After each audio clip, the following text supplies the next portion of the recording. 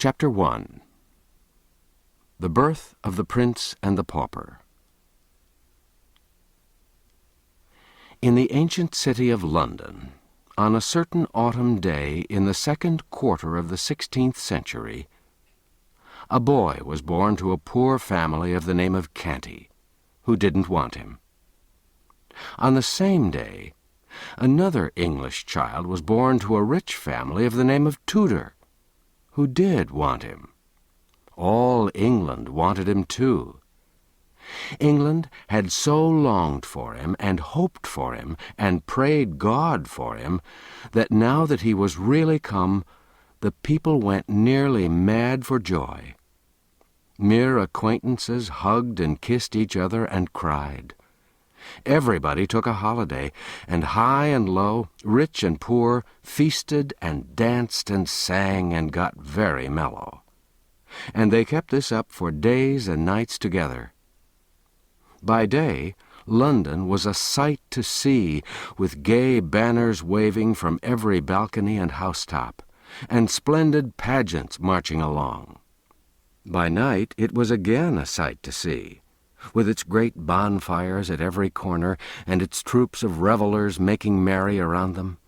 There was no talk in all England but of the new baby, Edward Tudor, Prince of Wales, who lay lapped in silks and satins, unconscious of all this fuss, and not knowing that great lords and ladies were tending him and watching over him, and not caring either. But there was no talk about the other baby, Tom Canty, lapped in his poor rags, except among the family of paupers whom he'd just come to trouble with his presence. Chapter 2. Tom's Early Life. Let's skip a number of years. London was 1,500 years old, and was a great town for that day. It had 100,000 inhabitants, some think double as many. The streets were very narrow and crooked and dirty, especially in the part where Tom Canty lived, which wasn't far from London Bridge.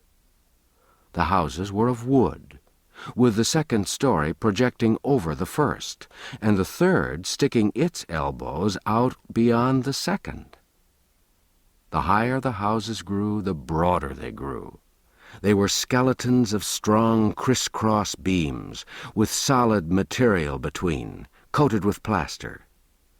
The beams were painted red or blue or black, according to the owner's taste, and this gave the houses a very picturesque look.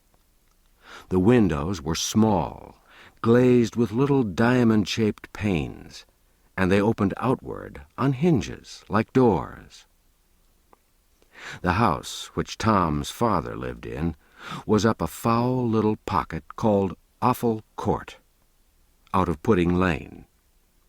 It was small, decayed, and rickety, but it was packed full of wretchedly poor families. Canty's tribe occupied a room on the third floor. The mother and father had a sort of bedstead in the corner. But Tom, his grandmother, and his two sisters, Bet and Nan, weren't restricted. They had all the floor to themselves, and might sleep where they chose. There were the remains of a blanket or two, and some bundles of ancient and dirty straw, but these couldn't rightly be called beds, for they weren't organized. They were kicked into a general pile mornings, and selections made from the mass at night for service. Bet and Nan were 15 years old, twins. They were good-hearted girls, unclean, clothed in rags, and profoundly ignorant. Their mother was like them. But the father and the grandmother were a couple of fiends. They got drunk whenever they could. Then they fought each other or anybody else who came in the way. They cursed and swore always, drunk or sober. John Canty was a thief, and his mother a beggar. They made beggars of the children, but failed to make thieves of them. Among, but not of, the dreadful rabble that inhabited the house was a good old priest whom the king had turned out of house and home with a pension of a few farthings. And he used to get the children aside and teach them right ways secretly. Father Andrew also taught Tom a little Latin and how to read and write, and would have done the same with the girls, but they were afraid of the jeers of their friends, who couldn't have endured such a queer accomplishment in them. All Awful Court was just such another hive as Canty's house. Drunkenness, riot, and brawling were the order there, every night and nearly all night long. Broken heads were as common as hunger in that place. Yet little Tom wasn't unhappy. He had a hard time of it, but didn't know it. It was the sort of time that all the Awful Court boys had. Therefore he supposed it was the correct and comfortable thing. When he came home empty-handed at night, he knew his father would curse him and thrash him first, and that when he was done, the awful grandmother would do it all over again and improve on it, and that away in the night his starving mother would slip to him stealthily with any miserable scrap or crust she'd been able to save for him by going hungry herself. Notwithstanding, she was often caught in that sort of treason and soundly beaten for it by her husband. No, Tom's life went along well enough, especially in summer. He only begged just enough to save himself, for the laws against mendicancy were stringent and the penalties heavy. So he put in a good deal of his time listening to good Father Andrew's charming old tales and legends about giants and fairies, dwarfs and genii, and enchanted castles, and gorgeous kings and princes. His head grew to be full of these wonderful things, and many a night as he lay in the dark on his scant and offensive straw, tired, hungry, and smarting from a thrashing, he unleashed his imagination, and soon forgot his aches and pains in delicious picturings to himself of the charmed life of a petted prince in a regal palace. One desire came, in time, to haunt him day and night. It was to see a real prince with his own eyes. He spoke of it once to some of his Awful Court comrades, but they jeered him and scoffed him so unmercifully that he was glad to keep his dream to himself after that. He often read the priest's old books and got him to explain and enlarge upon them. His dreamings and readings worked certain changes in him by and by. His dream people were so fine that he grew to lament his shabby clothing and his dirt, and to wish to be clean and better clad. He went on playing in the mud just the same, and enjoying it too. But instead of splashing around in the Thames solely for the fun of it, he began to find an added value in it because of the washings and cleansings it afforded. Tom could always find something going on around the Maypole in Cheapside, and at the fairs, and now and then he and the rest of London had a chance to see a military parade when some famous unfortunate was carried prisoner to the Tower by land or boat. One summer's day, he saw poor Anne Askew and 3 men burned at the stake in Smithfield, and heard an ex-bishop preach a sermon to them, which didn't interest him. Yes, Tom's life was varied and pleasant enough on the whole. By and by, Tom's reading and dreaming about princely life wrought such a strong effect upon him that he began to act the prince unconsciously. His speech and manners became curiously ceremonious and courtly, to the vast admiration and amusement of his intimates. But Tom's influence among these young people began to grow now day by day, and in time he came to be looked up to by them with a sort of wondering awe as a superior being. He seemed to know so much, and he could do and say such marvelous things, and withal he was so deep and wise. Tom's remarks and Tom's performances were reported by the boys to their elders, and these also presently began to discuss Tom Canty, and to regard him as a most gifted and extraordinary creature. Full-grown people brought their perplexities to Tom for solution, and were often astonished at the wit and wisdom of his decisions. In fact, he was become a hero to all who knew him except his own family. These only saw nothing in him. Privately, after a while, Tom organized a royal court. He was the prince. His special comrades were guards, chamberlains, equerries, lords and ladies in waiting, and the royal family. Daily, the mock prince was received with elaborate ceremonials borrowed by Tom from his romantic readings. Daily the great affairs of the mimic kingdom were discussed in the royal council, and daily his mimic highness issued decrees to his imaginary armies, navies, and viceroyalties. After which he would go forth in his rags and beg a few farthings, eat his poor crust, take his customary cuffs and abuse, and then stretch himself upon his handful of foul straw, and resume his empty grandeurs in his dreams. And still his desire to look just once upon a real prince in the flesh grew upon him day by day and week by week, until at last it absorbed all other desires and became the one passion of his life. One January day, on his usual begging tour, he tramped despondently up and down the region round about Mincing Lane and Little Eastcheap, hour after hour, barefooted and cold, looking in at cook-shop windows and longing for the dreadful pork pies and other deadly inventions displayed there, for to him these were dainties fit for the angels.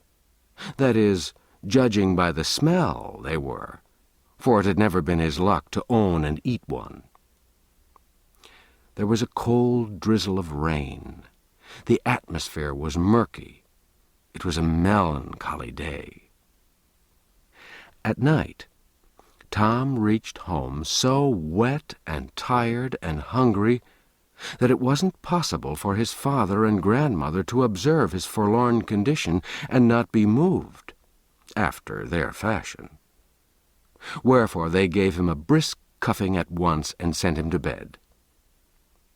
For a long time his pain and hunger, and the swearing and fighting going on in the building, kept him awake.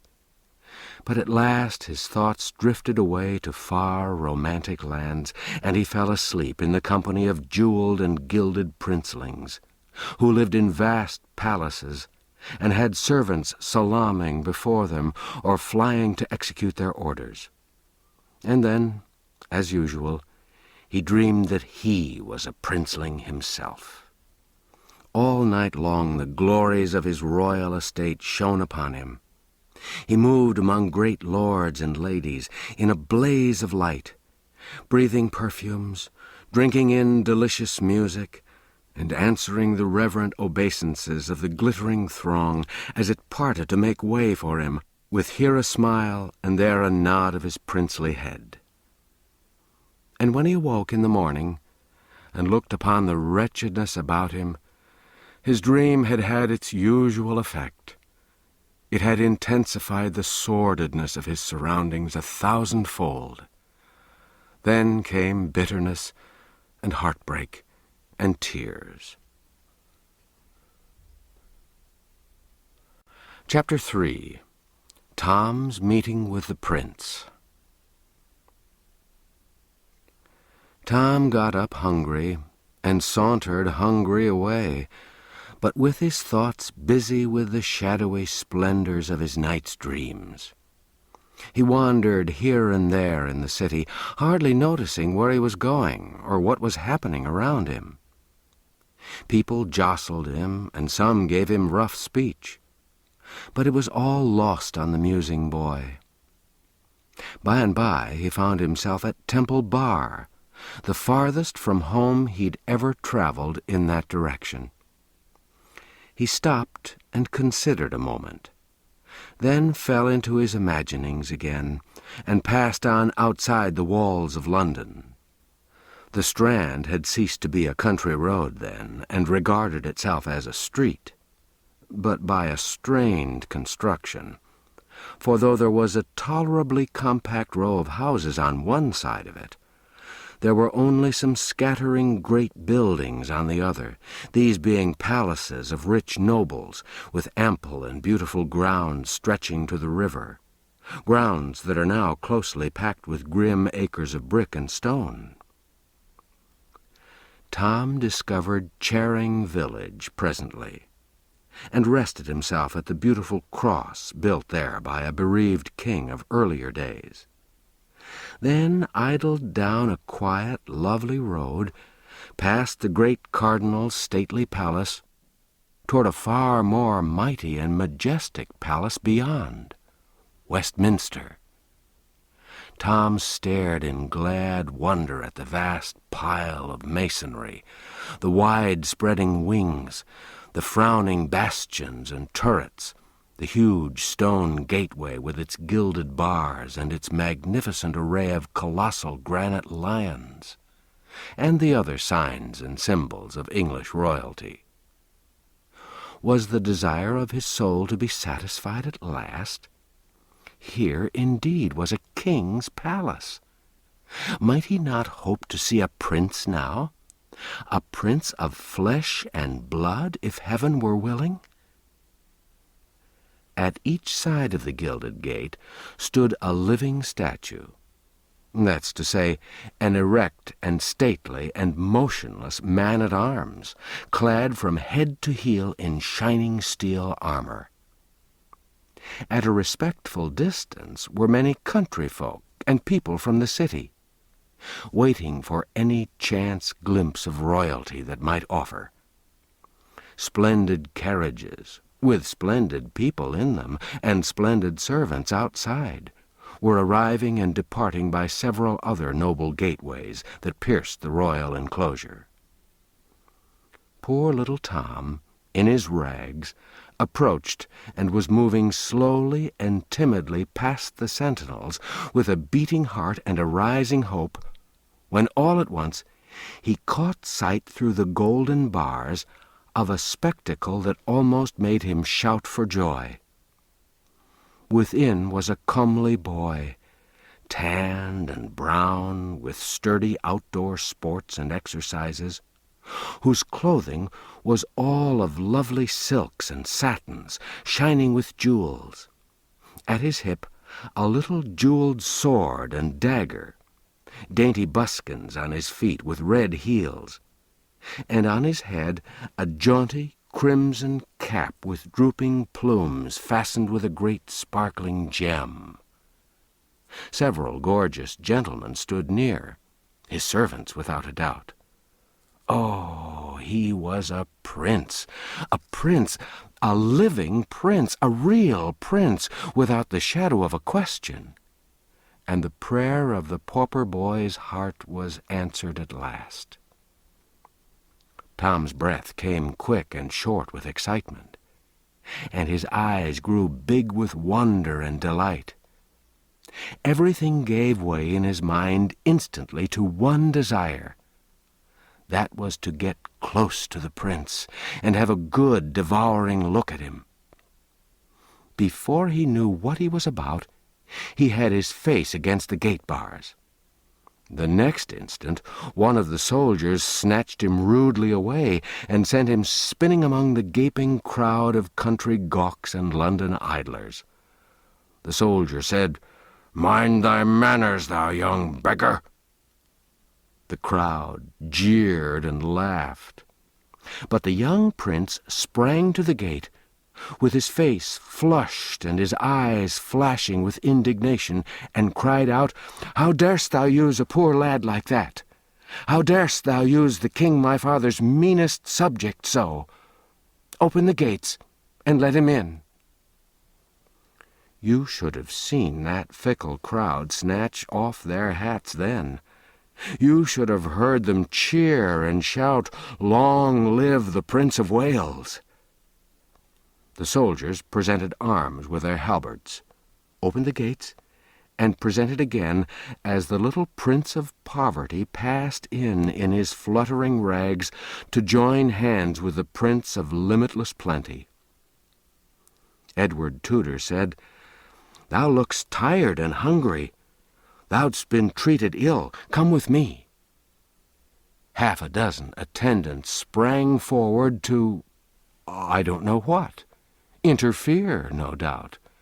But they were waved aside with a right royal gesture, and they stopped stock still where they were, like so many statues.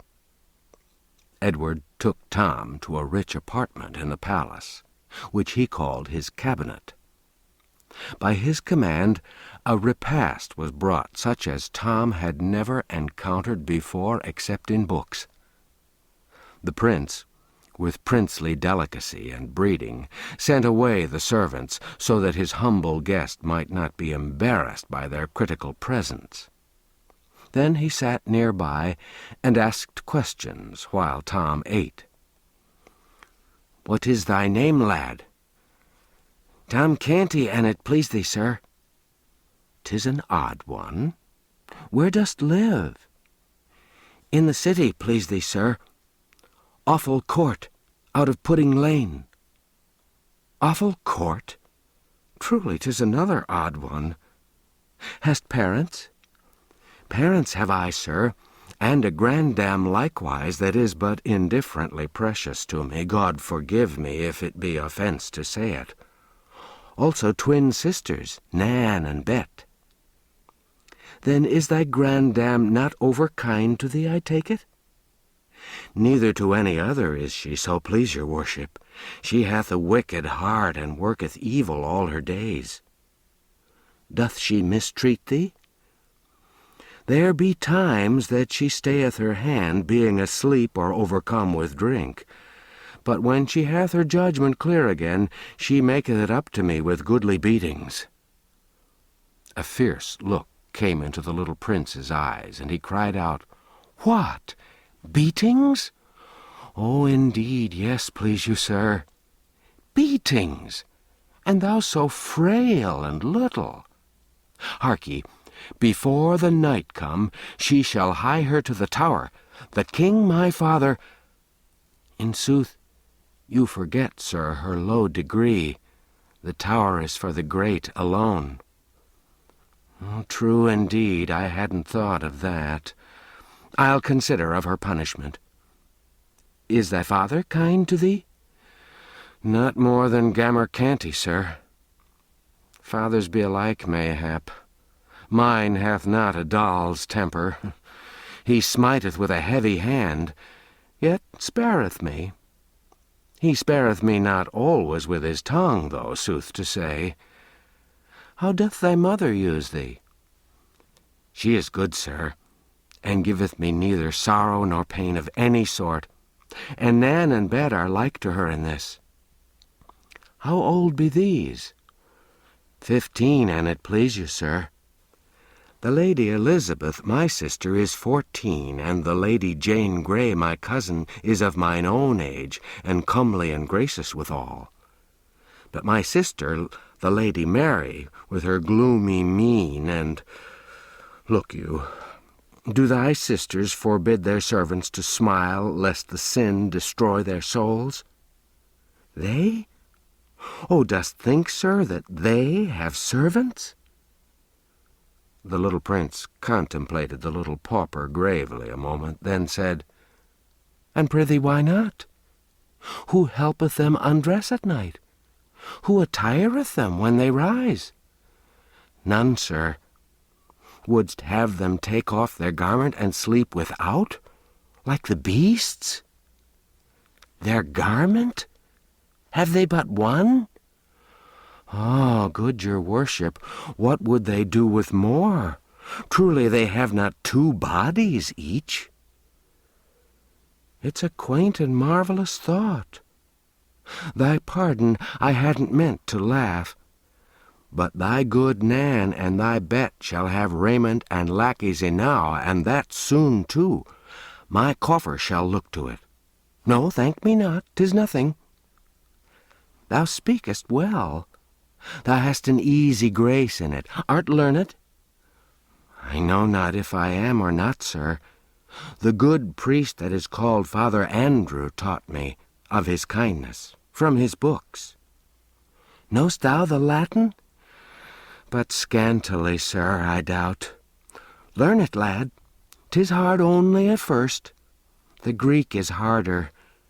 But neither these nor any tongues else, I think, are hard to the Lady Elizabeth and my cousin. Thou shouldst hear those damsels at it. But tell me of thy awful court. Hast thou a pleasant life there?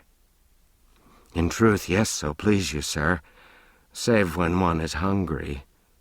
There be Punch and Judy shows, and monkeys, oh, such antic creatures, and so bravely dressed. And there be plays wherein they that play do shout and fight till all are slain. And 'tis so fine to see, and costeth but a farthing. Albeit 'tis main hard to get the farthing, please your worship. Tell me more. We lads of awful court do strive against each other with the cudgel, like to the fashion of the prentices sometimes. The prince's eyes flashed. Said he, Marry, that would I not mislike. Tell me more. We strive in races, sir, to see who of us shall be fleetest. That would I like also. Speak on. In summer, sir, we wade and swim in the canals and in the river, and each doth duck his neighbor and spatter him with water, and dive and shout and tumble, and 'twould be worth my father's kingdom but to enjoy it once. Prithee, go on. We dance and sing about the Maypole in Cheapside. We play in the sand, each covering his neighbor up. And times we make mud pastry. Oh, the lovely mud! It hath not its like for delightfulness in all the world.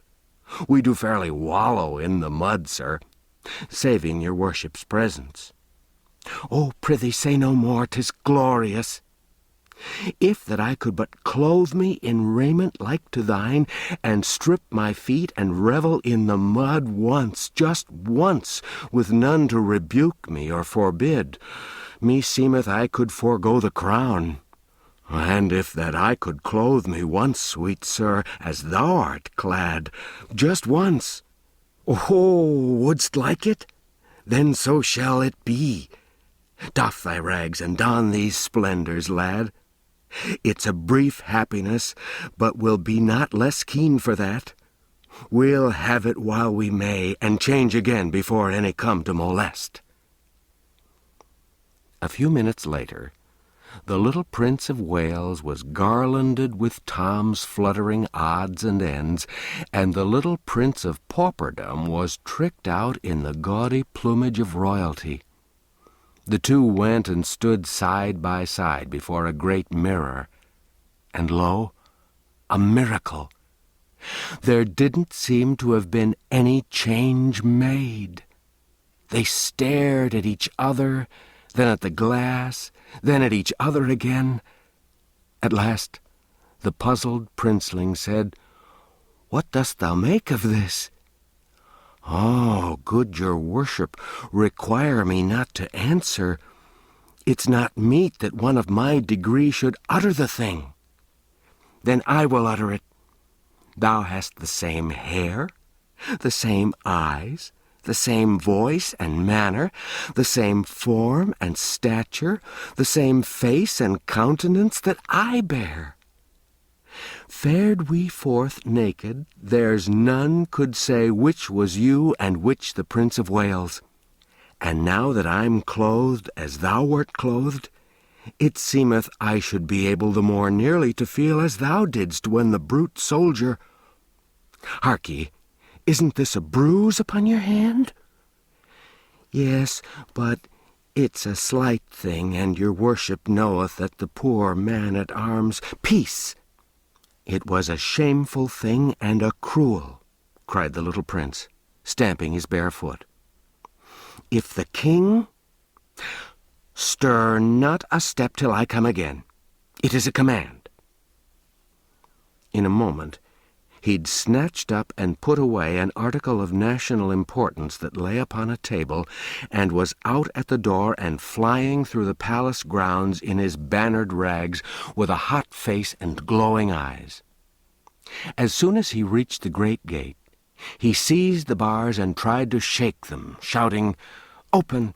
Unbar the gates!" The soldier that had maltreated Tom obeyed promptly, and as the prince burst through the portal, half smothered with royal wrath, the soldier fetched him a sounding box on the ear that sent him whirling to the roadway, and said, "Take that, thou beggar's spawn, for what thou gotst me from his highness." The crowd roared with laughter. The prince picked himself out of the mud and made fiercely at the sentry, shouting, "I am the Prince of Wales. My person is sacred, and thou shalt hang for laying thy hand upon me." The soldier brought his halberd to a present arms, and said mockingly, "I salute your gracious highness." Then angrily, "Be off, thou crazy rubbish!" Here the jeering crowd closed around the poor little prince, and hustled him far down the road, hooting him and shouting, "Way for his royal highness! Way for the Prince of Wales!"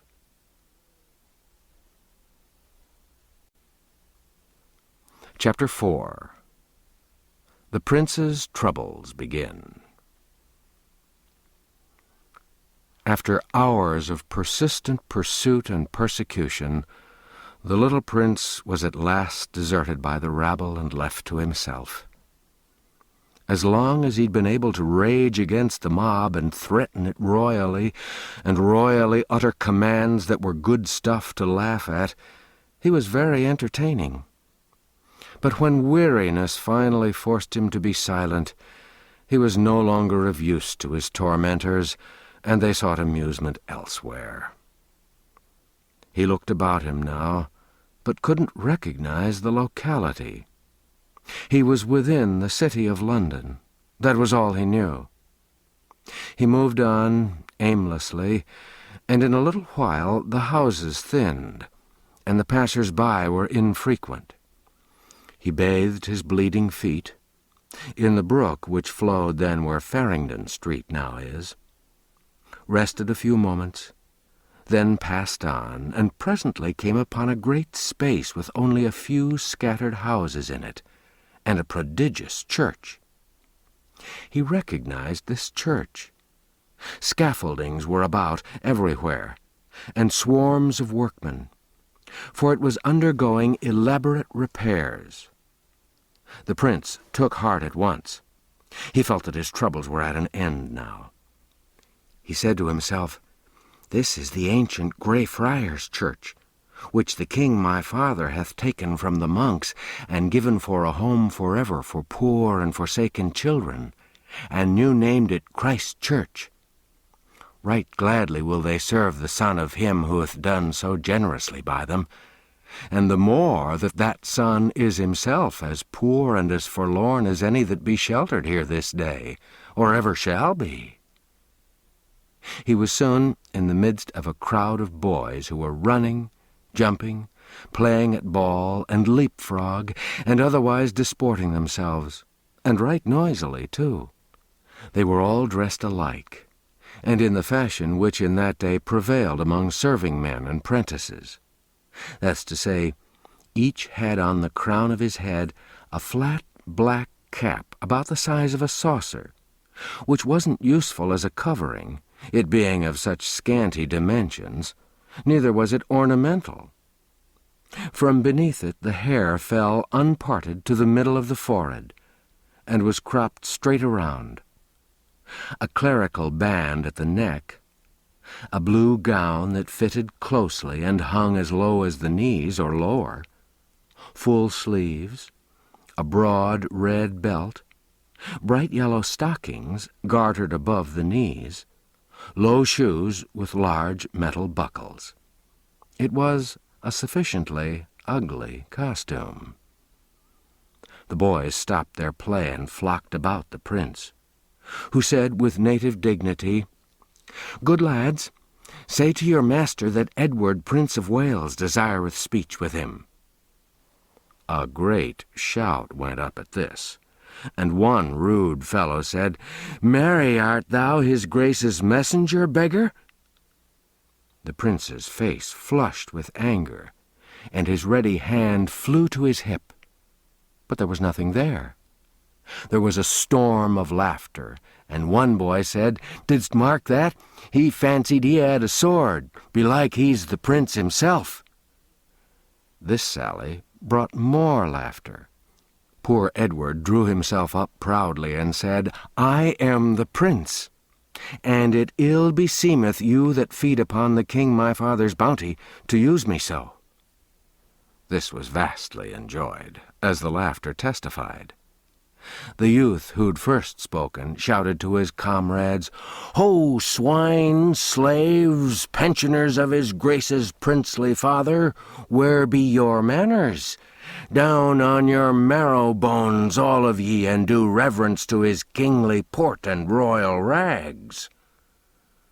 With boisterous mirth they dropped upon their knees in a body and did mock homage to their prey. The prince spurned the nearest boy with his foot and said fiercely, "Take thou that, till the morrow come and I build thee a gibbet."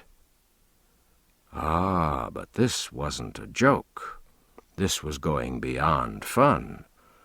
The laughter ceased on the instant, and fury took its place. A dozen shouted, "Hale him forth! To the horse pond! To the horse pond! Where be the dogs? Ho there, lion! Ho, fangs!" Then followed such a thing as England had never seen before. The sacred person of the heir to the throne rudely buffeted by plebeian hands and set upon and torn by dogs. As night drew to a close that day, the prince found himself far down in the close-built portion of the city. His body was bruised, his hands were bleeding, and his rags were all besmirched with mud. He wandered on and grew more and more bewildered, and so tired and faint he could hardly drag one foot after the other. He'd ceased to ask questions of anyone, since they brought him only insult instead of information. He kept muttering to himself, "Awful Court, that's the name. If I can but find it before my strength is wholly spent and I drop, then I'm saved, for his people'll take me to the palace and prove that I'm none of theirs but the true prince, and I shall have mine own again." And now and then his mind reverted to his treatment by those rude Christ's Hospital boys, and he said, "When I am king, they shall not have bread and shelter only, but also teachings out of books. For a full belly's little worth, where the mind is starved and the heart. I'll keep this diligently in my remembrance, that this day's lesson be not lost upon me, and my people suffer thereby. For learning softeneth the heart, and breedeth gentleness and charity." The lights began to twinkle. It came on to rain. The wind rose, and a raw and gusty night set in. The houseless prince, the homeless heir to the throne of England, still moved on, drifting deeper into the maze of squalid alleys where the swarming hives of poverty and misery were massed together. Suddenly, a great drunken ruffian collared him and said, Out to this time o' night again, and hast not brought a farthing home, I warrant me. If it be so, and I do not break all the bones in thy lean body, then I am not John Canty, but some other."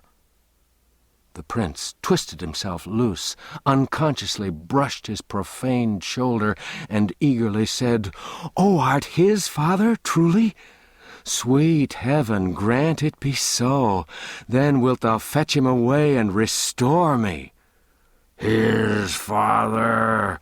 I know not what thou mean'st. I but know I am thy father, as thou shalt soon have cause to." "Oh, jest not, palter not, delay not. I'm worn, I'm wounded, I can bear no more. Take me to the king, my father, and he'll make thee rich beyond thy wildest dreams. Believe me, man, believe me, I speak no lie, but only the truth. Put forth thy hand and save me. I am indeed the Prince of Wales." The man stared down stupefied upon the lad, then shook his head and muttered, "Gone stark mad as any Tom of Bedlam," then collared him once more and said with a coarse laugh and an oath, "But mad or no mad, I and thy Gammer Canty'll soon find where the soft places in thy bones lie, or I'm no true man."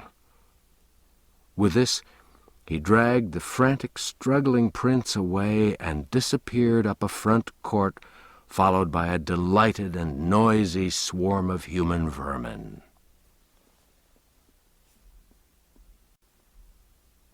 Chapter 5. Tom as a Patrician. Tom Canty, left alone in the prince's cabinet, made good use of his opportunity. He turned himself this way and that before the great mirror, admiring his finery, then walked away, imitating the prince's high-bred carriage, and still observing the results in the glass. Next he drew the beautiful sword and bowed, kissing the blade and laying it across his breast, as he'd seen a noble knight do, by way of salute to the lieutenant of the Tower 5 or 6 weeks before, when delivering the great lords of Norfolk and Surrey into his hands for captivity. Tom played with the jeweled dagger that hung upon his thigh. He examined the costly and exquisite ornaments of the room. He tried each of the sumptuous chairs, and thought how proud he'd be if the awful court herd could only peep in and see him in his grandeur. He wondered if they'd believe the marvelous tale he should tell when he got home, or if they'd shake their heads and say his overtaxed imagination had at last upset his reason. At the end of half an hour, it suddenly occurred to him that the prince was gone a long time. Then, right away, he began to feel lonely. Very soon he fell to listening and longing, and ceased to toy with the pretty things about him.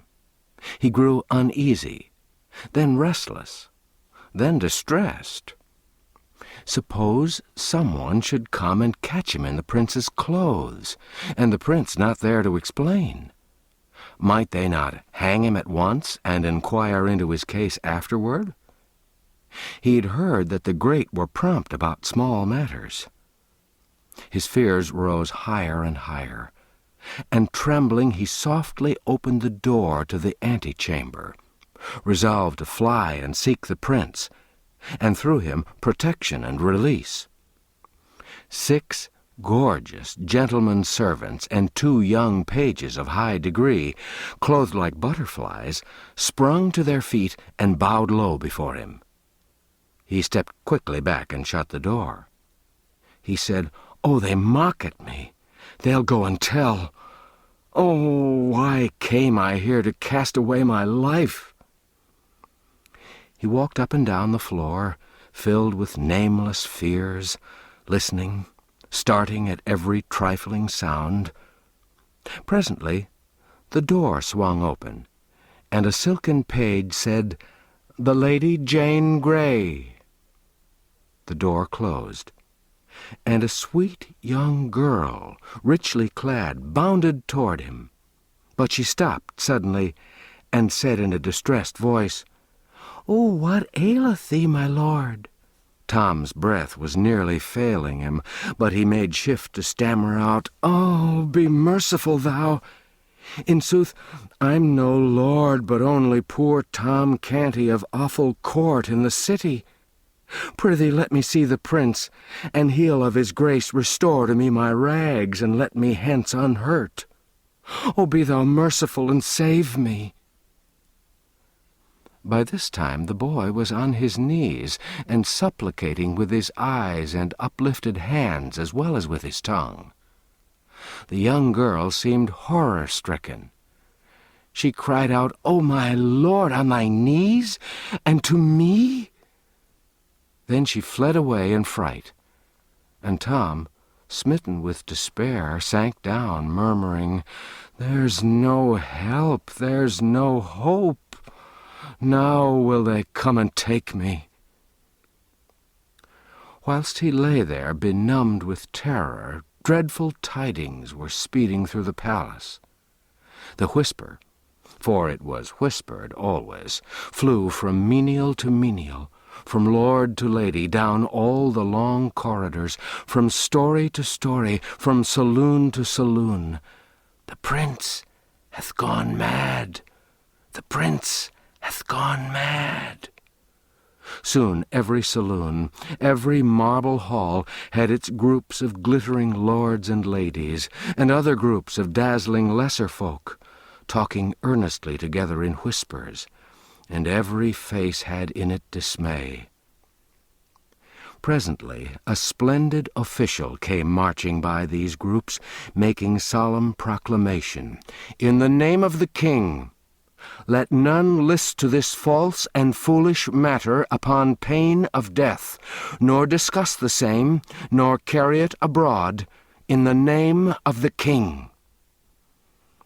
The whisperings ceased as suddenly as if the whisperers had been stricken dumb. Soon there was a general buzz along the corridors of, "The prince! See, the prince comes!"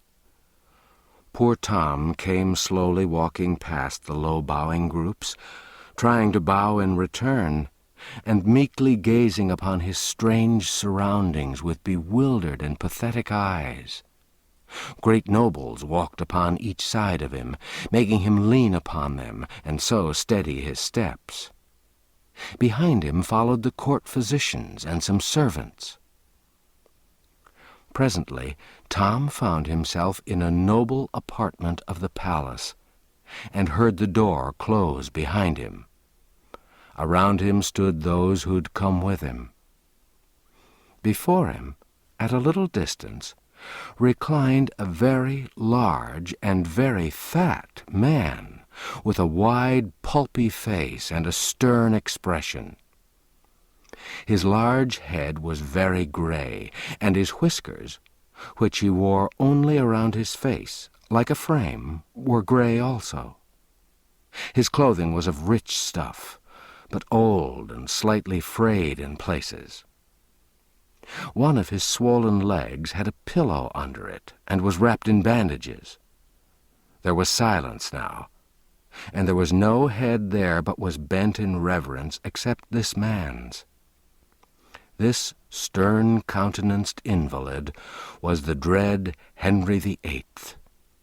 He said, and his face grew gentle as he began to speak, "How now, my lord Edward, my prince? Hast been minded to cozen me, the good king thy father, who loveth thee and kindly useth thee, with a sorry jest?" Poor Tom was listening, as well as his dazed faculties would let him, to the beginning of this speech. But when the words, "me the good king," fell upon his ear, his face blanched, and he dropped as instantly upon his knees as if a shot had brought him there. Lifting up his hands, he exclaimed, "Thou the king? then am I undone indeed." This speech seemed to stun the king. His eyes wandered from face to face aimlessly, then rested bewildered upon the boy before him. Then he said, in a tone of deep disappointment, "Alack, I had believed the rumour disproportioned to the truth, but I fear me 'tis not so." He breathed a heavy sigh, and said in a gentle voice, "Come to thy father, child. Thou art not well." Tom was assisted to his feet, and approached the majesty of England, humble and trembling. The king took the frightened face between his hands and gazed earnestly and lovingly into it a while, as if seeking some grateful sign of returning reason there, then pressed the curly head against his breast and patted it tenderly. Presently he said, "Dost thou know thy father, child? Break not mine old heart. Say thou know'st me. Thou dost know me, dost thou not?" "Yea, thou art my dread lord the king, whom God preserve." "True, true, that is well. Be comforted, tremble not so. There's none here who'd hurt thee. There's none here but loves thee. Thou'rt better now. Thy ill dream passeth. Is't not so? And thou knowest thyself now also. Is't not so? Thou wilt not miscall thyself again, as they say thou didst a little while agone?" "I pray thee of thy grace believe me, I did but speak the truth, most dread lord, for I am the meanest among thy subjects, being a pauper born, and 'tis by a sore mischance and accident I'm here, albeit I was therein nothing blameful. I'm but young to die, and thou canst save me with one little word. Oh, speak it, sir." "Die? Oh, talk not so, sweet prince. Peace, peace to thy troubled heart. Thou shalt not die." Tom dropped upon his knees with a glad cry. "God requite thy mercy, O my king, and save thee long to bless thy land." Then, springing up, he turned a joyful face toward the two lords in waiting, and exclaimed, "Thou heardst it. I'm not to die. The king hath said it." There was no movement, save that all bowed with grave respect, but no one spoke. He hesitated, a little confused, then turned timidly toward the king, saying, "I may go now?" "Go? Surely, if thou desirest. But why not tarry yet a little? Whither wouldst go?" Tom dropped his eyes and answered humbly, "Peradventure I mistook, but I did think me free, and so I was moved to seek again the kennel where I was born and bred to misery, yet which harboureth my mother and sisters, and so is home to me. Whereas these pomps and splendours whereunto I am not used, oh, please you, sir, to let me go." The king was silent and thoughtful a while, and his face betrayed a growing distress and uneasiness. Presently he said, with something of hope in his voice, "Perchance he is but mad upon this one strain, and hath his wits unmarred as toucheth other matter. God send it may be so. We'll make trial." Then he asked Tom a question in Latin, and Tom answered him lamely in the same tongue. The king was delighted and showed it. The lords and doctors manifested their gratification also. The king said, "'Twas not according to his schooling and ability, but showeth that his mind is but diseased, not stricken fatally. How say you, sir?" The physician addressed bowed low and replied, "It jumpeth with mine own conviction, sire, that thou hast divined aright." The king looked pleased with this encouragement, coming as it did from so excellent authority, and continued with good heart, "Now, mark ye all, we'll try him further." He put a question to Tom in French. Tom stood silent a moment, embarrassed by having so many eyes centered upon him, then said diffidently, "I have no knowledge of this tongue, so please your majesty." The king fell back upon his couch. The attendants flew to his assistance, but he put them aside and said, "Trouble me not, it's nothing but a scurvy faintness. Raise me.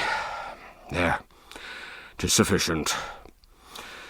Come hither, child. There.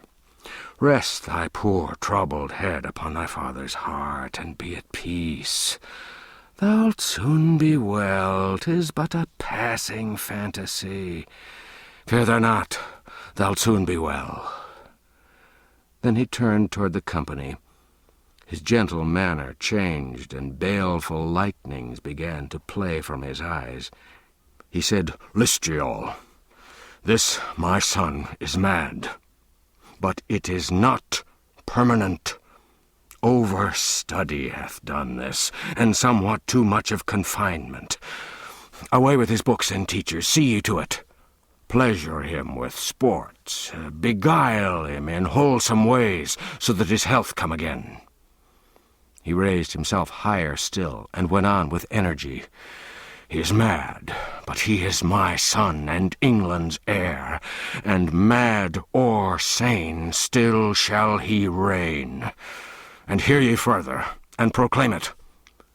Whoso speaketh of this his distemper worketh against the peace and order of these realms, and shall to the gallows. Give me to drink. I burn. This sorrow sappeth my strength. There, take away the cup. Support me. There, that is well. Mad is he. Were he 1,000 times mad, yet is he Prince of Wales, and I, the king, will confirm it. This very morrow shall he be installed in his princely dignity in due and ancient form. Take instant order for it, my Lord Hertford." One of the nobles knelt at the royal couch and said, "The King's Majesty knoweth that the hereditary great Marshal of England lieth attainted in the Tower. It were not meet that one attainted—" "Peace! Insult not mine ears with his hated name. Is this man to live forever? Am I to be balked of my will? Is the prince to tarry uninstalled, because, forsooth, the realm lacketh an Earl Marshal free of treasonable taint to invest him with his honours? No, by the splendour of God, warn my Parliament to bring me Norfolk's doom before the sun rise again, else shall they answer for it grievously." Lord Hertford said, "The King's will is law," and rising, returned to his former place. Gradually the wrath faded out of the old king's face, and he said, "Kiss me, my prince. There. What fearest thou? Am I not thy loving father?" "Thou art good to me that am unworthy, O mighty and gracious lord. That, in truth, I know. But it grieveth me to think of him that is to die, and—" "Ah, 'tis like thee, 'tis like thee. I know thy heart is still the same, even though thy mind hath suffered hurt, for thou wert ever of a gentle spirit. But this Duke standeth between thee and thine honours. I will have another in his stead that shall bring no taint to his great office.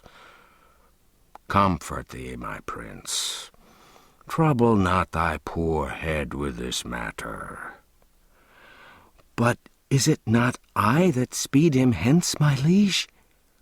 How long might he not live but for me? Take no thought of him, my prince. He is not worthy. Kiss me once again, and go to thy trifles and amusements, for my malady distresseth me. I am aweary and would rest.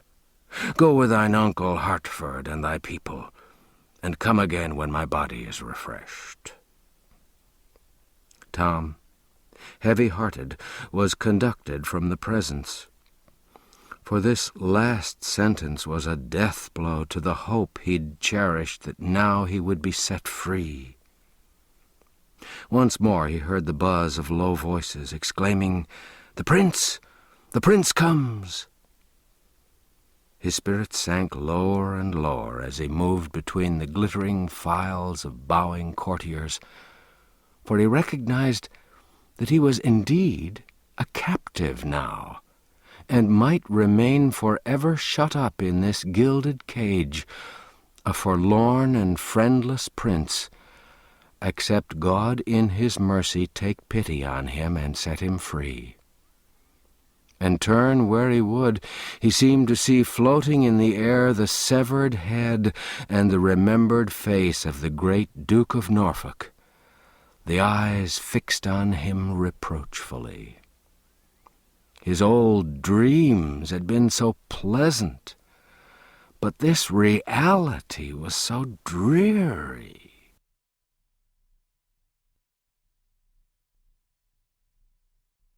Chapter 6. Tom receives instructions.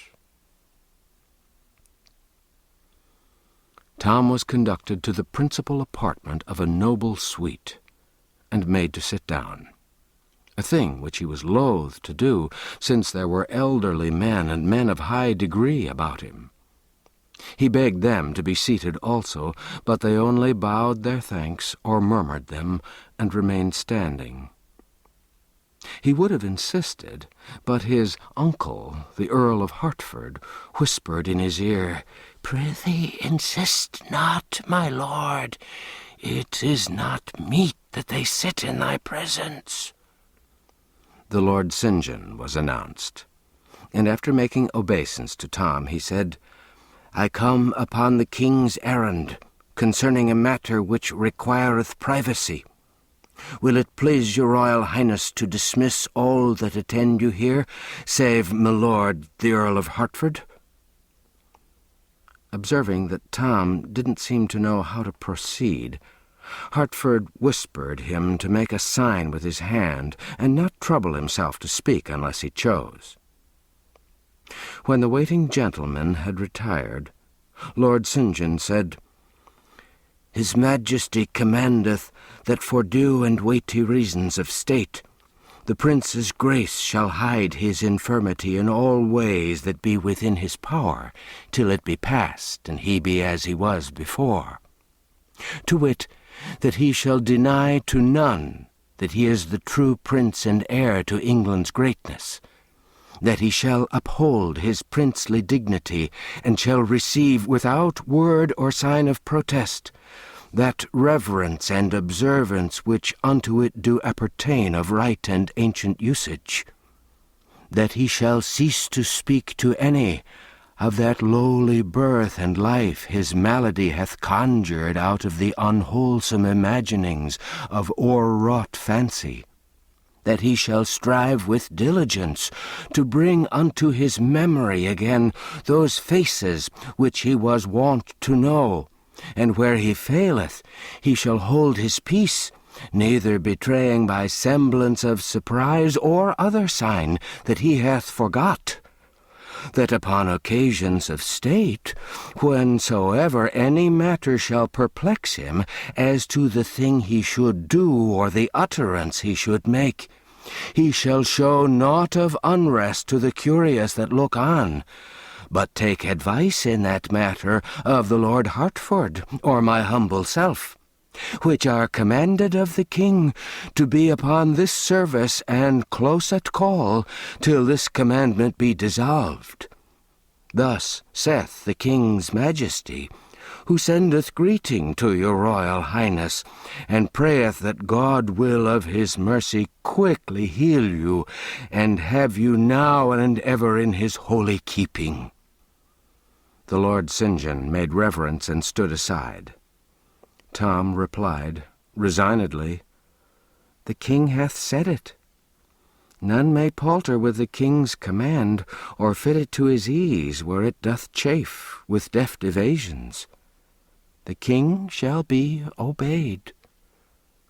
Lord Hertford said, "Touching the king's majesty's ordainment concerning books and such like serious matters, it may peradventure please your highness to ease your time with lightsome entertainment, lest you go wearied to the banquet and suffer harm thereby." Tom's face showed inquiring surprise, and a blush followed when he saw Lord St. John's eyes bent sorrowfully upon him. His lordship said, "Thy memory still wrongeth thee, and thou hast shown surprise. But suffer it not to trouble thee, for 'tis a matter that will not bide but depart with thy mending malady. My Lord of Hertford speaketh of the city's banquet, which the king's majesty did promise 2 months flown your highness should attend. Thou recallest it now?" "It grieves me to confess it had indeed escaped me," said Tom in a hesitating voice, and blushed again. At that moment, the Lady Elizabeth and the Lady Jane Grey were announced. The two lords exchanged significant glances, and Hertford stepped quickly toward the door. As the young girls passed him, he said in a low voice, "I pray ye, ladies, seem not to observe his humours, nor show surprise when his memory doth lapse. It will grieve you to note how it doth stick at every trifle." Meanwhile, Lord St. John was saying in Tom's ear, "Please you, sir, keep diligently in mind his majesty's desire. Remember all thou canst. Seem to remember all else. Let them not perceive that thou art much changed from thy wont, for thou knowest how tenderly thy old playfellows bear thee in their hearts, and how 'twould grieve them. Art willing, sir, that I remain? And thine uncle?" Tom signified assent with a gesture and a murmured word, for he was already learning, and in his simple heart was resolved to acquit himself as best he might, according to the king's command. In spite of every precaution, the conversation among the young people became a little embarrassing at times. More than once, in truth, Tom was near to breaking down and confessing himself unequal to his tremendous part. But the tact of the Princess Elizabeth saved him, or a word from one or the other of the vigilant lords, thrown in apparently by chance, had the same happy effect. Once, the little Lady Jane turned to Tom and dismayed him with this question, "Hast paid thy duty to the Queen's majesty today, my lord?" Tom hesitated, looked distressed, and was about to stammer out something at hazard when Lord St. John took the word and answered for him, with the easy grace of a courtier accustomed to encounter delicate difficulties and to be ready for them. "He hath indeed, madam, and she did greatly hearten him as touching his majesty's condition. Is it not so, your highness?" Tom mumbled something that stood for assent, but felt that he was getting upon dangerous ground. Somewhat later it was mentioned that Tom was to study no more at present, whereupon her little ladyship exclaimed, "'Tis a pity, 'tis such a pity. Thou were proceeding bravely. But bide thy time in patience. It will not be for long. Thou'lt yet be graced with learning like thy father, and make thy tongue master of as many languages as his, good my prince." "My father!" cried Tom, off his guard for a moment. "I trow he can't speak his own so that any but the swine that wallow in the styes may tell his meaning. And as for learning of any sort soever—" He looked up and encountered a solemn warning in my Lord St. John's eyes.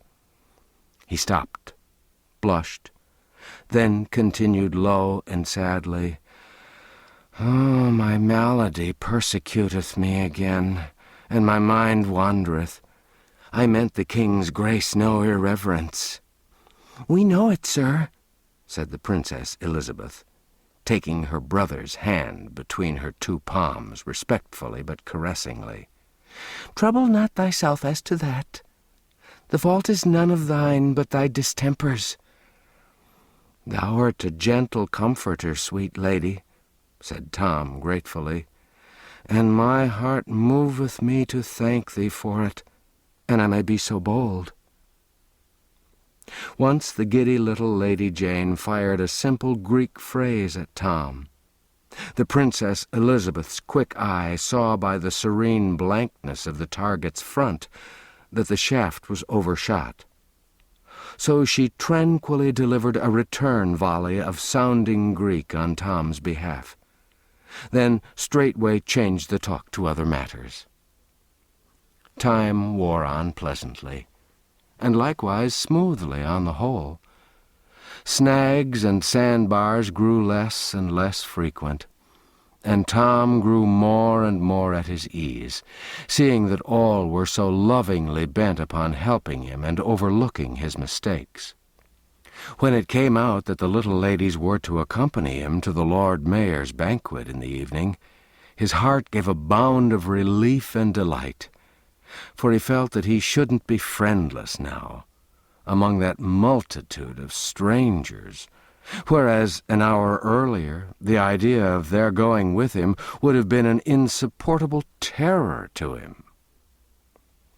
Tom's guardian angels, the two lords, had had less comfort in the interview than the other parties to it.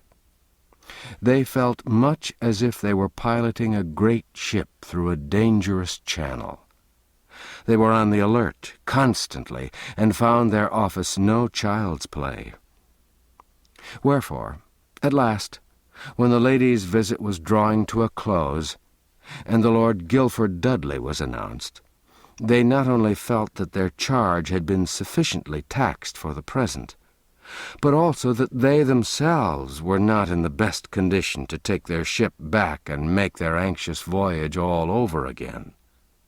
So they respectfully advised Tom to excuse himself, which he was very glad to do, although a slight shade of disappointment might have been observed upon my Lady Jane's face when she heard the splendid stripling denied admittance. There was a pause now, a sort of waiting silence, which Tom couldn't understand. He glanced at Lord Hertford, who gave him a sign, but he failed to understand that also. The ready Elizabeth came to the rescue with her usual easy grace. She made reverence and said, "Have we leave of the prince's grace, my brother, to go?" Tom said, "Indeed, your ladyships can have whatsoever of me they will for the asking. Yet would I rather give them any other thing that in my poor power lieth, than leave to take the light and blessing of their presence hence. Give ye good den, and God be with ye." Then he smiled inwardly at the thought, "'Tis not for naught I've dwelt but among princes in my reading, and taught my tongue some slight trick of their broidered and gracious speech withal." When the illustrious maidens were gone, Tom turned wearily to his keepers and said, "May it please your lordships to grant me leave to go into some corner and rest me." Lord Hertford said, "So please your highness, it is for you to command, it is for us to obey." That thou shouldst rest is indeed a needful thing, since thou must journey to the city presently." He touched a bell, and a page appeared, who was ordered to desire the presence of Sir William Herbert. This gentleman came straightway, and conducted Tom to an inner apartment. Tom's first movement there was to reach for a cup of water, but a silk and velvet servitor seized it, dropped upon one knee, and offered it to him on a golden salver. Next, the tired captive sat down and was going to take off his buskins, timidly asking leave with his eye, but another silk and velvet discomforter went down upon his knees and took the office from him. He made 2 or 3 further efforts to help himself, but being promptly forestalled each time, he finally gave up with a sigh of resignation and a murmured, "Beshrew me, but I marvel they don't require to breathe for me also." Slippered and wrapped in a sumptuous robe, he laid himself down at last to rest, but not to sleep, for his head was too full of thoughts and the room too full of people.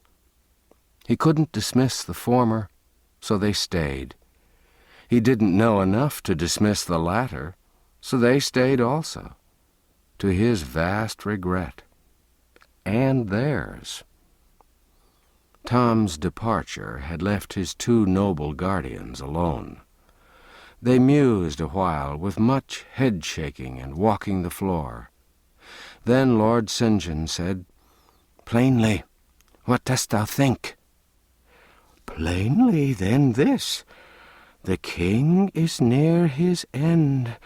My nephew is mad. Mad will mount the throne, and mad remain. God protect England, since she'll need it. Verily, it promiseth so indeed. But have you no misgivings as to... The speaker hesitated, and finally stopped. He evidently felt that he was upon delicate ground. Lord Hertford stopped before him, looked into his face with a clear, frank eye, and said, "Speak on. There's none to hear but me. Misgivings as to what?" "I am loath to word the thing that is in my mind, and thou so near to him in blood, my lord. But craving pardon if I do offend, seemeth it not strange that madness could so change his port and manner? Not but that his port and speech are princely still, but that they differ in one unweighty trifle or another from what his custom was aforetime. Seemeth it not strange that madness should filch from his memory his father's very lineaments, the customs and observances that are his due from such as be about him, and leaving him his Latin, strip him of his Greek and French? My lord, be not offended, but ease my mind of its disquiet, and receive my grateful thanks. It haunteth me, his saying he was not the prince, and so, peace, my lord, thou utterest treason. Hast forgot the king's command. Remember, I am party to thy crime if I but listen." St. John paled and hastened to say, "I was in fault, I do confess it. Betray me not.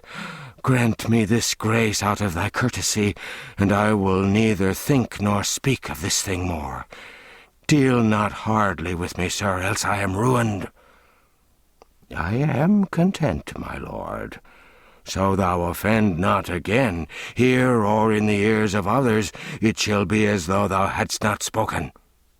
But thou needest not have misgivings. He is my sister's son. Are not his voice, his face, his form familiar to me from his cradle? Madness can do all the odd conflicting things thou seest in him, and more. Dost not recall how that the old Baron Marley, being mad, forgot the favour of his own countenance that he'd known for 60 years, and held it was another's? Nay, even claimed he was the son of Mary Magdalene, and that his head was made of Spanish glass, and sooth to say he suffered none to touch it, lest by mischance some heedless hand might shiver it. Give thy misgivings easement, good my lord. This is the very prince. I know him well, and soon will be thy king. It may advantage thee to bear this in mind, and more dwell upon it than the other.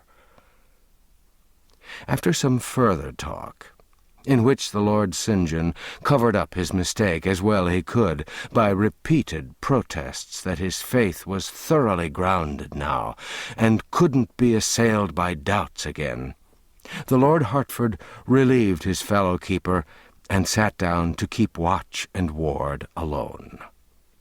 He was soon deep in meditation, and evidently the longer he thought, the more he was bothered.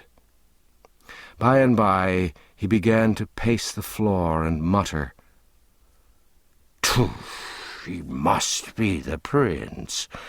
Will any he in all the land maintain there can be two, not of one blood and birth, so marvellously twinned?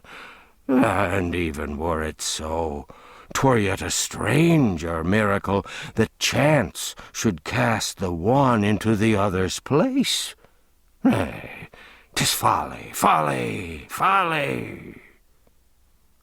Presently he said, "Now, were he impostor, and called himself prince, look you, that would be natural, that would be reasonable. But lived ever an impostor yet, who being called prince by the king, prince by the court, prince by all, denied his dignity, and pleaded against his exaltation? No, by the soul of St. Swithin, no, this is the true prince gone mad." Chapter 7. Tom's First Royal Dinner. Somewhat after 1 in the afternoon, Tom resignedly underwent the ordeal of being dressed for dinner. He found himself as finely clothed as before, but everything was different. Everything changed, from his ruff to his stockings. He was presently conducted, with much state, to a spacious and ornate apartment, where a table was already set for one. Its furniture was all of massy gold, and beautified with designs which well-nigh made it priceless, since they were the work of Benvenuto. The room was half filled with noble servitors. A chaplain said grace, and Tom was about to fall to, for hunger had long been constitutional with him, but was interrupted by my lord the Earl of Berkeley, who fastened a napkin about his neck, for the great post of diaperers to the princes of Wales was hereditary in this nobleman's family. Tom's cupbearer was present, and forestalled all his attempts to help himself to wine. The taster to His Highness the Prince of Wales was there also, prepared to taste any suspicious dish upon requirement, and run the risk of being poisoned. He was only an ornamental appendage at this time, and was seldom called to exercise his function. But there'd been times, not many generations past, when the office of taster had its perils, and wasn't a grandeur to be desired. Why they didn't use a dog or a plumber seems strange, but all the ways of royalty are strange. My Lord Darcy, first groom of the chamber, was there to do goodness knows what, but there he was, let that suffice. The Lord Chief Butler was there, and stood behind Tom's chair, overseeing the solemnities, under command of the Lord Great Steward and the Lord Head Cook, who stood near. Tom had 384 servants besides these. But they weren't all in that room, of course, nor the quarter of them, and neither was Tom aware yet that they existed. All those that were present had been well drilled within the hour to remember that the prince was temporarily out of his head, and to be careful to show no surprise at his vagaries. These vagaries were soon on exhibition before them, but they only moved their compassion and their sorrow, not their mirth. It was a heavy affliction to them to see the beloved prince so stricken. Poor Tom ate with his fingers mainly, but no one smiled at it, or even seemed to observe it. He inspected his napkin curiously, and with deep interest, for it was of a very dainty and beautiful fabric, then said with simplicity, "Prithee take it away, lest in mine unheedfulness it be soiled." The hereditary diaperer took it away with reverent manner, and without word or protest of any sort. Tom examined the turnips and the lettuce with interest, and asked what they were, and if they were to be eaten. For it was only recently that men had begun to raise these things in England, in place of importing them as luxuries from Holland. His question was answered with grave respect, and no surprise manifested. When he'd finished his dessert, he filled his pockets with nuts, but nobody appeared to be aware of it, or disturbed by it. But the next moment he was himself disturbed by it, and showed discomposure. For this was the only service he'd been permitted to do with his own hands during the meal, and he didn't doubt that he'd done a most improper and unprincely thing. At that moment the muscles of his nose began to twitch, and at the end of that organ to lift and wrinkle. This continued, and Tom began to evince a growing distress. He looked appealingly, first at one and then another of the lords about him, and tears came into his eyes. They sprang forward with dismay in their faces, and begged to know his trouble. Tom said with genuine anguish, "I crave your indulgence. My nose itcheth cruelly. What is the custom and usage in this emergence? Prithee speed, for 'tis but a little time that I can bear it." None smiled, but all were sore perplexed, and looked one to the other in deep tribulation for counsel. But behold, here was a dead wall, and nothing in English history to tell how to get over it. The master of ceremonies wasn't present. There was no one who felt safe to venture upon this uncharted sea, or to risk the attempt to solve this solemn problem. Alas, there was no hereditary scratcher. Meantime, the tears had overflowed their banks and begun to trickle down Tom's cheeks.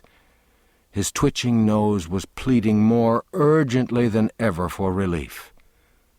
At last, nature broke down the barriers of etiquette.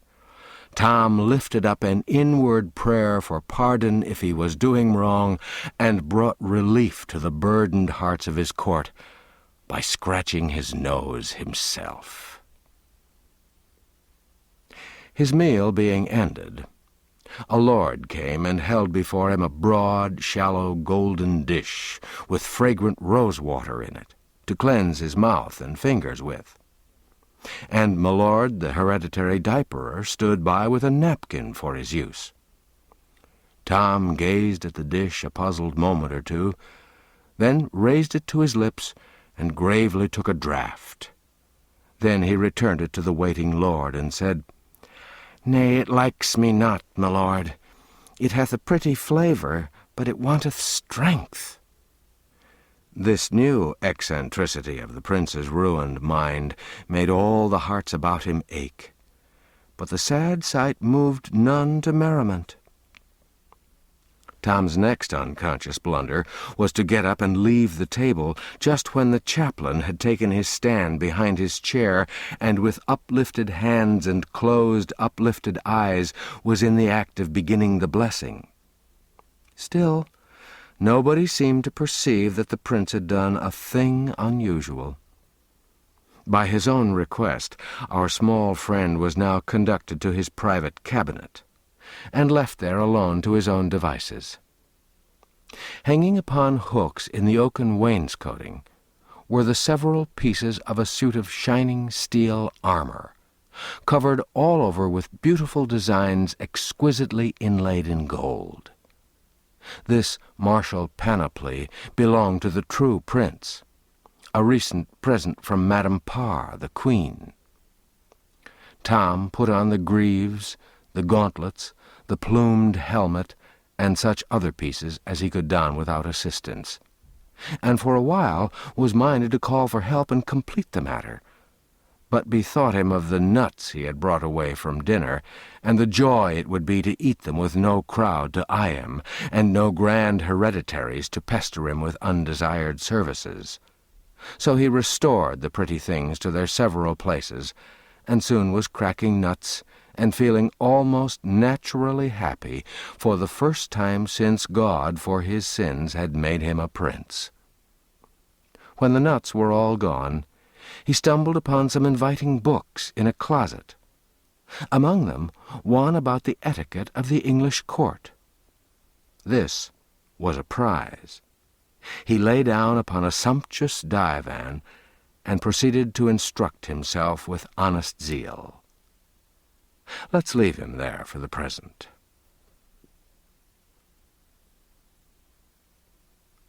Chapter 8. The Question of the Seal. About 5 o'clock, Henry VIII awoke out of an unrefreshing nap and muttered to himself, troublous dreams, mine end is now at hand, so say these warnings, and my failing pulses do confirm it." Presently, a wicked light flamed up in his eye, and he muttered, "Yet will not I die till he go before." His attendants, perceiving that he was awake, one of them asked his pleasure concerning the Lord Chancellor, who was waiting without. "Admit him! Admit him!" exclaimed the king eagerly. The Lord Chancellor entered and knelt by the king's couch, saying, "I have given order, and according to the king's command, the peers of the realm in their robes do now stand at the bar of the house, where, having confirmed the Duke of Norfolk's doom, they humbly wait his Majesty's further pleasure in the matter." The king's face lit up with a fierce joy. Said he, "Lift me up. In mine own person will I go before my Parliament, and with mine own hand will I seal the warrant that rids me of." His voice failed. An ashen pallor swept the flush from his cheeks, and the attendants eased him back upon his pillows, and hurriedly assisted him with restoratives. Presently he said sorrowfully, "Alack, how have I longed for this sweet hour, and lo, too late it cometh, and I am robbed of this so coveted chance. But speed ye, let others do this happy office, sith 'tis denied to me. I put my great seal in commission. Choose thou the lords that shall compose it, and get ye to your work. Speed ye, man, before the sun shall rise and set again, bring me his head, that I may see it." "According to the king's command, so shall it be. Will't please your Majesty to order that the seal be now restored to me, so that I may forth upon the business?" "The seal? Who keepeth the seal but thou?" "Please your Majesty, You did take it from me 2 days since, saying it should no more do its office till your own royal hand should use it upon the Duke of Norfolk's warrant. So in sooth I did. I do remember it. What did I with it? I am very feeble. So oft these days doth my memory play the traitor with me. 'Tis strange, strange. The king dropped into inarticulate mumblings, shaking his grey head weakly from time to time, and gropingly trying to recollect what he had done with the seal. At last, my Lord Hertford ventured to kneel and offer information. "Sire, if that I may be so bold, here be several that do remember with me how that you gave the Great Seal into the hands of His Highness the Prince of Wales, to keep against the day that—" "True, most true," interrupted the king. "Fetch it. Go, time flieth." Lord Hertford flew to Tom, but returned to the king before very long, troubled and empty-handed. He delivered himself to this effect: "It grieveth me, my lord the king, to bear so heavy and unwelcome tidings. But it is the will of God that the prince's affliction abideth still, and he cannot recall to mind that he received the seal. So came I quickly to report, thinking it were waste of precious time, and little worth withal, that any should attempt to search the long array of chambers and saloons that belong unto his royal high—" A groan from the king interrupted my lord at this point. After a little while, his majesty said, with a deep sadness in his tone, "Trouble him no more, poor child. The hand of God lieth heavy upon him, and my heart goeth out in loving compassion for him, and sorrow that I may not bear his burden on mine own old trouble-weighted shoulders, and so bring him peace." He closed his eyes, fell to mumbling, and presently was silent. After a time he opened his eyes again, and gazed vacantly around until his glance rested upon the kneeling Lord Chancellor. Instantly his face flushed with wrath. "What, thou here yet? By the glory of God, an thou gettest not about that traitor's business, thy mitre shall have holiday the morrow for lack of a head to grace withal." The trembling chancellor answered, "Good your majesty, I cry you mercy. I but waited for the seal." "Man, hast lost thy wits? The small seal, which aforetime I was wont to take with me abroad, lieth in my treasury. And since the great seal hath flown away, shall it not suffice? Hast lost thy wits? Begone, and hark ye, come no more, till thou do bring his head." The poor chancellor wasn't long in removing himself from this dangerous vicinity. Nor did the commission waste time in giving the royal assent to the work of the slavish parliament, and appointing the morrow for the beheading of the premier peer of England, the luckless Duke of Norfolk. Chapter 9. The River Pageant. At 9 in the evening, the whole vast river-front of the palace was blazing with light. The river itself, as far as the eye could reach cityward, was so thickly covered with watermen's boats and with pleasure barges, all fringed with colored lanterns and gently agitated by the waves, that it resembled a glowing and limitless garden of flowers, stirred to soft motion by summer winds. The grand terrace of stone steps leading down to the water, spacious enough to mass the army of a German principality upon, was a picture to see, with its ranks of royal halberdiers in polished armor, and its troops of brilliantly costumed servitors flitting up and down and to and fro in the hurry of preparation.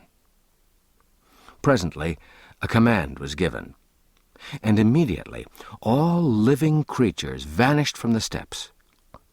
Now the air was heavy with the hush of suspense and expectancy. As far as one's vision could carry, he might see the myriads of people in the boats rise up and shade their eyes from the glare of lanterns and torches and gaze toward the palace. A file of 40 or 50 state barges drew up to the steps. They were richly gilt, and their lofty prows and sterns were elaborately carved. Some of them were decorated with banners and streamers, some with cloth of gold and arras embroidered with coats of arms, others with silken flags that had numberless little silver bells fastened to them, which shook out tiny showers of joyous music whenever the breezes fluttered them. Others of yet higher pretensions, since they belonged to nobles in the prince's immediate service, had their sides picturesquely fenced with shields, gorgeously emblazoned with armorial bearings. Each state barge was towed by a tender. Besides the rowers, these tenders carried each a number of men-at-arms in glossy helmet and breastplate, and a company of musicians. The advance guard of the expected procession now appeared in the great gateway, a troop of halberdiers. They were dressed in striped hose of black and tawny. Velvet caps graced at the sides with silver roses, and doublets of murrey and blue cloth, embroidered on the front and back with the 3 feathers, the prince's blazon, woven in gold. Their halberd staves were covered with crimson velvet fastened with gilt nails and ornamented with gold tassels. Filing off on the right and left, they formed 2 long lines extending from the gateway of the palace to the water's edge. A thick, rayed cloth or carpet was then unfolded and laid down between them by attendants in the gold and crimson liveries of the prince. This done, a flourish of trumpets resounded from within. A lively prelude arose from the musicians on the water, and 2 ushers with white wands marched with a slow and stately pace from the portal. They were followed by an officer bearing the civic mace, after whom came another carrying the city's sword, then several sergeants of the city guard in their full accoutrements, and with badges on their sleeves, then the Garter King-at-Arms in his tabard, then several knights of the Bath, each with a white lace on his sleeve, then their esquires, then the judges in their robes of scarlet and coifs, then the Lord High Chancellor of England, in a robe of scarlet, open before and purfled with miniver, then a deputation of aldermen in their scarlet cloaks, and then the heads of the different civic companies in their robes of state. Now came 12 French gentlemen in splendid habiliments, consisting of pourpoints of white damask barred with gold, short mantles of crimson velvet lined with violet taffeta, and carnation-colored eau de chausse, and took their way down the steps. They were of the suite of the French ambassador, and were followed by 12 cavaliers of the suite of the Spanish ambassador, clothed in black velvet, unrelieved by any ornament. Following these came several great English nobles with their attendants. There was a flourish of trumpets within, and the prince's uncle, the future great Duke of Somerset, emerged from the gateway, arrayed in a doublet of black cloth of gold, and a cloak of crimson satin flowered with gold, and ribbonded with nets of silver. He turned, doffed his plumed cap, bent his body in a low reverence, and began to step backward, bowing at each step. A prolonged trumpet blast followed, and a proclamation, "Way for the high and mighty, the Lord Edward, Prince of Wales." High aloft on the palace walls, a long line of red tongues of flame leaped forth with a thunder crash. The mast whirled on the river, burst into a mighty roar of welcome, and Tom Canty, the cause and hero of it all, stepped into view and slightly bowed his princely head. He was magnificently habited in a doublet of white satin, with a front piece of purple cloth of tissue, powdered with diamonds and edged with ermine. Over this he wore a mantle of white cloth of gold, pounced with the triple feather crest, lined with blue satin, set with pearls and precious stones, and fastened with a clasp of brilliants. About his neck hung the Order of the Garter and several princely foreign orders. And whatever light fell upon him, jewels responded with a blinding flash. Oh, Tom Canty, born in a hovel, bred in the gutters of London, familiar with rags and dirt and misery, what a spectacle is this!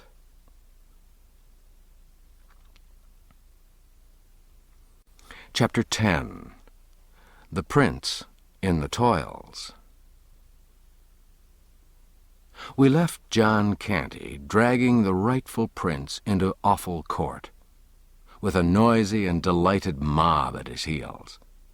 There was but one person in it who offered a pleading word for the captive, and he wasn't heeded. He was hardly even heard, so great was the turmoil. The prince continued to struggle for freedom and to rage against the treatment he was suffering, until John Canty lost what little patience was left in him and raised his oaken cudgel in a sudden fury over the prince's head. The single pleader for the lad sprang to stop the man's arm, and the blow descended upon his own wrist. Canty roared out, "Thou'lt meddle, wilt thou? Then have thy reward!" His cudgel crashed down upon the meddler's head. There was a groan, a dim form sank to the ground among the feet of the crowd, and the next moment it lay there in the dark alone. The mob pressed on, their enjoyment nothing disturbed by this episode. Presently, the prince found himself in John Canty's abode, with the door closed against the outsiders. By the vague light of a tallow candle, which was thrust into a bottle, he made out the main features of the loathsome den, and also of the occupants of it. 2 frowsy girls and a middle-aged woman cowered against the wall in one corner, with the aspect of animals habituated to harsh usage, and expecting and dreading it now. From another corner stole a withered hag with streaming gray hair and malignant eyes. John Canty said to this one, "Tarry, there's fine mummeries here. Mar 'em not till thou'st enjoyed 'em. Then let thy hand be heavy as thou wilt. Stand forth, lad. Now say thy foolery again, and thou'st not forgot it. Name thy name. Who art thou?" The insulted blood mounted to the little prince's cheek once more, and he lifted a steady and indignant gaze to the man's face, and said, "'Tis but ill-breeding in such as thou to command me to speak. I tell thee now, as I told thee before, I am Edward, Prince of Wales, and none other." The stunning surprise of this reply nailed the hag's feet to the floor where she stood, and almost took her breath. She stared at the prince in stupid amazement, which so amused her ruffianly son that he burst into a roar of laughter. But the effect upon Tom Canty's mother and sisters was different. Their dread of bodily injury gave way at once to distress of a different sort. They ran forward with woe and dismay in their faces, exclaiming, "Oh, poor Tom, poor lad!" The mother fell on her knees before the prince, put her hands upon his shoulders, and gazed yearningly into his face through her rising tears. Then she said, "Oh, my poor boy, thy foolish reading hath wrought its woeful work at last, and ta'en thy wit away. Oh, why didst thou cleave to it when I so warned thee 'gainst it? Thou'st broke thy mother's heart. The prince looked into her face and said gently, Thy son is well, and hath not lost his wits, good dame. Comfort thee. Let me to the palace where he is, and straightway will the king my father restore him to thee. The king thy father? O my child, unsay these words that be freighted with death for thee, and ruin for all that be near to thee. Shake off this gruesome dream. Call back thy poor wandering memory. Look upon me. Am not I thy mother that bore thee and loveth thee? The prince shook his head and reluctantly said, God knoweth I am loath to grieve thy heart, but truly have I never looked upon thy face before. The woman sank back to a sitting posture on the floor, and covering her eyes with her hands, gave way to heartbroken sobs and wailings. Let the show go on, shouted Canty. What, Nan? What bet? Mannerless wenches! Will ye stand in the prince's presence? Upon your knees, ye pauper scum, and do him reverence. He followed this with another horse laugh. The girls began to plead timidly for their brother, and Nan said, An thou wilt but let him to bed, father, rest and sleep will heal his madness, prithee do. Do, father, said Bet. He is more worn than is his wont. Tomorrow will he be himself again, and will beg with diligence, and come not empty home again. This remark sobered the father's joviality, and brought his mind to business. He turned angrily upon the prince, and said, The morrow must we pay 2 pennies to him that owns this hole. 2 pennies, mark ye, all this money for a half-year's rent, else out of this we go. Show what thou'st gathered with thy lazy begging.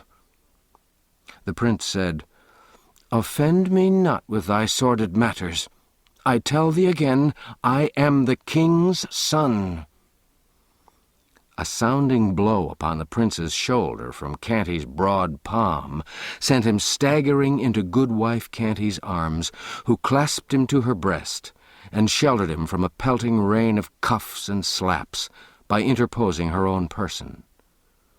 The frightened girls retreated to their corner, but the grandmother stepped eagerly forward to assist her son.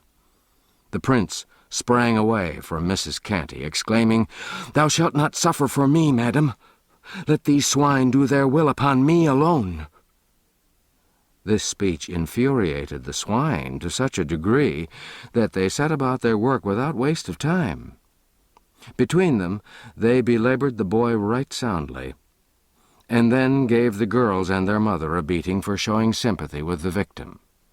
Now, said Canty, to bed, all of ye. The entertainment has tired me. The light was put out, and the family retired. As soon as the snorings of the head of the house and his mother showed that they were asleep, the young girls crept to where the prince lay, and covered him tenderly from the cold with straw and rags. And their mother crept to him also, and stroked his hair, and cried over him, whispering broken words of comfort and compassion in his ear the while. She'd saved a morsel for him to eat also, but the boy's pains had swept away all appetite, at least for black and tasteless crusts. He was touched by her brave and costly defense of him, and by her commiseration, and he thanked her in very noble and princely words, and begged her to go to her sleep and try to forget her sorrows. And he added that the king, his father, wouldn't let her loyal kindness and devotion go unrewarded. This return to his madness broke her heart anew, and she strained him to her breast again and again, and then went back, drowned in tears, to her bed. As she lay thinking and mourning, the suggestion began to creep into her mind that there was an undefinable something about this boy that was lacking in Tom Canty, mad or sane? She couldn't describe it. She couldn't tell just what it was, and yet her sharp mother instinct seemed to detect it and perceive it. What if the boy were really not her son after all? Oh, absurd! She almost smiled at the idea, spite of her griefs and troubles. No matter, she found that it was an idea that wouldn't down, but persisted in haunting her. It pursued her, it harassed her, it clung to her, and refused to be put away or ignored. At last she perceived that there wasn't going to be any peace for her until she should devise a test that should prove, clearly and without question, whether this lad was her son or not, and so banish these wearing and worrying doubts. Ah, yes, this was plainly the right way out of the difficulty. Therefore she set her wits to work at once to contrive that test. But it was an easier thing to propose than to accomplish. She turned over in her mind one promising test after another, but was obliged to relinquish them all. None of them were absolutely sure, absolutely perfect, and an imperfect one couldn't satisfy her. Evidently, she was racking her head in vain. It seemed manifest that she must give the matter up. While this depressing thought was passing through her mind, her ear caught the regular breathing of the boy, and she knew he'd fallen asleep.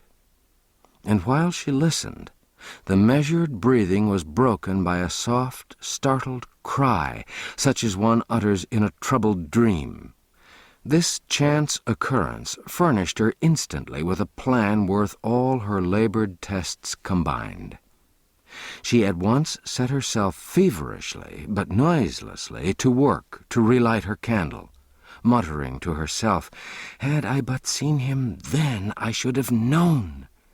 Since that day, when he was little, that the powder burst in his face, he hath never been startled of a sudden out of his dreams, or out of his thinkings, but he hath cast his hand before his eyes, even as he did that day, and not as others would do it, with the palm inward, but always with the palm turned outward. I've seen it 100 times, and it hath never varied nor ever failed. Yes, I shall soon know now." By this time, she'd crept to the slumbering boy's side with the candle shaded in her hand. She bent heedfully and warily over him, scarcely breathing, in her suppressed excitement, and suddenly flashed the light in his face, and struck the floor by his ear with her knuckles. The sleeper's eyes sprung wide open, and he cast a startled stare about him, but he made no special movement with his hands. The poor woman was smitten almost helpless with surprise and grief, but she contrived to hide her emotions and to soothe the boy to sleep again. Then she crept apart and communed miserably with herself upon the disastrous result of her experiment.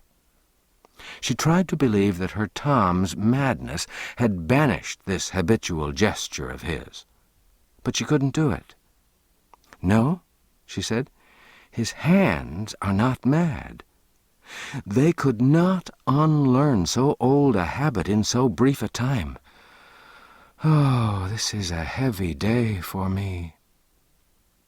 Still, hope was as stubborn now as doubt had been before. She couldn't bring herself to accept the verdict of the test. She must try the thing again. The failure must have been only an accident. So she startled the boy out of his sleep a second and a third time at intervals, with the same result which had marked the first test. Then she dragged herself to bed and fell sorrowfully asleep, saying, "But I cannot give him up. Oh, no, I cannot. He must be my boy." The poor mother's interruptions having ceased, and the prince's pains having gradually lost their power to disturb him, utter weariness at last sealed his eyes in a profound and restful sleep. Hour after hour slipped away, and still he slept like the dead. Thus 4 or 5 hours passed. Then his stupor began to lighten. Presently, while half asleep and half awake, he murmured, "Sir William." After a moment, "Ho, Sir William Herbert! Hie thee hither and list to the strangest dream that ever— Sir William, dost hear? Man, I did think me changed to a pauper, and— Ho there, guards, Sir William! What, is there no groom of the chamber in waiting? Alack, it shall go hard with— What aileth thee? Asked a whisper near him. Who art thou calling? Sir William Herbert. Who art thou? I. Who should I be but thy sister Nan? Oh, Tom, I'd forgot. Thou'rt mad yet, poor lad, thou'rt mad yet. Would I'd never woke to know it again. But prithee, master thy tongue, lest we be all beaten till we die. The startled prince sprang partly up, but a sharp reminder from his stiffened bruises brought him to himself, and he sunk back among his foul straw with a moan and the ejaculation, "Alas, it was no dream, then."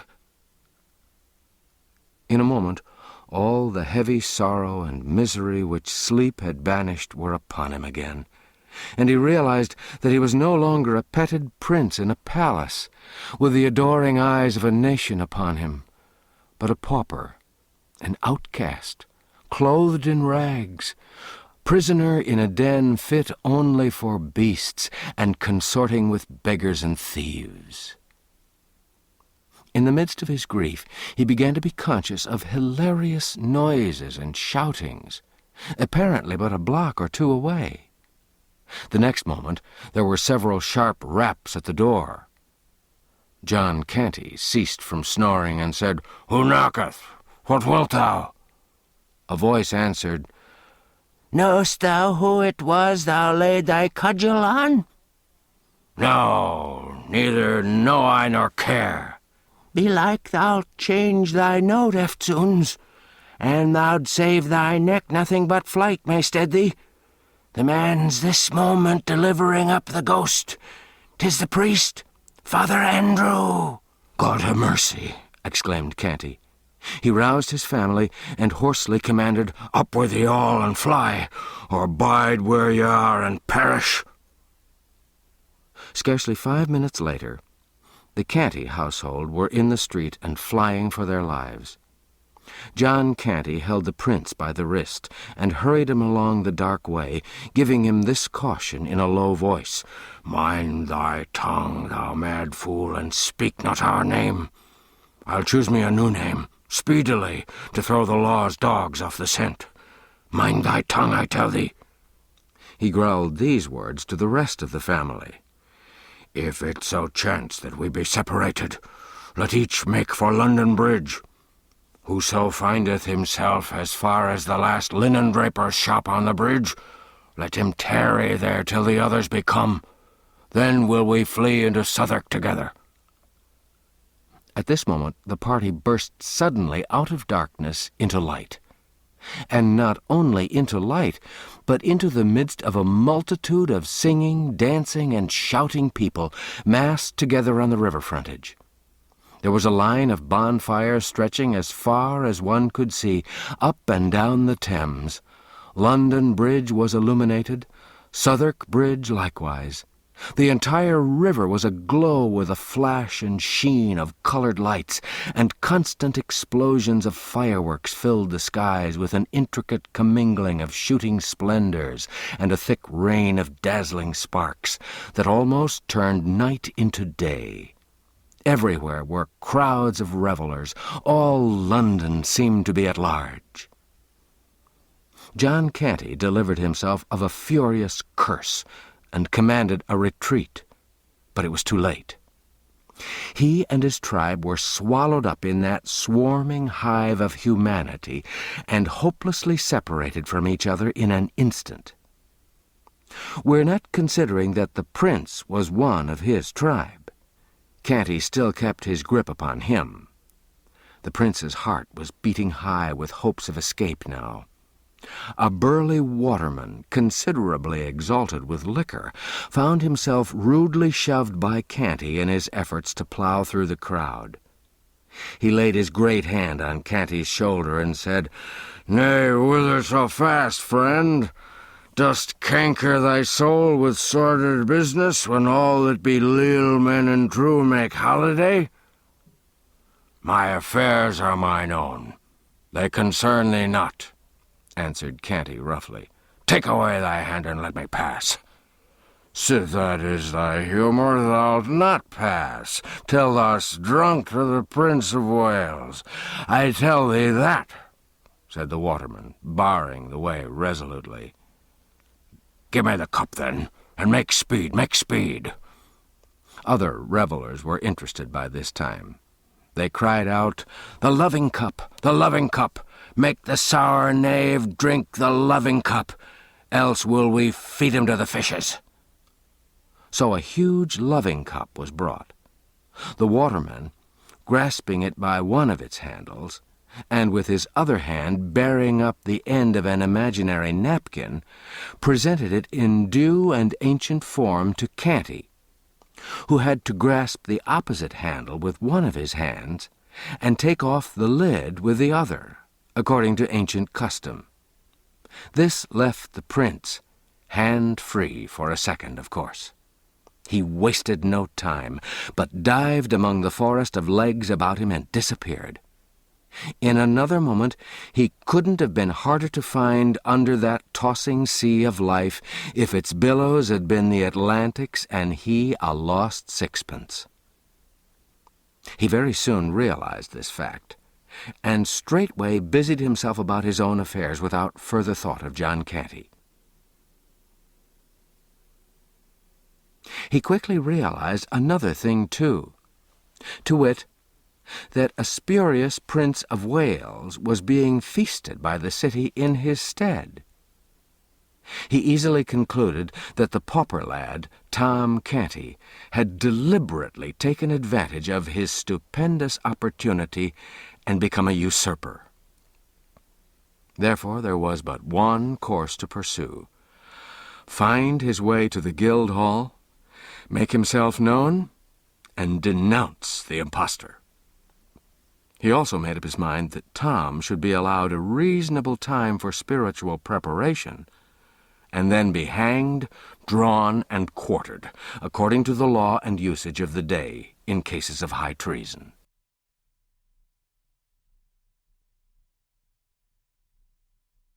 Chapter 11. At Guildhall.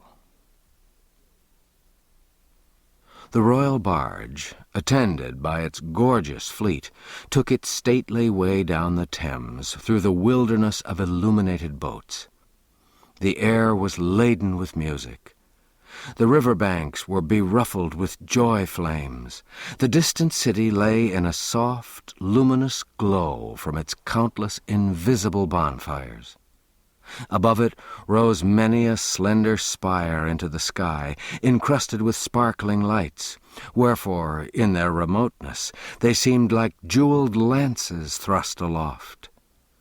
As the fleet swept along, it was greeted from the banks with a continuous hoarse roar of cheers, and the ceaseless flash and boom of artillery. To Tom Canty, half buried in his silken cushions, these sounds and this spectacle were a wonder unspeakably sublime and astonishing. To his little friends at his side, the Princess Elizabeth and the Lady Jane Grey, they were nothing. Arrived at the Dowgate, the fleet was towed up the limpid Walbrook, whose channel has now been for 2 centuries buried out of sight under acres of buildings, to Bucklersbury, past houses and under bridges populous with merrymakers and brilliantly lighted, and at last came to a halt in a basin where now is Barge Yard, in the center of the ancient city of London. Tom disembarked, and he and his gallant procession crossed Cheapside and made a short march through the Old Jewry and Bassinghall Street to the Guildhall. Tom and his little ladies were received with due ceremony by the Lord Mayor and the fathers of the city in their gold chains and scarlet robes of state, and conducted to a rich canopy of state at the head of the great hall, preceded by heralds making proclamation and by the mace and the city sword. The lords and ladies who were to attend upon Tom and his two small friends took their places behind their chairs.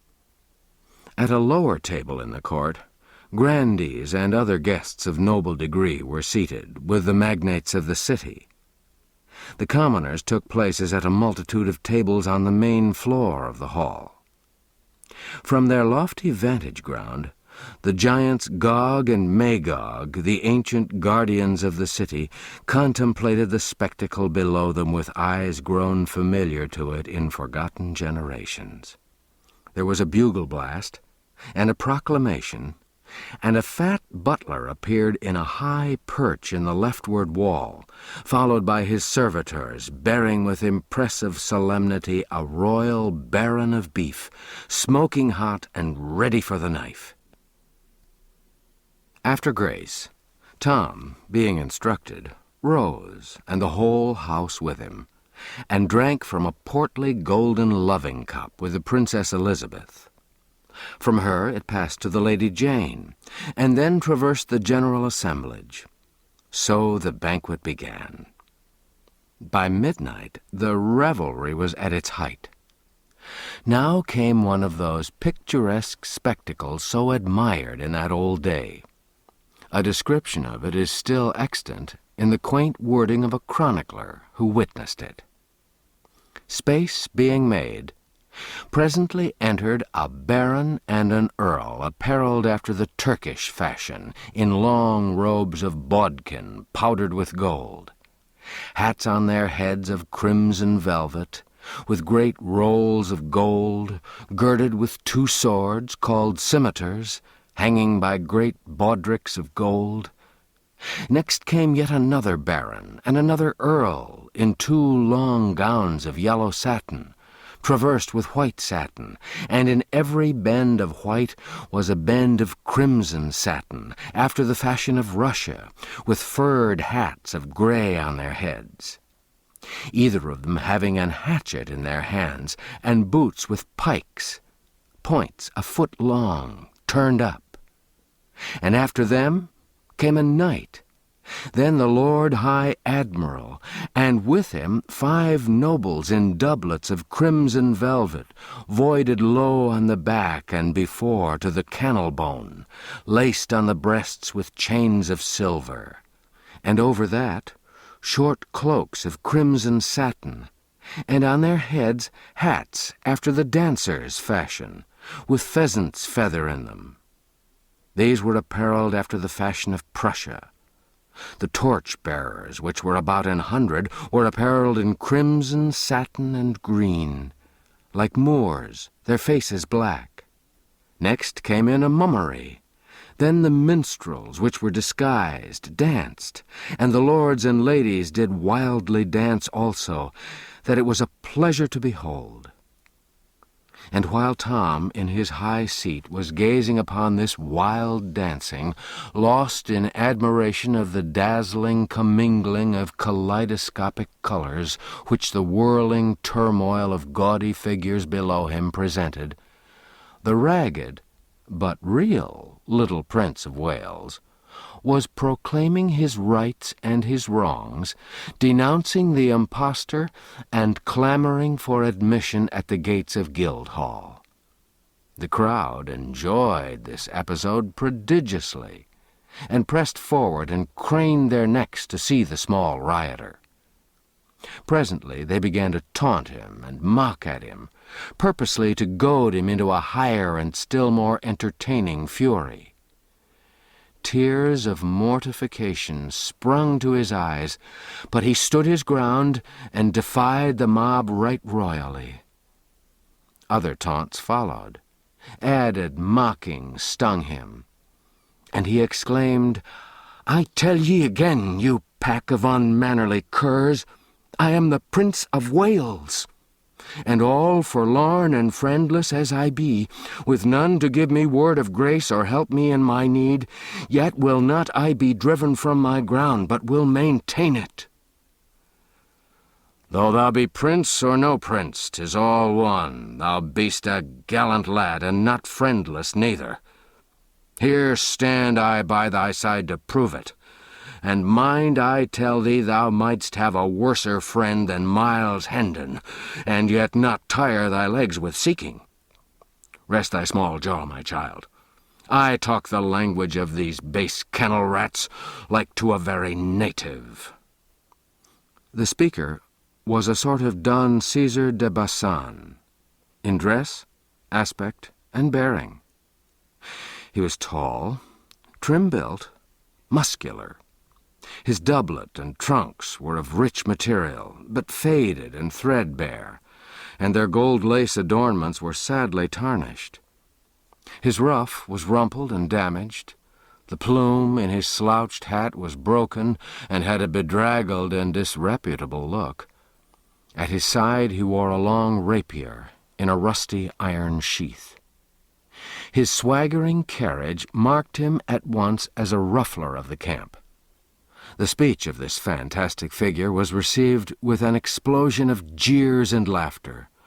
Some cried, "'Tis another prince in disguise! Wear thy tongue, friend, belike he's dangerous. Marry, he looketh it, mark his eye. Pluck the lad from him, to the horse-pond with a cub." Instantly, a hand was laid upon the prince, under the impulse of this happy thought.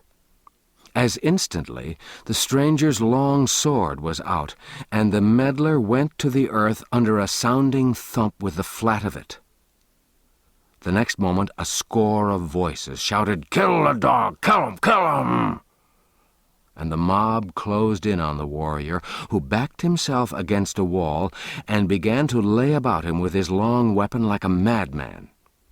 His victims sprawled this way and that, but the mob tide poured over their prostrate forms and dashed itself against the champion with undiminished fury.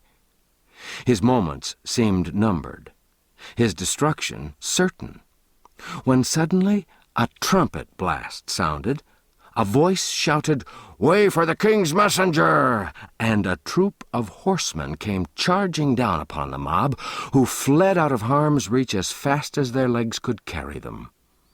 The bold stranger caught up the prince in his arms and was soon far away from danger and the multitude. Return we within Guildhall. Suddenly, high above the jubilant roar and thunder of the revel, broke the clear peal of a bugle note. There was instant silence, a deep hush.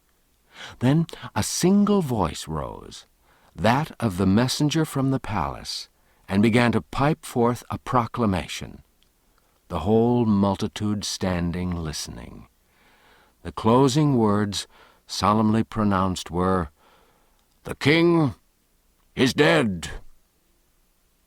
The great assemblage bent their heads upon their breasts with one accord, remained so in profound silence a few moments, then all sunk upon their knees in a body, stretched out their hands toward Tom, and a mighty shout burst forth that seemed to shake the building. "Long live the king!"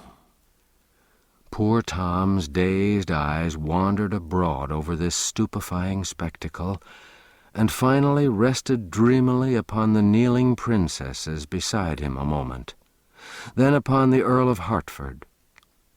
A sudden purpose dawned in his face. He said, in a low tone, at Lord Hertford's ear, "Answer me truly, on thy faith and honor. uttered I here a command, the which none but a king might hold privilege and prerogative to utter, would such a commandment be obeyed, and none rise up to say me nay? None, my liege, in all these realms. In thy person bides the majesty of England. Thou art the king, thy word is law. Tom responded in a strong, earnest voice, and with great animation. Then shall the king's law be law of mercy from this day, and never more be law of blood. Up from thy knees and away to the Tower, and say the king decrees the Duke of Norfolk shall not die. The words were caught up and carried eagerly from lip to lip, far and wide over the hall, and as Hertford hurried from the presence, another prodigious shout burst forth. The reign of blood is ended. Long live Edward, King of England! Chapter 12. The Prince and His Deliverer. As soon as Miles Hendon and the little prince were clear of the mob, they struck down through back lanes and alleys toward the river. Their way was unobstructed until they approached London Bridge. Then they plowed into the multitude again, Hendon keeping a fast grip on the prince's, the king's, wrist. The tremendous news was already abroad, and the boy learned it from 1,000 voices at once. The king is dead. The tidings struck a chill to the heart of the poor little waif, and sent a shudder through his frame. He realized the greatness of his loss, and was filled with a bitter grief. For the grim tyrant who'd been such a terror to others had always been gentle with him. The tears sprung to his eyes and blurred all objects. For an instant he felt himself the most forlorn, outcast, and forsaken of God's creatures. Then another cry shook the night with its far-reaching thunders. Long live King Edward the Sixth! And this made his eyes kindle, and thrilled him with pride to his fingers' ends. Ah, he thought, how grand and strange it seems! I am king! Our friends threaded their way slowly through the throngs upon the bridge. This structure, which had stood for 600 years, and had been a noisy and populous thoroughfare all that time, was a curious affair. For a closely packed rank of stores and shops, with family quarters overhead, stretched along both sides of it, from one bank of the river to the other. The bridge was a sort of town to itself. It had its inn, its beer-houses, its bakeries, its haberdasheries, its food markets, its manufacturing industries, and even its church. It looked upon the two neighbors which it linked together, London and Southwark, as being well enough as suburbs, but not otherwise particularly important. It was a close corporation, so to speak. It was a narrow town of a single street 1/5 of a mile long. Its population was but a village population, and everybody in it knew all his fellow townsmen intimately, and had known their fathers and mothers before them, and all their little family affairs into the bargain.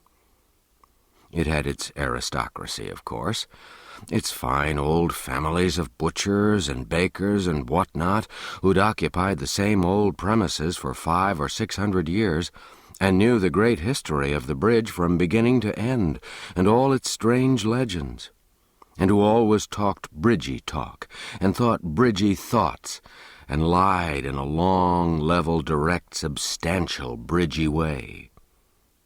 It was just the sort of population to be narrow and ignorant and self-conceited. Children were born on the bridge, were reared there, grew to old age, and finally died without ever having set a foot upon any part of the world but London Bridge alone. Such people would naturally imagine that the mighty and interminable procession which moved through its streets night and day, with its confused roar of shouts and cries, its neighings and bellowings and bleatings, and its muffled thunder tramp, was the one great thing in this world, and themselves somehow the proprietors of it. And so they were, in effect. At least they could exhibit it from their windows, and did for a consideration, whenever a returning king or hero gave it a fleeting splendor. For there was no place like it for affording a long, straight, uninterrupted view of marching columns. Men born and reared upon the bridge found life unendurably dull and inane elsewhere. History tells of one of these who left the bridge at the age of 71 and retired to the country. But he could only fret and toss in his bed. He couldn't go to sleep. The deep stillness was so painful, so awful, so oppressive. When he was worn out with it, at last he fled back to his old home, a lean and haggard spectre, and fell peacefully to rest and pleasant dreams under the lulling music of the lashing waters and the boom and crash and thunder of London Bridge. In the times of which we're writing, the bridge furnished object lessons in English history for its children, namely, the livid and decaying heads of renowned men impaled upon iron spikes atop of its gateways. But we digress. Hendon's lodgings were in the little inn on the bridge. As he neared the door with his small friend, a rough voice said, "So thou'rt come at last.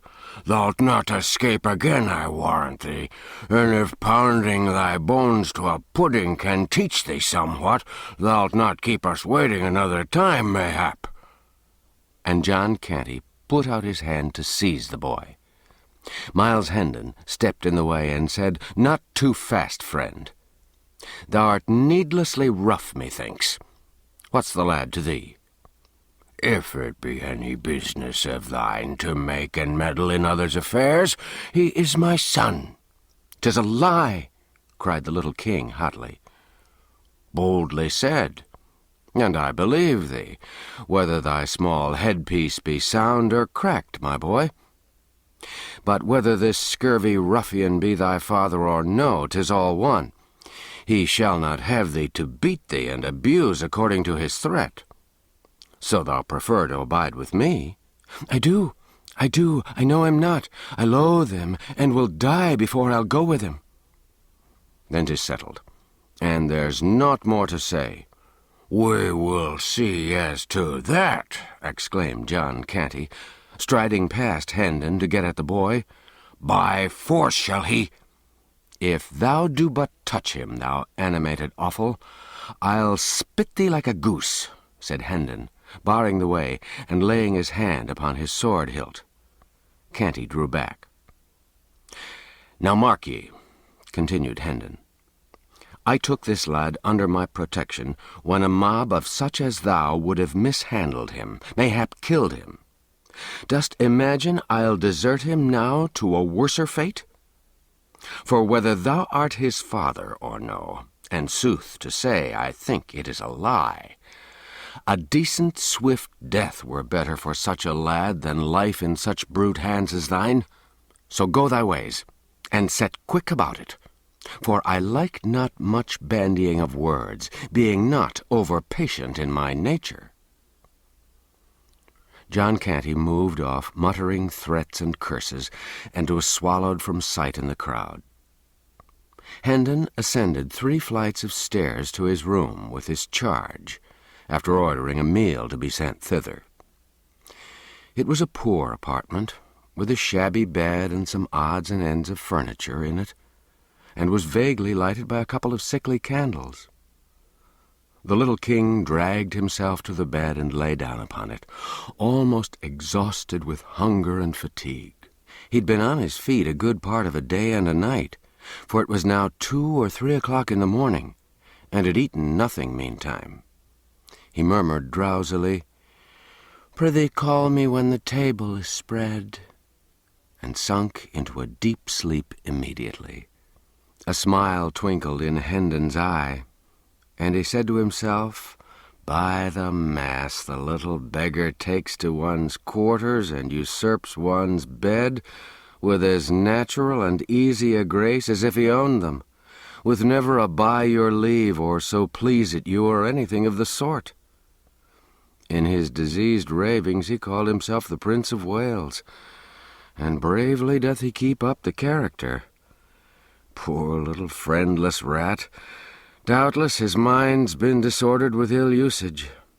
Well, I'll be his friend. I've saved him, and it draweth me strongly to him. Already I love the bold-tongued little rascal. How soldier-like he faced the smutty rabble and flung back his high defiance. And what a comely, sweet, and gentle face he hath, now that sleep hath conjured away its troubles and its griefs. I'll teach him. I'll cure his malady. Yea, I'll be his elder brother, and care for him, and watch over him. And whoso would shame him or do him hurt may order his shroud, for though I be burnt for it, he shall need it." He bent over the boy and contemplated him with kind and pitying interest, tapping the young cheek tenderly and smoothing back the tangled curls with his great brown hand. A slight shiver passed over the boy's form. Hendon muttered, "See now how like a man it was to let him lie here uncovered and fill his body with deadly rheums. Now what shall I do? 'Twill wake him to take him up and put him within the bed, and he sorely needeth sleep." He looked about for extra covering, but finding none, doffed his doublet and wrapped the lad in it, saying, "I'm used to nipping air and scant apparel. 'Tis little I shall mind the cold." Then walked up and down the room to keep his blood in motion, soliloquizing as before. His injured mind persuades him he's Prince of Wales. 'Twill be odd to have a Prince of Wales still with us, now that he that was the prince is prince no more but king. For this poor mind is set upon the one fantasy, and will not reason out that now it should cast by the prince and call itself the king. If my father liveth still, after these 7 years that I've heard naught from home in my foreign dungeon, he'll welcome the poor lad and give him generous shelter for my sake. So will my good elder brother Arthur. My other brother Hugh. But I'll crack his crown and he interfere, the fox-hearted, ill-conditioned animal. Yes, thither will we fare, and straightway too." A servant entered with a smoking meal, disposed upon a small deal table, placed the chairs, and took his departure, leaving such cheap lodgers as these to wait upon themselves. The door slammed after him, and the noise woke the boy, who sprung to a sitting posture and shot a glad glance about him. Then a grieved look came into his face, and he murmured to himself with a deep sigh, "Alack, it was but a dream, woe is me." Next he noticed Miles Hendon's doublet, glanced from that to Hendon, comprehended the sacrifice that had been made for him, and said gently, "Thou art good to me, yes, thou art very good to me. Take it and put it on. I'll not need it more." Then he got up and walked to the washstand in the corner, and stood there, waiting. Hendon said in a cheery voice, "We'll have a right hearty sup and bite now, for everything is savory and smoking hot. And that and thy nap together will make thee a little man again, never fear." The boy made no answer, but bent a steady look that was filled with grave surprise. and also somewhat touched with impatience upon the tall knight of the sword. Hendon was puzzled and said, "What's amiss?" "Good sir, I would wash me." "Oh, is that all? Ask no permission of Miles Hendon for aught thou cravest. Make thyself perfectly free here, and welcome with all that are his belongings." Still the boy stood and moved not. More, he tapped the floor once or twice with his small impatient foot.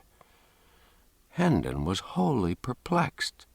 Said he, "Bless us, what is it?" "Prithee, pour the water, and make not so many words." Hendon, suppressing a horse laugh and saying to himself, "By all the saints, but this is admirable," stepped briskly forward and did the small insolent's bidding. Then stood by, in a sort of stupefaction, until the command, "Come, the towel!" woke him sharply up. He took up a towel from under the boy's nose and handed it to him, without comment. He now proceeded to comfort his own face with a wash, and while he was at it, his adopted child seated himself at the table and prepared to fall to. Hendon dispatched his ablutions with alacrity, then drew back the other chair and was about to place himself at table, when the boy said indignantly, "Forbear!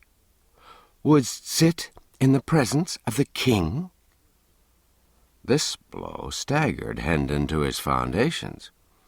He muttered to himself, "Lo, the poor thing's madness is up with the time. It hath changed with the great change that's come to the realm, and now, in fancy, is he king.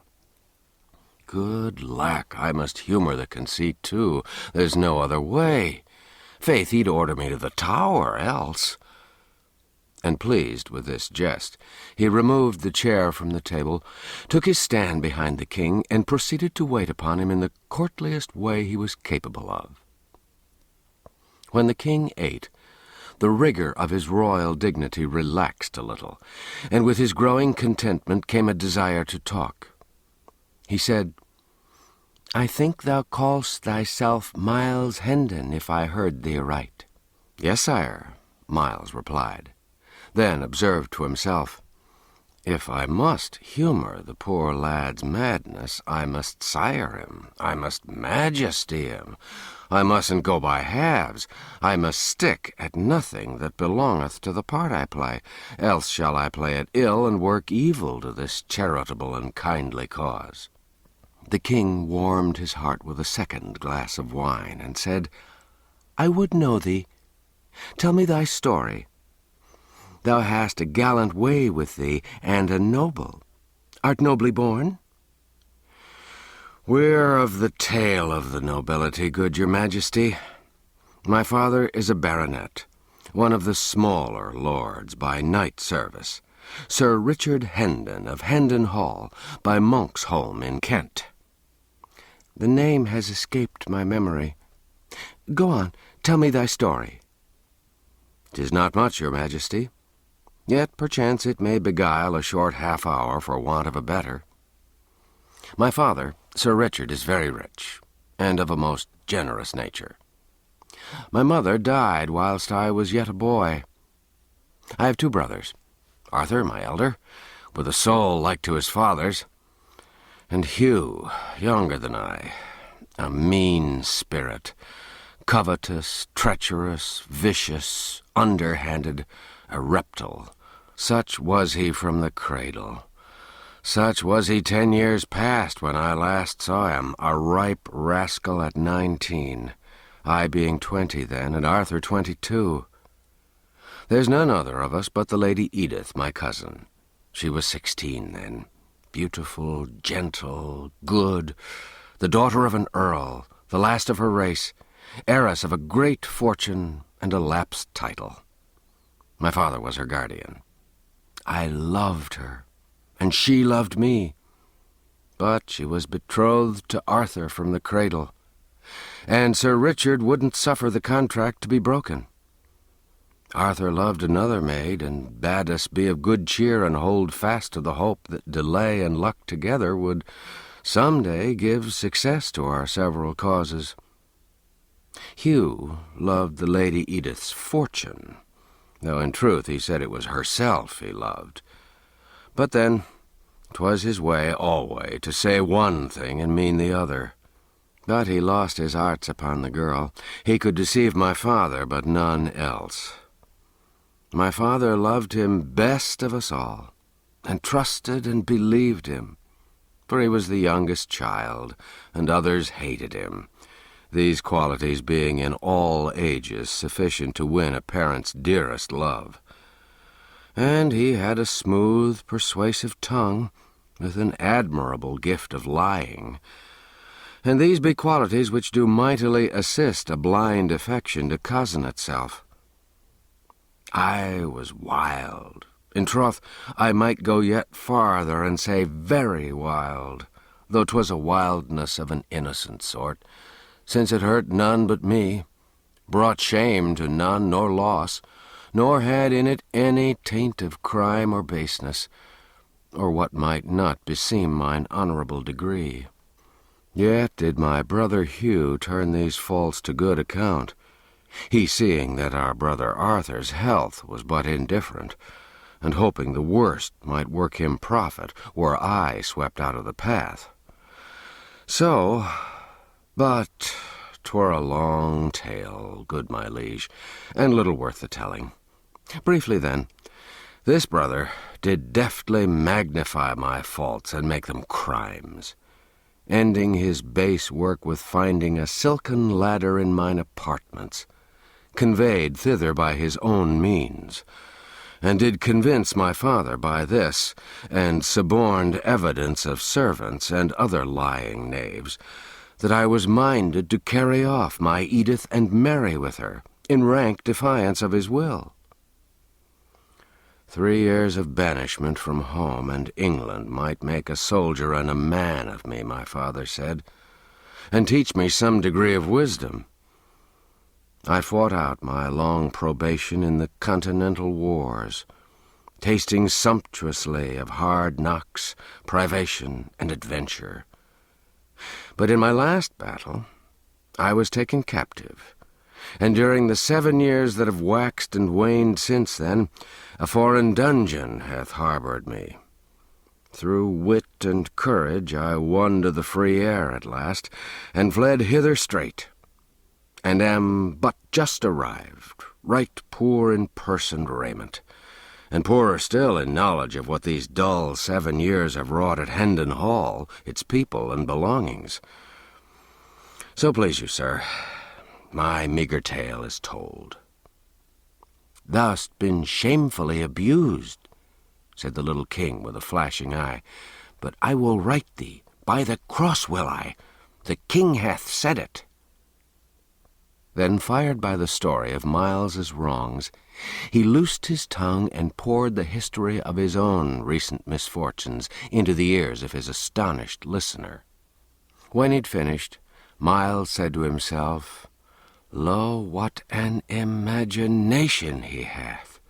Verily, this is no common mind, else, crazed or sane, it couldn't weave so straight and gaudy a tale as this out of the airy nothings wherewith it hath wrought this curious romaunt. Poor ruined little head! It shall not lack friend or shelter whilst I abide with the living. He shall never leave my side. He shall be my pet, my little comrade, and he shall be cured, aye, made whole and sound. Then will he make himself a name, and proud shall I be to say, yes, he's mine.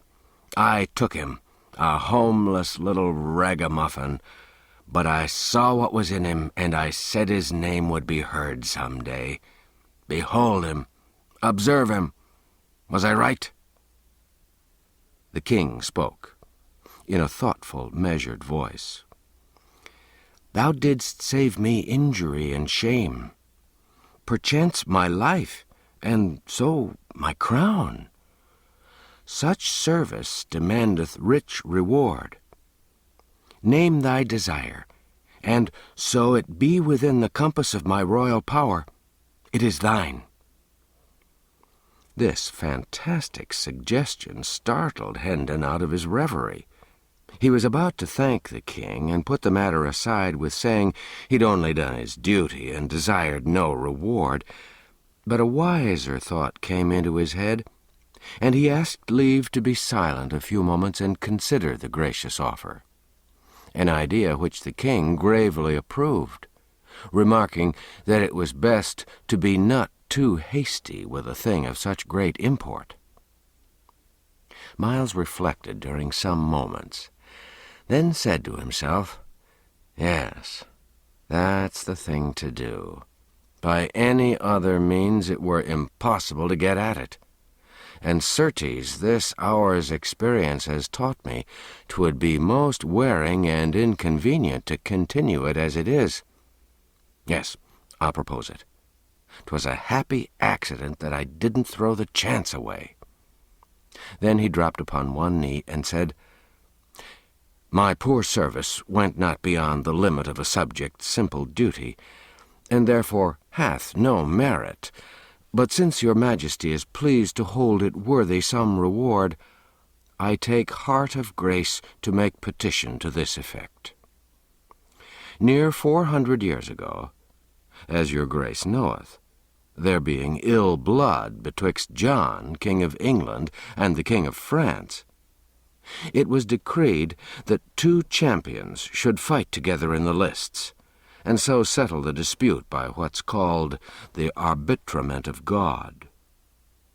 These 2 kings, and the Spanish king, being assembled to witness and judge the conflict, the French champion appeared.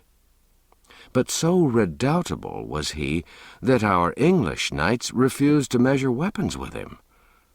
So the matter, which was a weighty one, was like to go against the English monarch by default.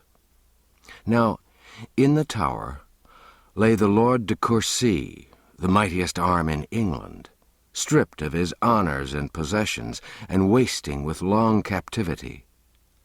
Appeal was made to him. He gave assent, and came forth arrayed for battle. But no sooner did the Frenchman glimpse his huge frame and hear his famous name, but he fled away, and the French king's cause was lost. King John restored de Courcy's titles and possessions, and said, "Name thy wish, and thou shalt have it, though it cost me half my kingdom." Whereat de Courcy, kneeling, as I do now, made answer, "This, then, I ask, my liege, that I and my successors may have and hold the privilege of remaining covered in the presence of the kings of England, henceforth while the throne shall last." The boon was granted, as your majesty knoweth, and there hath been no time these 400 years that that line has failed of an heir, and so even unto this day the head of that ancient house still weareth his hat or helm before the king's majesty, without let or hindrance, and this none other may do.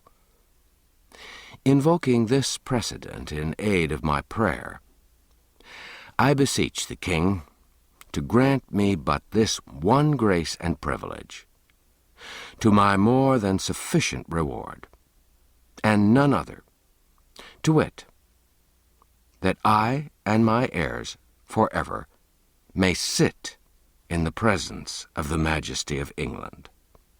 "Rise, Sir Miles Hendon, knight," said the king, gravely, giving the accolade with Hendon's sword. "Rise and seat thyself. Thy petition is granted. While England remains and the crown continues, the privilege shall not lapse." His Majesty walked apart, musing, and Hendon dropped into a chair at table, observing to himself, "'Twas a brave thought, and hath wrought me a mighty deliverance. My legs are grievously wearied. And I hadn't thought of that. I must have had to stand for weeks, till my poor lad's wits are cured." After a little he went on, "And so I am become a knight of the kingdom of dreams and shadows. A most odd and strange position, truly, for one so matter-of-fact as I. I'll not laugh. No, God forbid, for this thing which is so substanceless to me is real to him. And to me also, in one way, it's not a falsity, for it reflects with truth the sweet and generous spirit that's in him." After a pause, "Oh, what if he should call me by my fine title before folk? There'd be a merry contrast betwixt my glory and my raiment. But no matter. Let him call me what he will, so it please him. I'll be content." Chapter 13. The Disappearance of the Prince. A heavy drowsiness presently fell upon the two comrades. The king said, "Remove these rags," meaning his clothing. Hendon disapparelled the boy without dissent or remark, tucked him up in bed, then glanced about the room, saying to himself ruefully, "He hath taken my bed again as before. Marry, what shall I do?" The little king observed his perplexity and dissipated it with a word. He said sleepily, "Thou wilt sleep athwart the door, and guard it." In a moment more he was out of his troubles, in a deep slumber. "Dear heart, he should have been born a king," muttered Hendon admiringly. "He playeth the part to a marvel." Then he stretched himself across the door, on the floor, saying contentedly, "I've lodged worse for 7 years. 'Twould be but ill gratitude to him above to find fault with this." He dropped asleep as the dawn appeared. Toward noon he rose, uncovered his unconscious ward, a section at a time, and took his measure with a string. The king awoke just as he'd completed his work, complained of the cold, and asked what he was doing. "'Tis done now, my liege," said Hendon.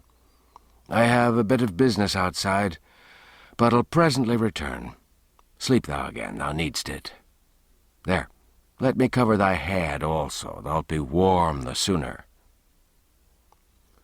The king was back in dreamland before this speech was ended.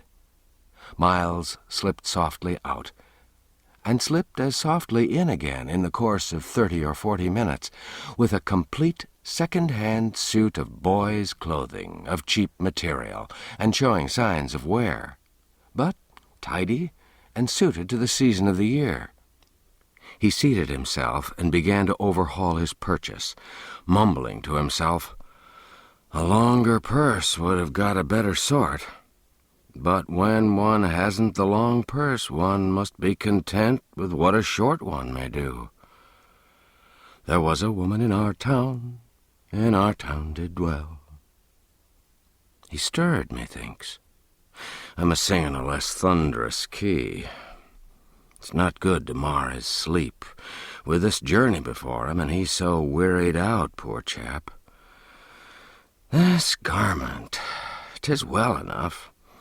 A stitch here and another one there'll set it aright.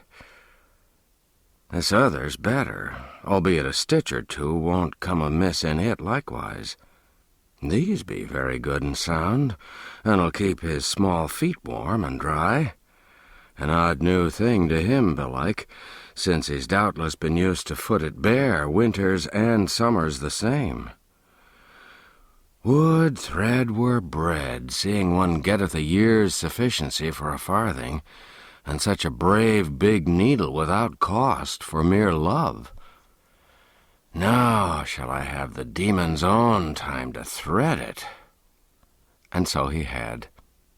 He did as men have always done, and probably always will do to the end of time, held the needle still, and tried to thrust the thread through the eye, which is the opposite of a woman's way. Time and time again the thread missed the mark, going sometimes on one side of the needle, sometimes on the other, sometimes doubling up against the shaft. But he was patient, having been through these experiences before when he was soldiering. He succeeded at last, and took up the garment that had lain waiting meantime across his lap, and began his work. The inn's paid, the breakfast that's to come included, and there's wherewithal left to buy a couple of donkeys and meet our little costs for the 2 or 3 days betwixt this and the plenty that awaits us at Hendon Hall. She loved her body o' me, I've driven the needle under my nail. It matters little. 'Tis not a novelty, yet 'tis not a convenience neither. We shall be merry there, little one, never doubt it. Thy troubles'll vanish there, and likewise thy sad distemper.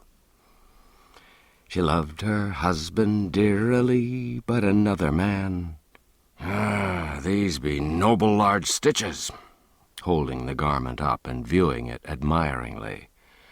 They've a grandeur and a majesty that do cause these small, stingy ones of the tailor-man to look mighty paltry and plebeian. She loved her husband dearly, but another man he loved she. Marry, 'tis done. A goodly piece of work, too, and wrought with expedition. Now will I wake him, apparel him, pour for him, feed him, and then we'll hie us to the mart by the Tabard Inn in Southwark. And be pleased to rise, my liege. He answereth not. But ho, my liege. Of a truth must I profane his sacred person with a touch, sith his slumber is deaf to speech? What? He threw back the covers. The boy was gone. He stared about him in speechless astonishment for a moment, noticed for the first time that his ward's ragged raiment was also missing. Then he began to rage and storm and shout for the innkeeper. At that moment a servant entered with the breakfast. "Explain, thou limb of Satan, or thy time is come," roared the man of war, and made so savage a spring toward the waiter that this latter couldn't find his tongue for the instant for fright and surprise. "Where is the boy?" In disjointed and trembling syllables the man gave the information desired. "You were hardly gone from the place, your worship, when a youth came running and said it was your worship's will that the boy come to you straight, at the bridge and on the Southwark side. I brought him thither, and when he woke the lad and gave his message, the lad did grumble some little for being disturbed so early, as he called it, but straightway trussed on his rags and went with the youth, only saying it had been better manners that your worship came yourself, not sent a stranger. And so thou'rt a fool and easily cozened, hang all thy breed.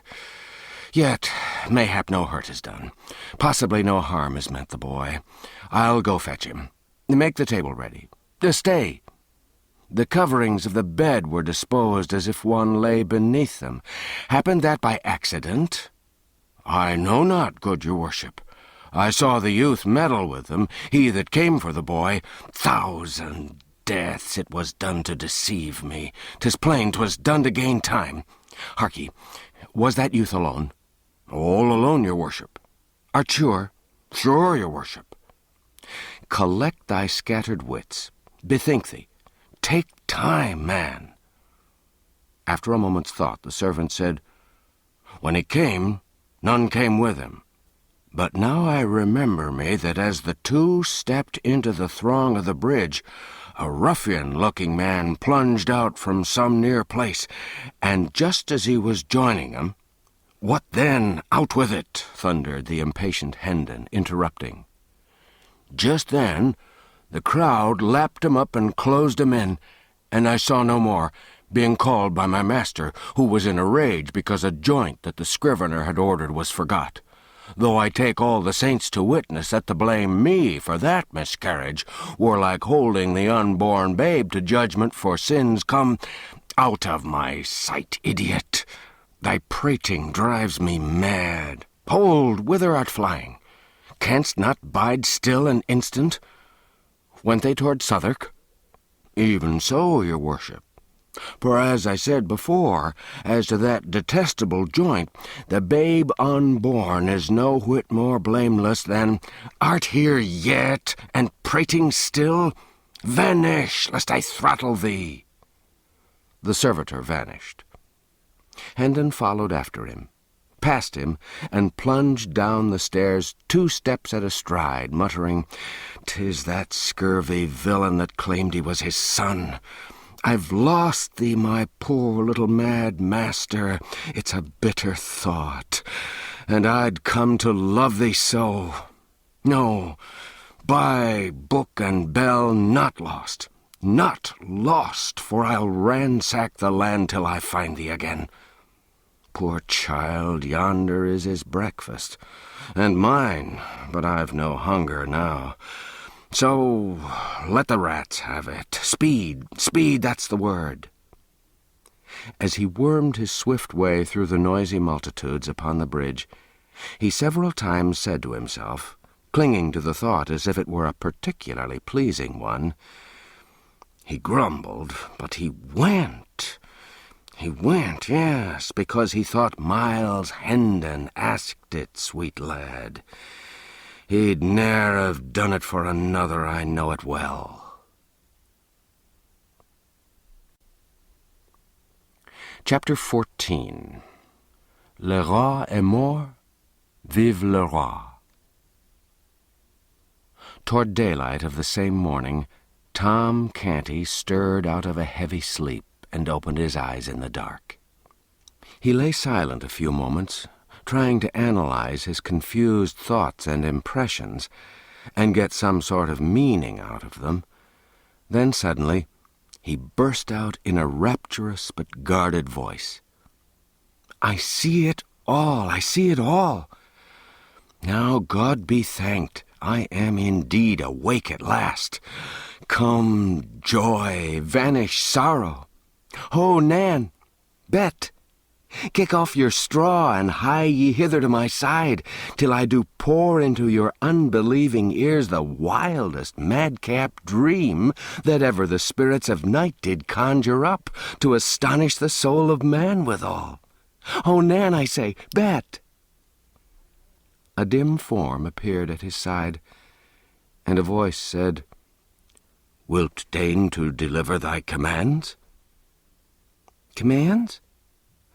Oh, woe is me, I know thy voice. Speak thou. Who am I?" "Thou? In sooth, yesternight wert thou the Prince of Wales. Today art thou my most gracious liege, Edward, King of England." Tom buried his head among the pillows, murmuring plaintively, "Alack, it was no dream. Go to thy rest, sweet sir. Leave me to my sorrows." Tom slept again, and after a time he had this pleasant dream. He thought it was summer, and he was playing all alone in the fair meadow called Goodman's Fields, when a dwarf only a foot high, with long red whiskers and a humped back, appeared to him suddenly, and said, "Dig by that stump."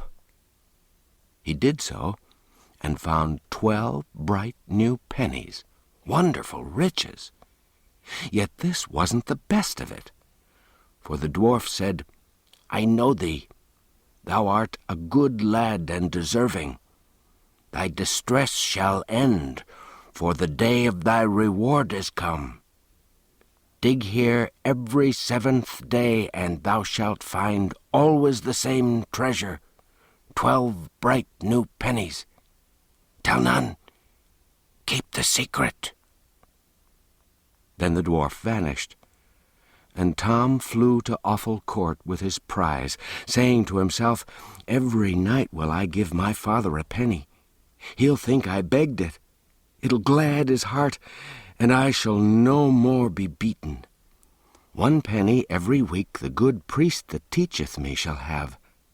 Mother, Nan, and Bet the other 4. We be done with hunger and rags now, done with fears and frets and savage usage." In his dream, he reached his sordid home all out of breath, but with eyes dancing with grateful enthusiasm, cast 4 of his pennies into his mother's lap, and cried out, "They're for thee, all of them, every one, for thee and Nan and Bet, and honestly come by, not begged nor stolen." The happy and astonished mother strained him to her breast and exclaimed, "It waxeth late. May it please your majesty to rise?" That wasn't the answer he was expecting. The dream had snapped asunder. He was awake. He opened his eyes. The richly clad First Lord of the Bedchamber was kneeling by his couch. The gladness of the lying dream faded away. The poor boy recognized that he was still a captive and a king. The room was filled with courtiers, clothed in purple mantles, the morning color, and with noble servants of the monarch. Tom sat up in bed and gazed out from the heavy silken curtains upon this fine company. The weighty business of dressing began, and one courtier after another knelt and paid his court, and offered to the little king his condolences upon his heavy loss, while the dressing proceeded.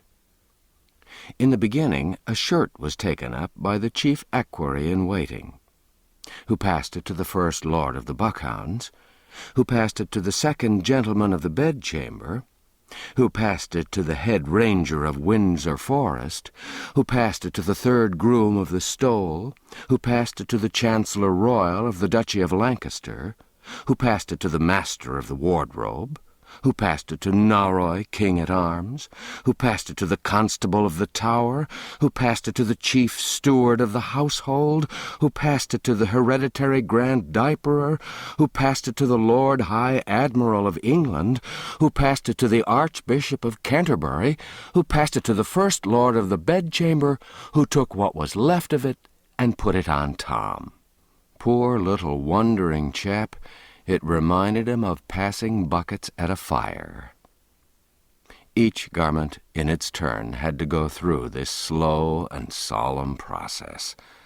Consequently, Tom grew very weary of the ceremony, so weary that he felt an almost gushing gratefulness when he at last saw his long silken hose begin the journey down the line, and knew that the end of the matter was drawing near. But he exulted too soon. The First Lord of the Bedchamber received the hose and was about to encase Tom's legs in them, when a sudden flush invaded his face, and he hurriedly hustled the things back into the hands of the Archbishop of Canterbury, with an astounded look and a whispered, "See, my lord," pointing to a something connected with the hose.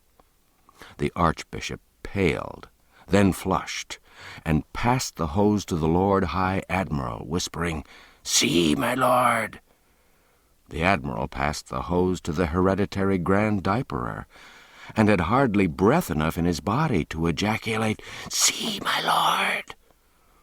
The hose drifted backward along the line to the Chief Steward of the Household, the Constable of the Tower, Norroy, King-at-Arms, the Master of the Wardrobe, the Chancellor Royal of the Duchy of Lancaster, the third groom of the Stole, the head ranger of Windsor Forest, the second gentleman of the Bedchamber, the First Lord of the Buckhounds, accompanied always with that amazed and frightened, "See, see," till they finally reached the hands of the chief equerry in waiting, who gazed a moment with a pallid face upon what had caused all this dismay, then hoarsely whispered, "Body o' my life, a tag gone from the truss point to the tower with the head keeper of the king's hose."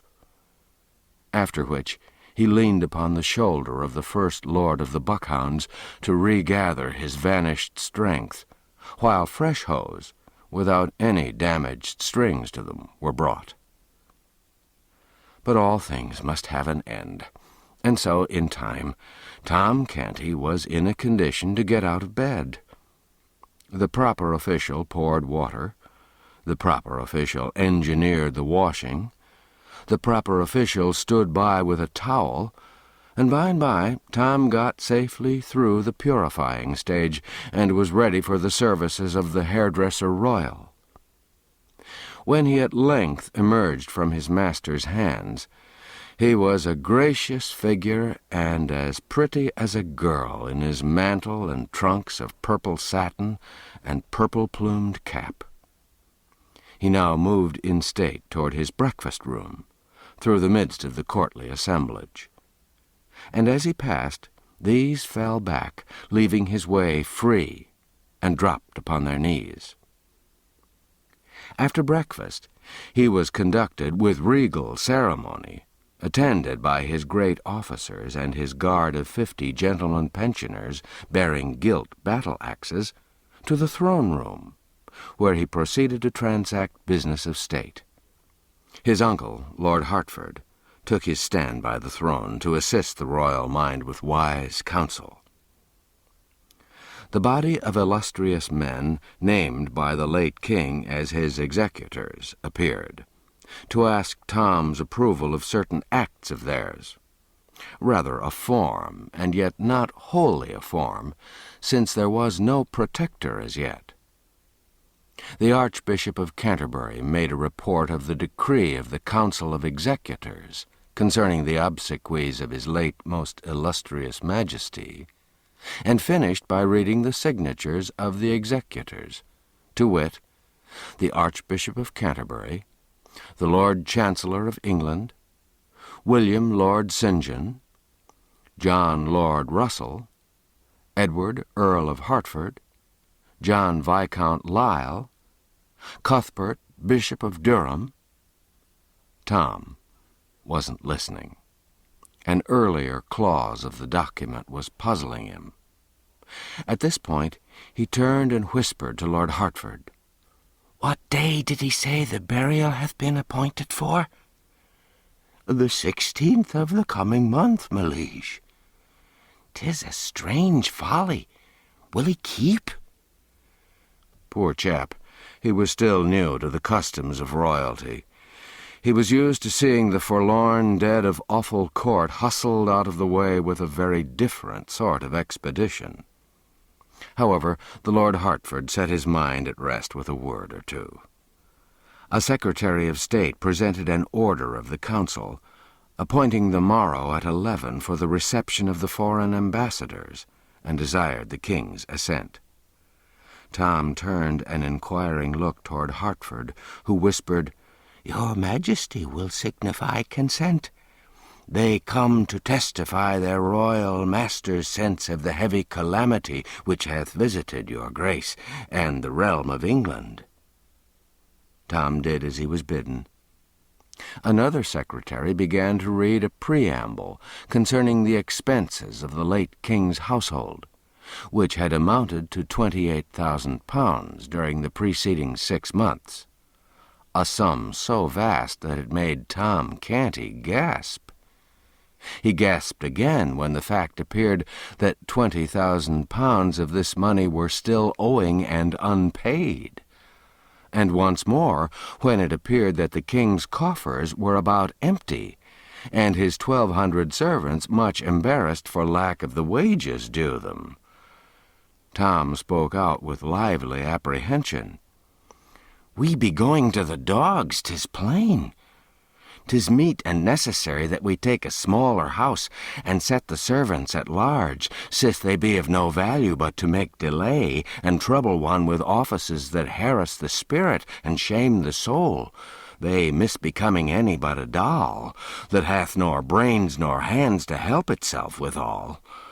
I remember me of a small house that standeth over against the fish market by Billingsgate."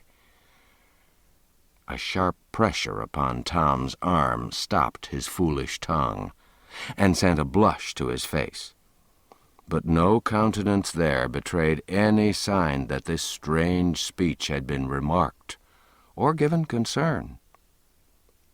A secretary made a report that forasmuch as the late king had provided in his will for conferring the ducal degree upon the Earl of Hertford, and raising his brother Sir Thomas Seymour to the peerage, and likewise Hertford's son to an earldom, together with similar aggrandizements to other great servants of the crown, the council had resolved to hold a sitting on the 16th of February for the delivering and confirming of these honors, and that meantime, the late king not having granted in writing estates suitable to the support of these dignities, the council, knowing his private wishes in that regard, had thought proper to grant to Seymour 500 lands, and to Hertford's son 800 lands, and 300 of the next bishop's lands which should fall vacant, his present majesty being willing. Tom was about to blurt out something about the propriety of paying the late king's debts first, before squandering all his money, but a timely touch upon his arm from the thoughtful Hertford saved him this indiscretion. Wherefore he gave the royal assent without spoken comment, but with much inward discomfort. While he sat reflecting a moment over the ease with which he was doing strange and glittering miracles, a happy thought shot into his mind. Why not make his mother Duchess of Uffle Court, and give her an estate? But a sorrowful thought swept it instantly away. He was only a king in name. These grave veterans and great nobles were his masters. To them, his mother was only the creature of a diseased mind. They'd simply listen to his project with unbelieving ears, then send for the doctor. The dull work went tediously on. Petitions were read, and proclamations, patents, and all manner of wordy, repetitious, and wearisome papers relating to the public business. And at last Tom sighed pathetically and murmured to himself, "In what have I offended, that the good God should take me away from the fields and the free air and the sunshine, to shut me up here and make me a king and afflict me so?" Then his poor muddled head nodded a while, and presently dropped to his shoulder, and the business of the empire came to a standstill for want of that august factor, the ratifying power.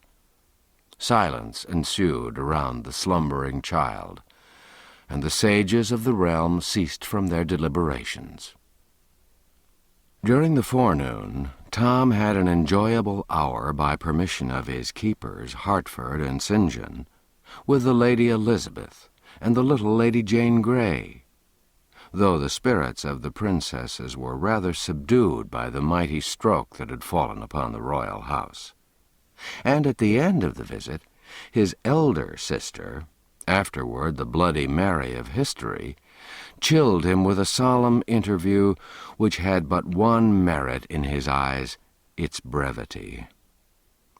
He had a few moments to himself, and then a slim lad of about 12 years of age was admitted to his presence, whose clothing, except his snowy ruff and the laces about his wrists, was of black, doublet, hose, and all. He bore no badge of mourning, but a knot of purple ribbon on his shoulder. He advanced hesitatingly, with head bowed and bare, and dropped upon one knee in front of Tom. Tom sat still and contemplated him soberly for a moment. Then he said, Rise, lad. Who art thou? What wouldst have?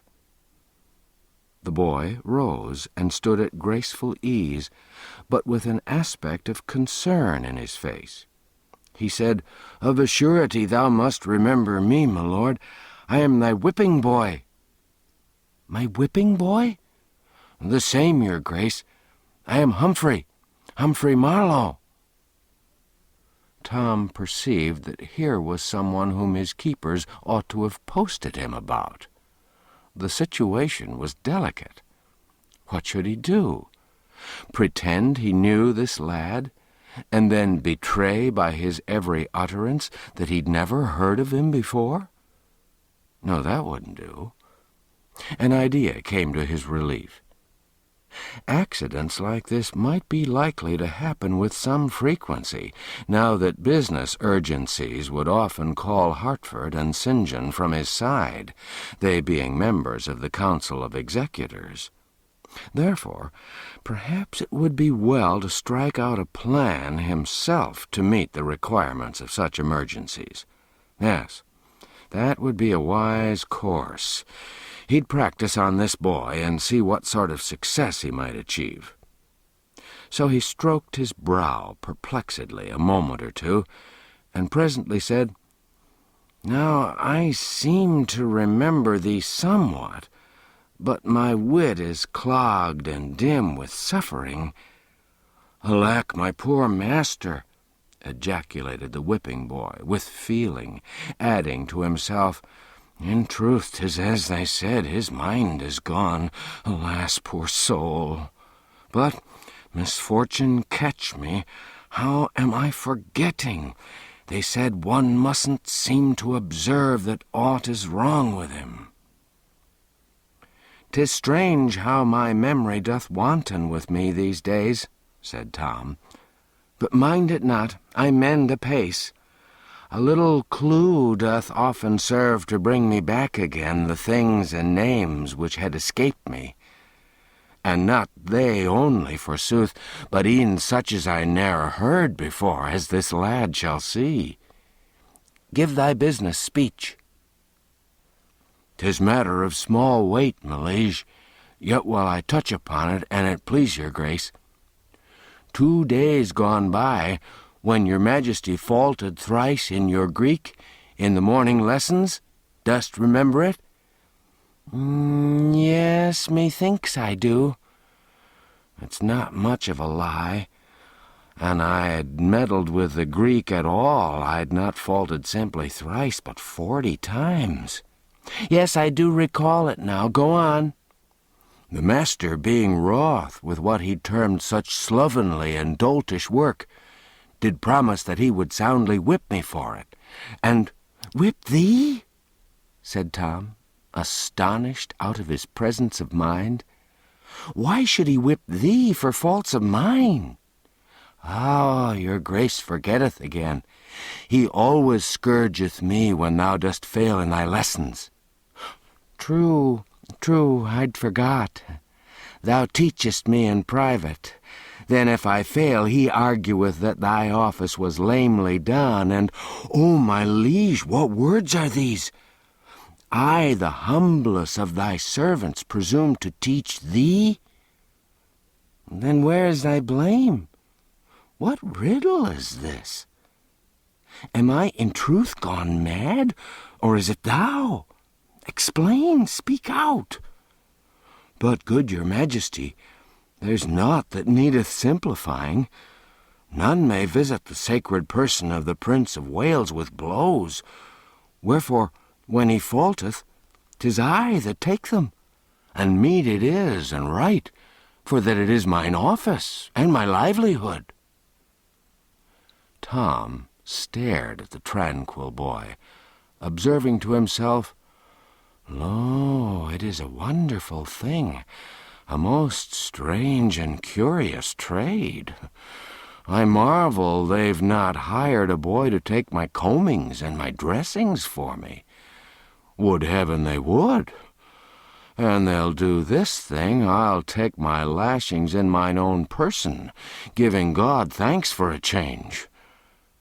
Then he said aloud, And hast thou been beaten, poor friend, according to the promise?" "No, good your majesty, my punishment was appointed for this day, and peradventure it may be annulled, as unbefitting the season of mourning that's come upon us. I know not, and so have made bold to come hither and remind your grace about your gracious promise to intercede in my behalf." "With the master? To save thee thy whipping? Ah, thou dost remember. My memory mendeth, thou seest. Set thy mind at ease. Thy back shall go unscathed. I'll see to it." "Oh, thanks, my good lord," cried the boy, dropping upon his knee again. "Mayhap I have ventured far in now, and yet—" Seeing Master Humphrey hesitate, Tom encouraged him to go on, saying he was in the granting mood. "Then will I speak it out, for it lieth near my heart. Since thou art no more Prince of Wales, but King, thou canst order matters as thou wilt, with none to say thee nay. Wherefore it's not in reason that thou wilt longer vex thyself with dreary studies, but wilt burn thy books and turn thy mind to things less irksome. Then am I ruined, and mine orphan sisters with me." "Ruined? Prithee, how?" "My back is my bread, O my gracious liege. If I go idle, I starve. And thou cease from study, mine office is gone. Thou'lt need no whipping boy. Don't turn me away." Tom was touched with this pathetic distress. He said with a right royal burst of generosity, "Discomfort thyself no further, lad. Thine office shall be permanent in thee and thy line forever." Then he struck the boy a light blow on the shoulder with the flat of his sword, exclaiming, "Rise, Humphrey Marlowe, hereditary grand whipping boy to the royal house of England. Banish sorrow. I will betake me to my books again, and study so ill that they must in justice treble thy wage, so mightily shall the business of thine office be augmented." The grateful Humphrey responded fervidly, "Thanks, O most noble master. This princely lavishness doth far surpass my most distempered dreams of fortune. Now shall I be happy all my days, and all the house of Marlowe after me." Tom had wit enough to perceive that here was a lad who could be useful to him. He encouraged Humphrey to talk, and he was nothing loath. He was delighted to believe that he was helping in Tom's cure, for always, as soon as he'd finished calling back to Tom's diseased mind the various particulars of his experiences and adventures in the royal schoolroom and elsewhere about the palace, he noticed that Tom was then able to recall the circumstances quite clearly. At the end of an hour, Tom found himself well freighted with very valuable information concerning personages and matters pertaining to the court. So he resolved to draw instruction from this source daily, and to this end he would give order to admit Humphrey to the royal closet whenever he might come, provided the Majesty of England was not engaged with other people. Humphrey had hardly been dismissed when my Lord Hertford arrived with more trouble for Tom. He said that the lords of the council, fearing that some overwrought report of the king's damaged health might have leaked out and got abroad, they deemed it wise and best that His Majesty should begin to dine in public after a day or two. His wholesome complexion and vigorous step, assisted by a carefully guarded repose of manner and ease and grace of demeanor, would more surely quiet the general pulse, in case any evil rumors had gone about, than any other scheme that could be devised. Then the Earl proceeded very delicately to instruct Tom as to the observances proper to the stately occasion, under the rather thin disguise of reminding him concerning things already known to him. But to his vast gratification, it turned out that Tom needed very little help in this line. He'd been making use of Humphrey in that direction, for Humphrey'd mentioned that within a few days he was to begin to dine in public, having gathered it from the swift-winged gossip of the court. Tom kept these facts to himself, however. Seeing the royal memory so improved, the Earl ventured to apply a few tests to it, in an apparently casual way, to find out how far its amendment had progressed. The results were happy here and there, in spots where Humphrey's tracks remained. And on the whole, my lord was greatly pleased and encouraged.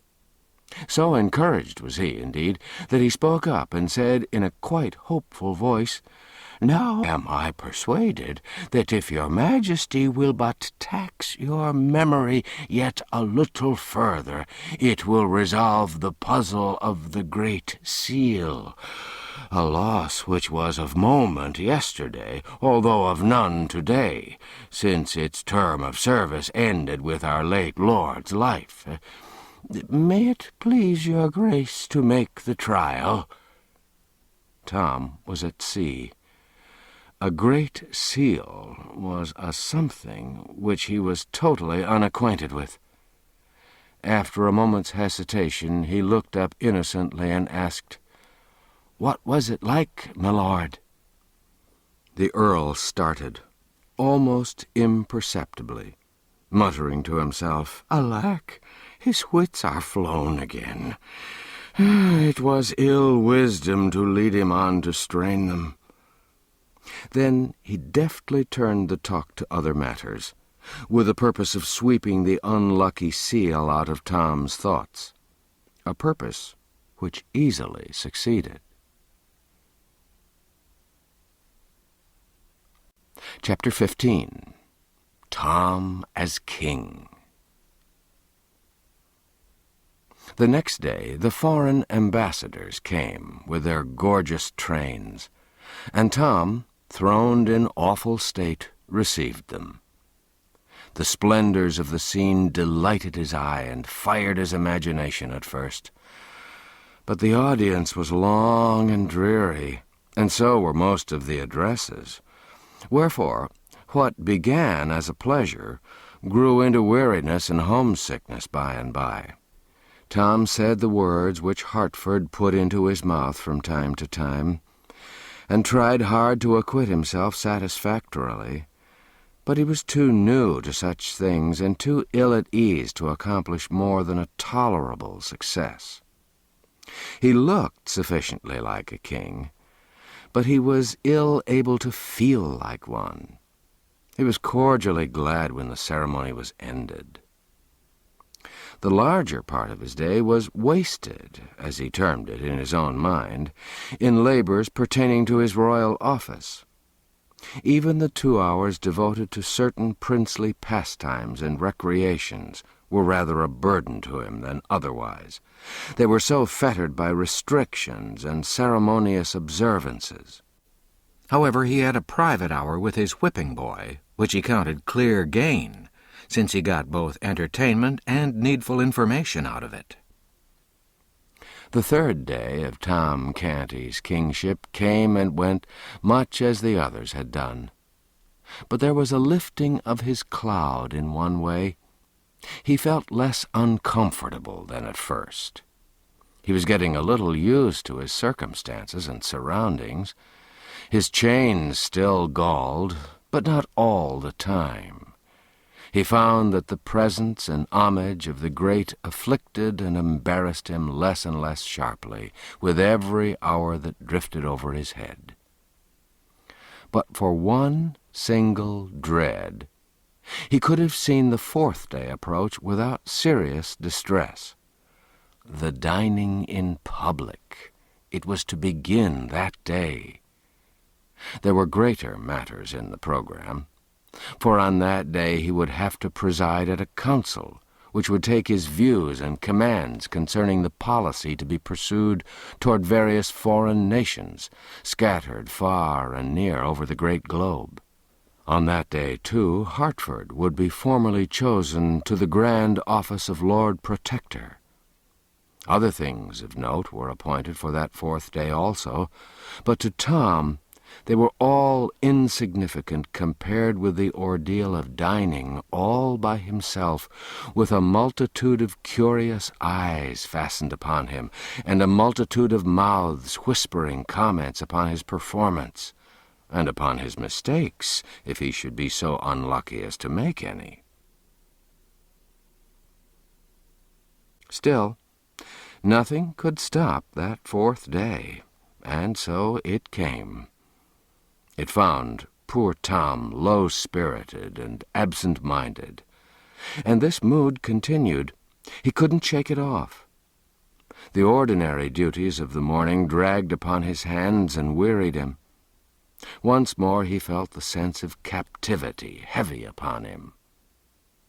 Late in the forenoon, he was in a large audience chamber, conversing with the Earl of Hertford, and duly awaiting the striking of the hour appointed for a visit of ceremony from a considerable number of great officials and courtiers.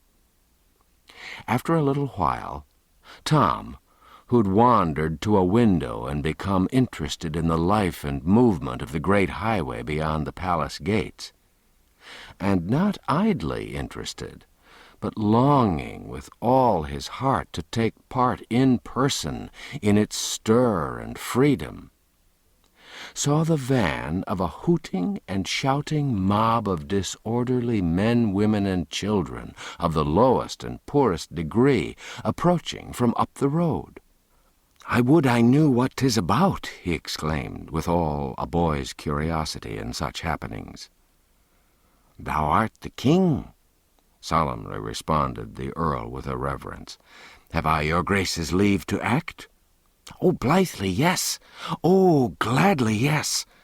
exclaimed Tom excitedly, adding to himself with a lively sense of satisfaction, "In truth, being a king's not all dreariness. It hath its compensations and conveniences." The Earl called a page and sent him to the captain of the guard with the order, "Let the mob be halted and inquiry made concerning the occasion of its movement, by the king's command." A few seconds later, a long rank of the royal guards, cased in flashing steel, filed out at the gates and formed across the highway in front of the multitude. A messenger returned to report that the crowd were following a man, a woman, and a young girl to execution for crimes committed against the peace and dignity of the realm. Death, and a violent death, for these poor unfortunates. The thought wrung Tom's heartstrings. The spirit of compassion took control of him, to the exclusion of all other considerations.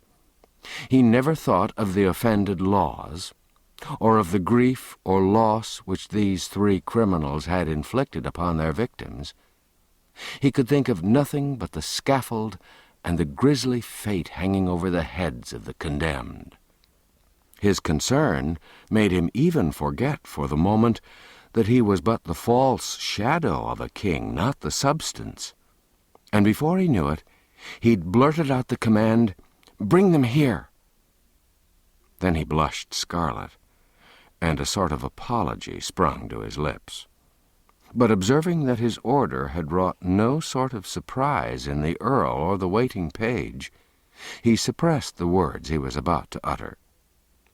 The page, in the most matter-of-course way, made a profound obeisance and retired backward out of the room to deliver the command. Tom experienced a glow of pride and a renewed sense of the compensating advantages of the kingly office.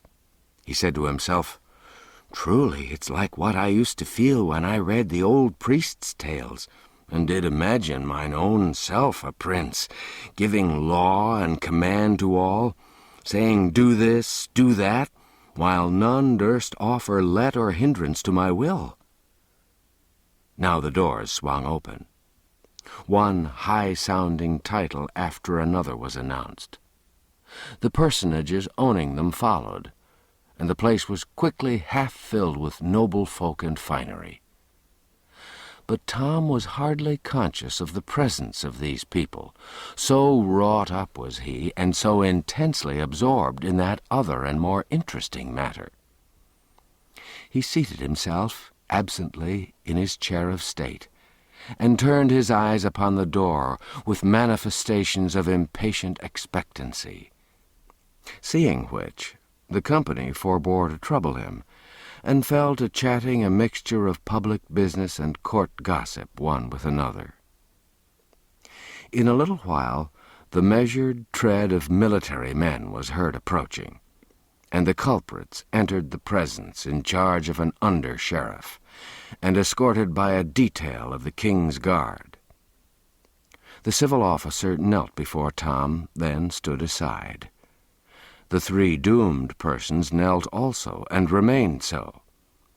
The guard took position behind Tom's chair. Tom scanned the prisoners curiously. Something about the dress or appearance of the man had stirred a vague memory in him. "Methinks I've seen this man ere now, but the when or the where failed me." Such was Tom's thought. Just then the man glanced quickly up and quickly dropped his face again, not being able to endure the awful port of sovereignty. But the one full glimpse of the face which Tom got was sufficient. He said to himself, "Now is the matter clear.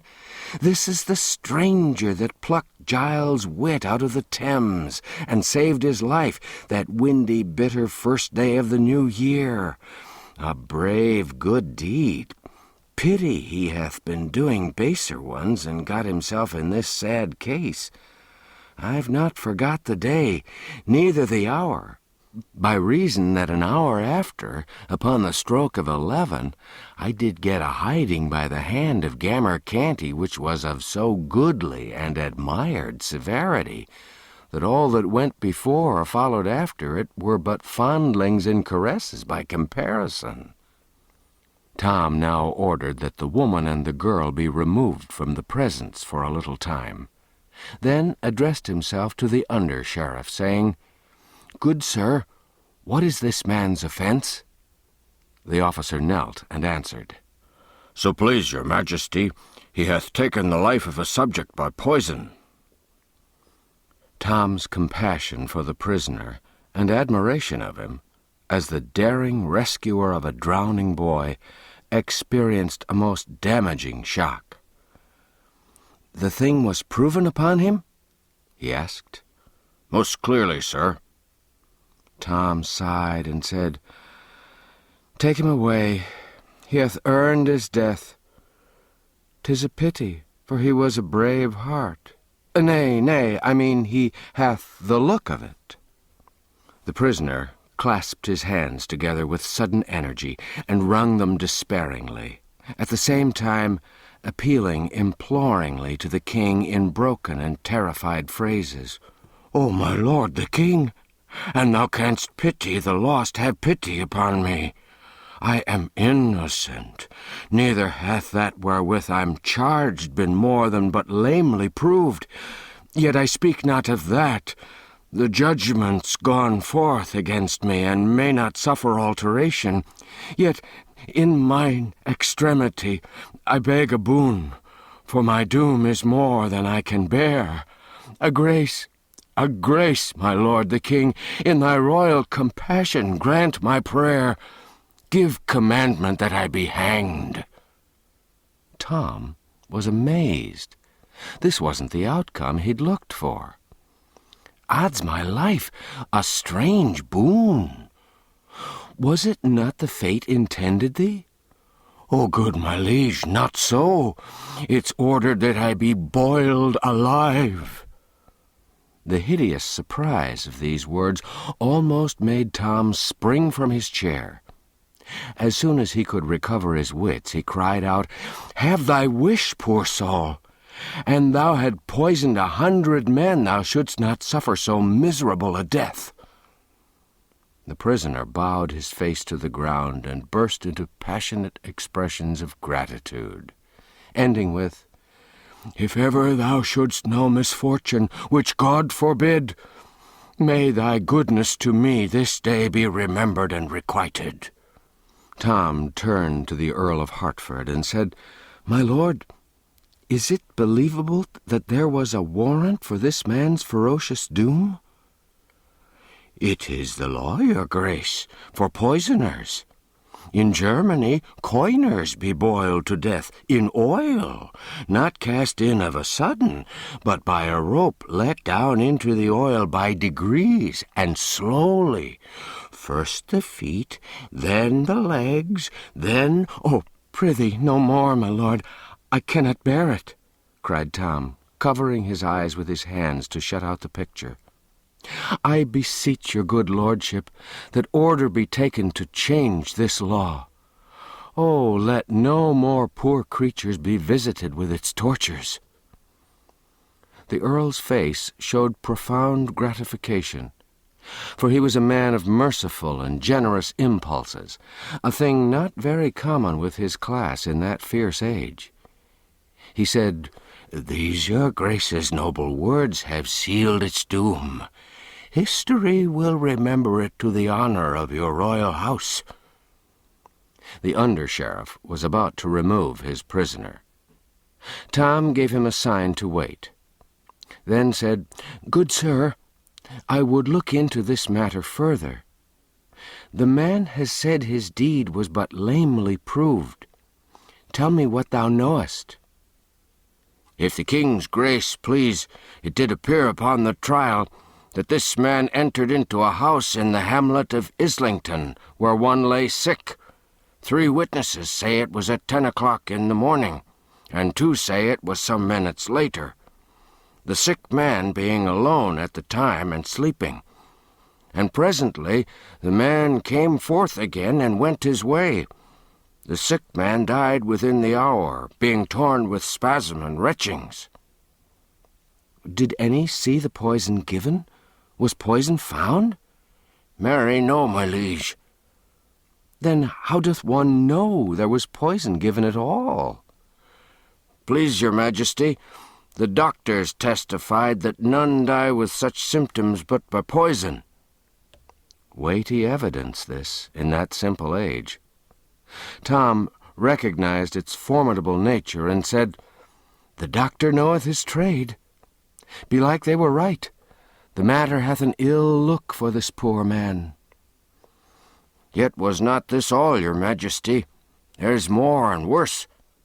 Many testified that a witch, since gone from the village, none know whither, did foretell and speak it privately in their ears that the sick man would die by poison, and more, that a stranger would give it, a stranger with brown hair and clothed in a worn and common garb. And surely this prisoner doth answer woundily to the bill. Please your majesty to give the circumstance that solemn weight which is its due, seeing it was foretold." This was an argument of tremendous force in that superstitious day. Tom felt that the thing was settled. If evidence was worth anything, this poor fellow's guilt was proved. Still, he offered the prisoner a chance, saying, "If thou canst say aught in thy behalf, speak." "Naught that will avail, my king. I am innocent, yet cannot I make it appear. I have no friends, else might I show that I was not in Islington that day. So also might I show that at that hour they name I was above a league away, seeing I was at Wapping Oldstairs. Yea, more, my king, for I could show that while they say I was taking life, I was saving it. A drowning boy—" "Peace. Sheriff, name the day the deed was done." "At 10 in the morning, or some minutes later, The first day of the new year, most illustrious. Let the prisoner go free. It is the king's will."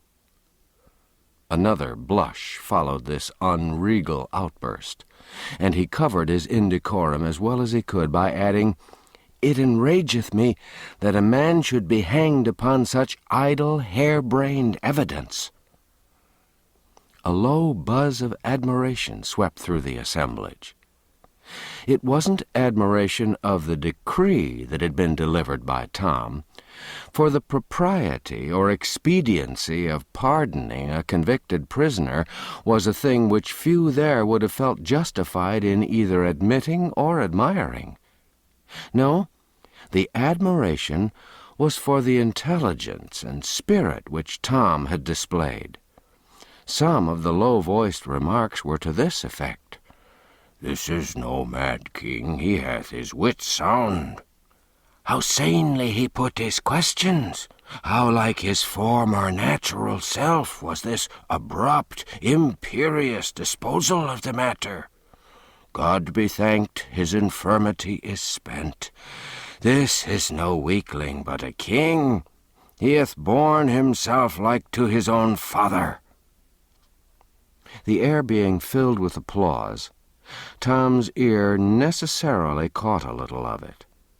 The effect which this had upon him was to put him greatly at his ease, and also to charge his system with very gratifying sensations. However, his juvenile curiosity soon rose superior to these pleasant thoughts and feelings.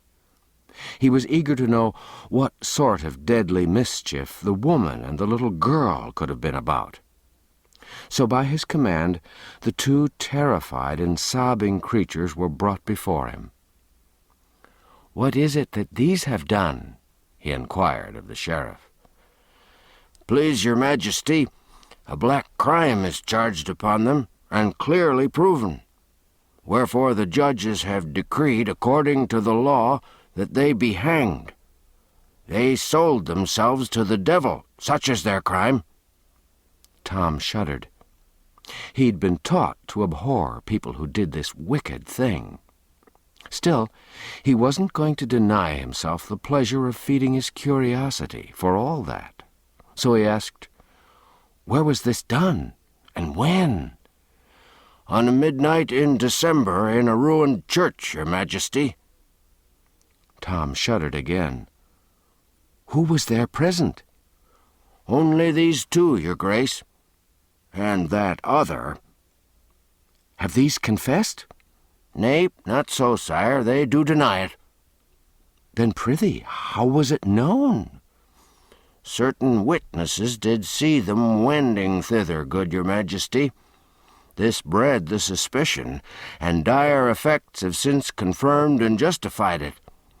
In particular, it's in evidence that through the wicked power so obtained, they did invoke and bring about a storm that wasted all the region round about. Above 40 witnesses have proved the storm, and sooth one might have had 1,000, for all had reason to remember it, sith all had suffered by it."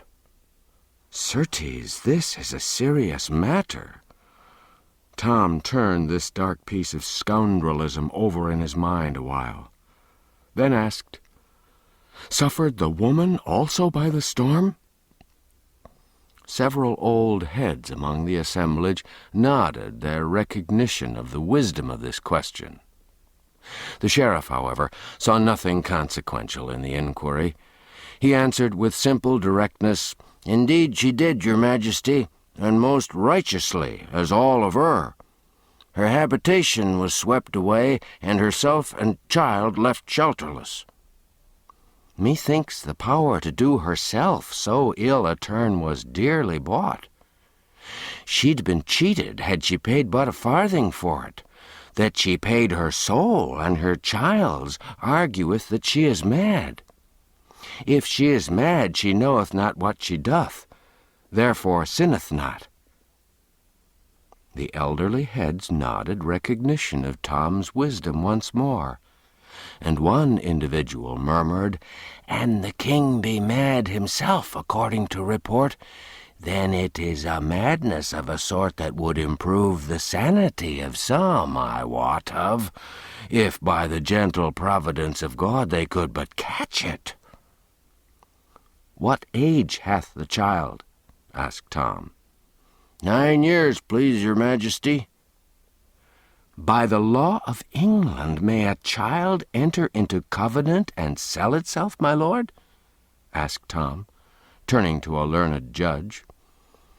"The law doth not permit a child to make or meddle in any weighty matter, good my liege, holding that its callow wit unfitteth it to cope with the riper wit and evil schemings of them that are its elders. The devil may buy a child if he so choose, and the child agree thereto, but not an Englishman. In this latter case the contract would be null and void." "It seemeth a rude, unchristian thing, and ill contrived, that English law denieth privileges to Englishmen to waste them on the devil," cried Tom with honest heat. This novel view of the matter excited many smiles, and was stored away in many heads to be repeated about the court as evidence of Tom's originality, as well as progress toward mental health. The elder culprit had ceased from sobbing, and was hanging upon Tom's words with an excited interest and a growing hope. Tom noticed this, and it strongly inclined his sympathies toward her in her perilous and unfriended situation. Presently he asked, "How wrought they to bring the storm?" "By pulling off their stockings, sire." This astonished Tom, and also fired his curiosity to fever heat. He said eagerly, "It's wonderful! Hath it always this dread effect?" "Always, my liege. At least if the woman desire it and utter the needful words, either in her mind or with her tongue." Tom turned to the woman and said with impetuous zeal, "Exert thy power! I would see a storm!" There was a sudden paling of cheeks in the superstitious assemblage, and a general, though unexpressed, desire to get out of the place, all of which was lost upon Tom, who was dead to everything but the proposed cataclysm. Seeing a puzzled and astonished look in the woman's face, he added excitedly, "Never fear, thou shalt be blameless. More, thou shalt go free, none shall touch thee. Exert thy power." "Oh, my lord the king, I have it not. I have been falsely accused." "Thy fears stay thee. Be of good heart, thou shalt suffer no harm. Make a storm, it mattereth not how small a one. I require naught great or harmful, but indeed prefer the opposite. Do this, and thy life is spared. Thou shalt go free with thy child, bearing the king's pardon, and safe from hurt or malice from any in the realm." The woman prostrated herself and protested, with tears, that she had no power to do the miracle, else she would gladly win her child's life alone, and be content to lose her own, if by obedience to the king's command so precious a grace might be acquired. Tom urged. The woman still adhered to her declarations. Finally he said, "I think the woman hath said true. An my mother were in her place, and gifted with the devil's functions, she hadn't stayed a moment to call her storms and lay the whole land in ruins, if the saving of my forfeit life were the price she got. It's argument that other mothers are made in like mould. Thou art free, good wife, thou and thy child, for I do think thee innocent. Now thou'st naught to fear, being pardoned. Pull off thy stockings, and thou canst make me a storm, thou shalt be rich." The redeemed creature was loud in her gratitude, and proceeded to obey, while Tom looked on with eager expectancy, a little marred by apprehension. the courtiers at the same time manifesting decided discomfort and uneasiness. The woman stripped her own feet, and then her little girl's also, and plainly did her best to reward the king's generosity with an earthquake. But it was all a failure and a disappointment. Tom sighed and said, "There, good soul, trouble thyself no further. Thy power is departed out of thee. Go thy way in peace, and if it return to thee any time, forget me not, but fetch me a storm." Chapter 16. The State Dinner. The dinner hour drew near. Yet, strangely enough, the thought brought but slight discomfort to Tom, and hardly any terror. The morning's experiences had wonderfully built up his confidence. The poor little ash-cat was already more wonted to his strange garret after 4 days' habit than a mature person could have become in a full month. A child's facility in accommodating itself to circumstances was never more strikingly illustrated. Let us privileged ones hurry to the great banqueting room and have a glance at matters there while Tom is being made ready for the imposing occasion. It's a spacious apartment, with gilded pillars and pilasters and pictured walls and ceilings. At the door stand tall guards as rigid as statues, dressed in rich and picturesque costumes and bearing halberds. In a high gallery which runs all around the place is a band of musicians and a packed company of citizens of both sexes in brilliant attire. In the center of the room, upon a raised platform, is Tom's table. Now let the ancient chronicler speak. A gentleman enters the room bearing a rod, and along with him another bearing a tablecloth, which, after they've both kneeled 3 times with the utmost veneration, he spreads upon the table, and after kneeling again they both retire. Then come 2 others, one with the rod again, the other with a salt cellar, a plate, and bread. When they've kneeled, as the others had done, and placed what was brought upon the table, they too retire with the same ceremonies performed by the first. At last come 2 nobles, richly clothed, one bearing a tasting knife, who, after prostrating themselves in the most graceful manner, approach and rub the table with bread and salt, with as much awe as if the king had been present. So end the solemn preliminaries. Now, far down the echoing corridors, we hear a bugle blast, and the indistinct cry, "Place for the king! Way for the king's most excellent majesty!" These sounds are momently repeated. They grow nearer and nearer, and presently, almost in our faces, the martial note peals and the cry rings out, "Way for the king!" At this instant, the shining pageant appears, and files in at the door with a measured march. Let the chronicler speak again. First come gentlemen, barons, earls, knights of the garter, all richly dressed and bareheaded. Next comes the chancellor, between 2, one of which carries the royal scepter, the other the sword of state in a red scabbard, studded with golden fleur-de-lis, the point upwards. Next comes the king himself, whom, upon his appearing, 12 trumpets and many drums salute with a great burst of welcome, whilst all in the galleries rise in their places, crying, "God save the king!" After him come nobles attached to his person, and on his right and left march his guard of honor, his 50 gentlemen pensioners with gilt battle-axes. This was all fine and pleasant. Tom's pulse beat high, and a glad light was in his eye. He bore himself right gracefully, and all the more so because he wasn't thinking of how he was doing it, his mind being charmed and occupied with the blithe sights and sounds about him. And besides, nobody can be very ungraceful in nicely fitting, beautiful clothes after he's grown a little used to them, especially if he is for the moment unconscious of them.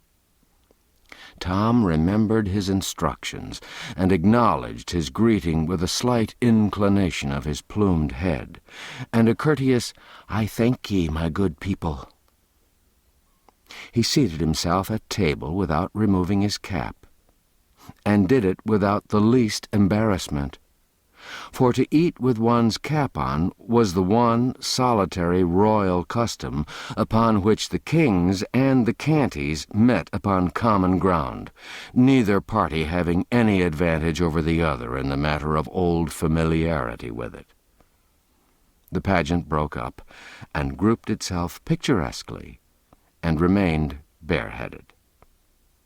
Now, to the sound of gay music, the yeomen of the guard entered, the tallest and mightiest men in England, they being selected in this regard. But we'll let the chronicler tell about it. The yeomen of the guard entered bareheaded, clothed in scarlet, with golden roses upon their backs.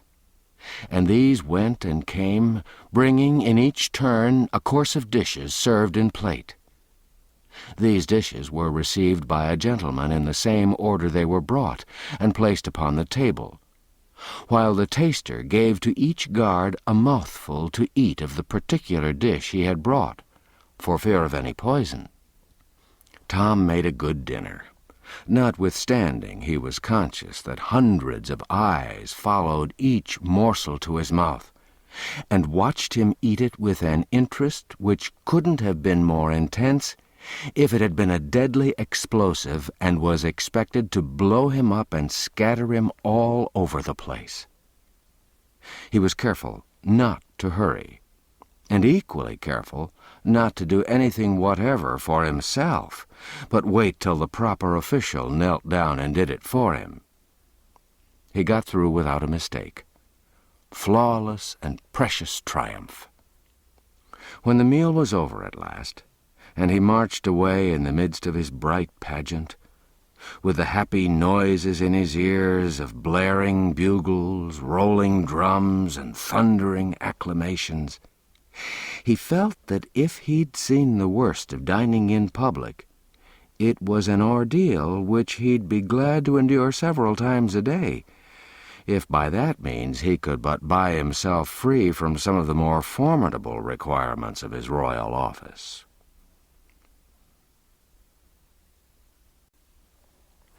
Chapter 17. Fufu the First. Miles Hendon hurried along toward the Southwark end of the bridge, keeping a sharp lookout for the persons he sought, and hoping and expecting to overtake them presently. He was disappointed in this, however. By asking questions, he was enabled to track them part of the way through Southwark. Then all traces ceased, and he was perplexed as to how to proceed. Still, he continued his efforts as best he could during the rest of the day. Nightfall found him leg-weary, half-famished, and his desire as far from accomplishment as ever. So he supped at the Tabard Inn and went to bed, resolved to make an early start in the morning, and give the town an exhaustive search. As he lay thinking and planning, he presently began to reason thus. The boy would escape from the ruffian, his reputed father, if possible. Would he go back to London and seek his former haunts? No, he'd not do that. He would avoid recapture. What then would he do? Never having had a friend in the world, or a protector, until he met Miles Hendon, he'd naturally try to find that friend again, provided the effort didn't require him to go toward London and danger. He'd strike for Hendon Hall, that's what he would do. For he knew Hendon was homeward bound, and there he might expect to find him. Yes, the case was plain to Hendon. He must lose no more time in Southwark, but move at once through Kent toward Monksholm, searching the wood and inquiring as he went. Let's return to the vanished little king now. The ruffian, whom the waiter at the inn on the bridge saw about to join the youth and the king, didn't exactly join them, but fell in close behind them and followed their steps. He said nothing. His left arm was in a sling, and he wore a large green patch over his left eye. He limped slightly, and used an oaken staff as a support. The youth led the king a crooked course through Southwark, and by struck into the high road beyond. The king was irritated now, and said he'd stop here. It was Hendon's place to come to him, not his to go to Hendon. He wouldn't endure such insolence. He'd stop where he was. The youth said, "Thou'lt tarry here, and thy friend lying wounded in the wood yonder? So be it, then." The king's manner changed at once. He cried out, "Wounded? And who hath dared to do it? But that is apart. Lead on, lead on. Faster, sirrah, art shod with lead? Wounded is he? Now, though the doer of it be a duke's son, he shall rue it."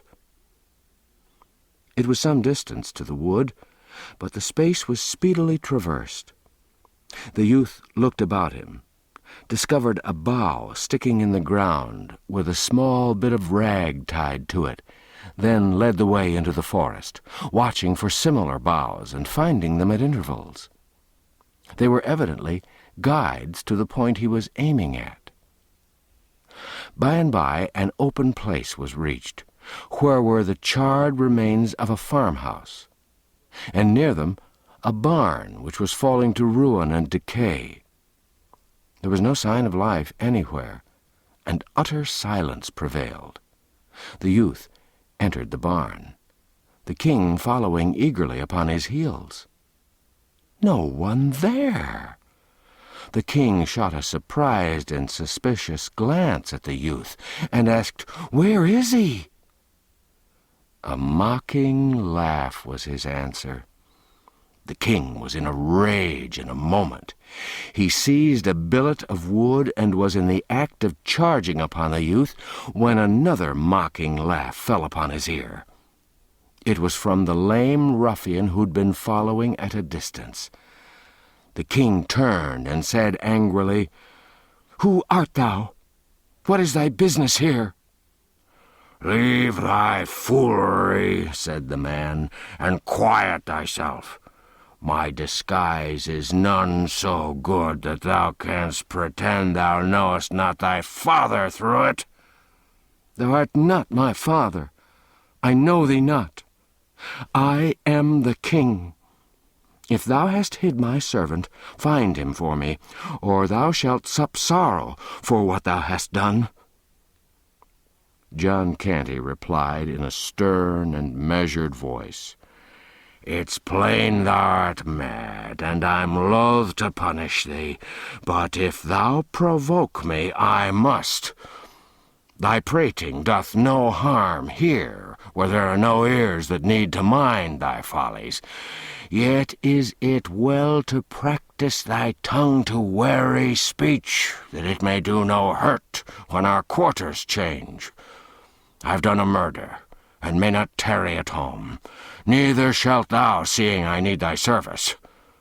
My name is changed for wise reasons. It is Hobbs, John Hobbs. Thine is Jack. Charge thy memory accordingly. Now then, speak. Where is thy mother? Where are thy sisters? They came not to the place appointed. Knowest thou whither they went?"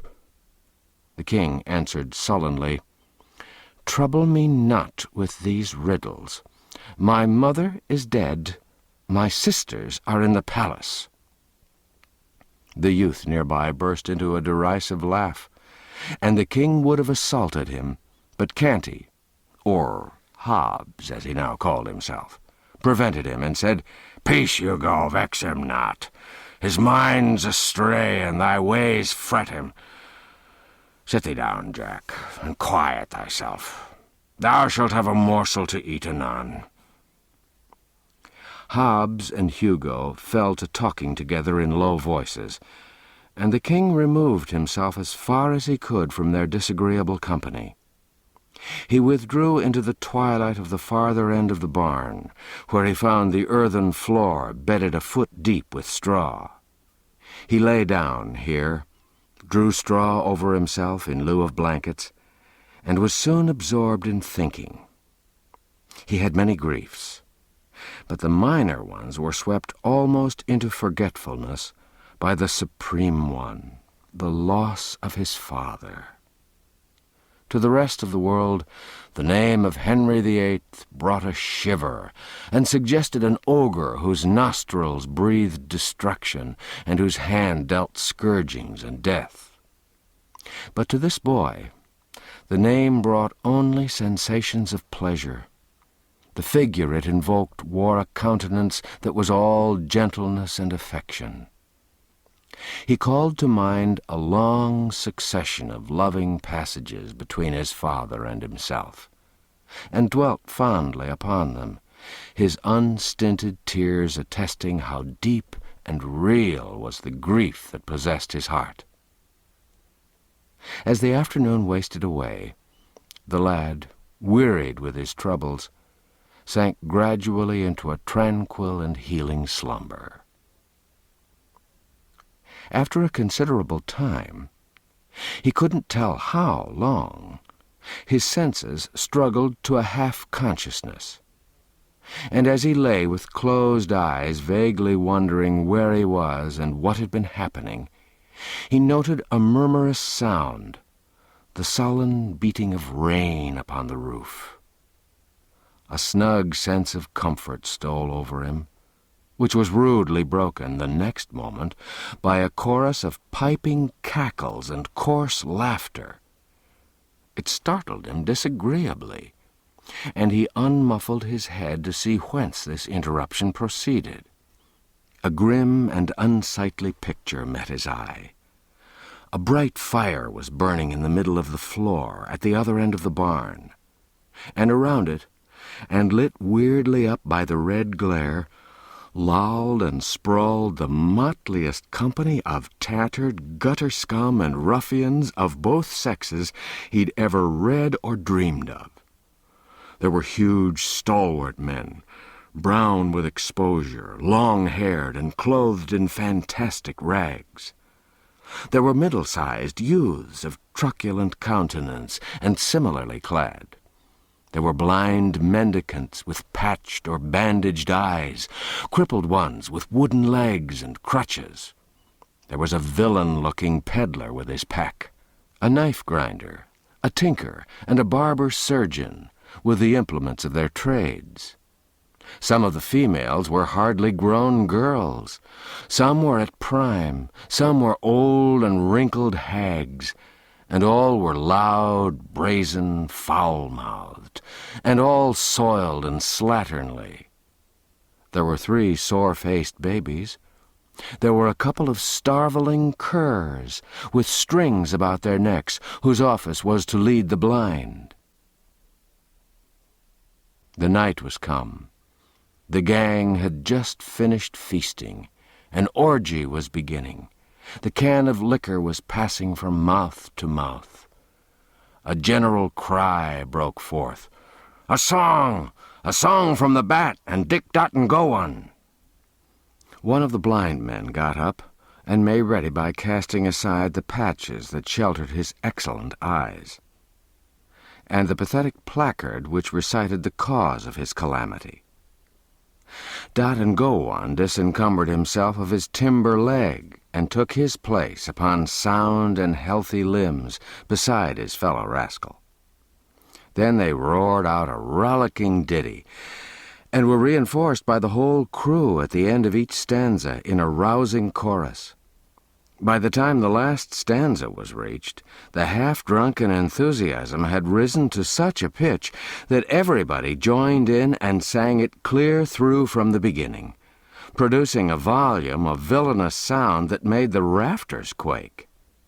These were the inspiring words. Bean Duckmans then booze morten ken the bean coves bings avast. On chates to trine by rum coves dine for his long lib at last. Binged out bean morts and tour, bing out of the rum vile bine, and tour the cove that cloyed your duds upon the chates to trine. Conversation followed, not in the thieves' dialect of the song, for that was only used in talk when unfriendly ears might be listening. In the course of it, it appeared that John Hobbs was not altogether a new recruit, but had trained in the gang at some former time. His later history was called for, and when he said he had accidentally killed a man, considerable satisfaction was expressed. When he added that the man was a priest, he was roundly applauded, and had to take a drink with everybody. Old acquaintances welcomed him joyously, and new ones were proud to shake him by the hand. He was asked why he'd tarried away so many months. He answered, "London is better than the country, and safer these late years. The laws be so bitter and so diligently enforced. And I'd not had that accident, I'd stayed there. I'd resolved to stay and never more venture countrywards. But the accident had ended that." He inquired how many persons the gang numbered now. The ruffler, or chief, answered, 25 sturdy budges, bulks, files, clapperdudgeons, and maunders, counting the dells and doxies and other morts. Most are here. The rest are wandering eastward along the winter lay. We follow at dawn. I do not see the Wen among the honest folk about me. Where may he be? Poor lad, his diet's brimstone now, and over hot for a delicate taste. He was killed in a brawl somewhere about midsummer. I sorrow to hear that. The Wen was a capable man and brave. That was he, truly. Black Bess is dells of us yet, but absent on the eastward tramp. A fine lass of nice ways and orderly conduct, none ever seeing her drunk above 4 days in the 7. She was ever strict, I remember it well, a goodly wench, and worthy all commendation. Her mother was more free and less particular, a troublesome and ugly-tempered beldame, but furnished with a wit above the common. We lost her through it. Her gift of palmistry and other sorts of fortune-telling begot for her at last a witch's name and fame. The law roasted her to death at a slow fire. It did touch me to a sort of tenderness to see the gallant way she met her lot, cursing and reviling all the crowd that gaped and gazed around her, whilst the flames licked upward toward her face and catched her thin locks and crackled about her old grey head. Cursing them, said I, cursing them. Why, an thou shouldst live 1,000 years, thou'dst never hear so masterful a cursing. Alack, her art died with her. There be base and weakling imitations left, but no true blasphemy. The ruffler sighed. The listeners sighed in sympathy. A general depression fell upon the company for a moment, for even hardened outcasts like these aren't wholly dead to sentiment, but are able to feel a fleeting sense of loss and affliction at wide intervals and under peculiarly favoring circumstances, as in cases like to this, for instance, when genius and culture depart and leave no heir. However, a deep drink all round soon restored the spirits of the mourners. "Have any other of our friends fared hardly?" asked Hobbs. "Some, yes, particularly newcomers, such as small husbandmen turned shiftless and hungry upon the world because their farms were taken from 'em to be changed to sheep ranges. They begged and were whipped at the cart's tail, naked from the girdle up till the blood ran, then set in the stocks to be pelted. They begged again, were whipped again, and deprived of an ear. They begged a third time, poor devils, what else could they do, and were branded on the cheek with a red-hot iron, then sold for slaves. They ran away, were hunted down, and hanged. 'Tis a brief tale, and quickly told. Others of us have fared less hardly. Stand forth, yokel, Burns, and Hodge. Show your adornments." These stood up and stripped away some of their rags, exposing their backs, criss-crossed with ropey old welts left by the lash. One turned up his hair and showed the place where a left ear had once been. Another showed a brand upon his shoulder, the letter V, and a mutilated ear. The third said, "I'm yokel, once a farmer and prosperous, with loving wife and kids. Now am I somewhat different in estate and calling, and the wife and kids are gone. Mayhap they are in heaven, mayhap in the other place. But the kindly God be thanked, they bide no more in England. My good old blameless mother strove to earn bread by nursing the sick. One of these died. The doctors knew not how, so my mother was burned for a witch, whilst my babes looked on and wailed, 'English law! Up all with your cups! Now all together with a cheer! Drink to the merciful English law that delivered her from the English hell!' Thank you, mates, one and all. I begged from house to house, I and the wife, bearing with us the hungry kids. But it was crime to be hungry in England, so they stripped us and lashed us through 3 towns. Drink ye all again to the merciful English law, for its lash drank deep of my Mary's blood, and its blessed deliverance came quick. She lies there in the potter's field, safe from all harms. And the kids, well, whilst the law lashed me from town to town, they starved. Drink, lads, only a drop to the poor kids that never did any creature harm. I begged again, begged for a crust, and got the stocks and lost an ear. See, here bides the stump. I begged again, and here's the stump of the other to keep me minded of it. And still I begged again, and was sold for a slave. Here, on my cheek, under this stain, if I washed it off, you might see the red S, the branding iron left there. A slave, do you understand that word? An English slave. That's he that stands before you. I've run from my master, and when I'm found, the heavy curse of heaven fall on the law of the land that hath commanded it, I'll hang." A ringing voice came through the murky air. "Thou shalt not, and this day the end of that law is come." All turned and saw the fantastic figure of the little king approaching hurriedly. As it emerged into the light and was clearly revealed, a general explosion of inquiries broke out. "Who is it? What is it? Who art thou, mannikin?" The boy stood unconfused in the midst of all those surprised and questioning eyes, and answered with princely dignity, "I am Edward, King of England."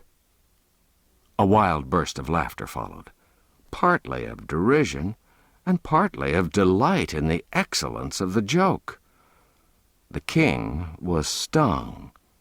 He said sharply, "Ye mannerless vagrants, is this your recognition of the royal boon I've promised?" He said more, with angry voice and excited gesture, but it was lost in a whirlwind of laughter and mocking exclamations.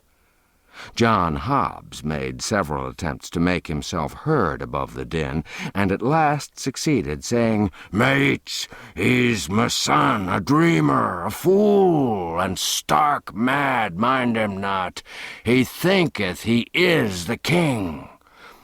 "I am the king," said Edward, turning toward him, "as thou shalt know to thy cost in good time. Thou hast confessed a murder. Thou shalt swing for it." "Thou'lt betray me, thou? And I get my hands upon thee? Tut, said the burly ruffler, interposing in time to save the king, and emphasizing this service by knocking Hobbs down with his fist.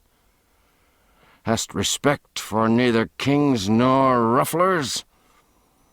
An thou insult my presence so again, I'll hang thee up myself." Then he said to his majesty, "Thou must make no threats against thy mates, lad, and thou must guard thy tongue from saying evil of them elsewhere. Be king, if it please thy mad humour, but be not harmful in it. Sink the title thou'st uttered. 'Tis treason. We be bad men in some few trifling ways, but none among us is so base as to be traitor to his king. We be loving and loyal hearts in that regard. Note if I speak truth. Now, all together, long live Edward, King of England!" "Long live Edward, King of England!" The response came with such a thundergust from the motley crew that the crazy building vibrated to the sound. The little king's face lighted with pleasure for an instant, and he slightly inclined his head and said with grave simplicity, "I thank you, my good people." This unexpected result threw the company into convulsions of merriment. When something like quiet was presently come again, the ruffler said firmly, but with an accent of good nature, "Drop it, boy. 'Tis not wise nor well. Humour thy fancy if thou must, but choose some other title." A tinker shrieked out a suggestion. "Foo-foo the First, King of the Mooncalves." The title took at once. Every throat responded, and a roaring shout went up of, "Long live Foo-foo the First, King of the Mooncalves," followed by hootings, catcalls, and peals of laughter. "Hail him forth and crown him! Robe him! Sceptre him! Throne him!" These and 20 other cries broke out at once, and almost before the poor little victim could draw a breath, he was crowned with a tin basin, robed in a tattered blanket, throned upon a barrel, and sceptered with the tinker's soldering iron. Then all flung themselves upon their knees about him, and sent up a chorus of ironical wailings and mocking supplications, while they swabbed their eyes with their soiled and ragged sleeves and aprons. "Be gracious to us, O sweet king! Trample not upon thy beseeching worms, O noble majesty! Pity thy slaves and comfort them with a royal kick!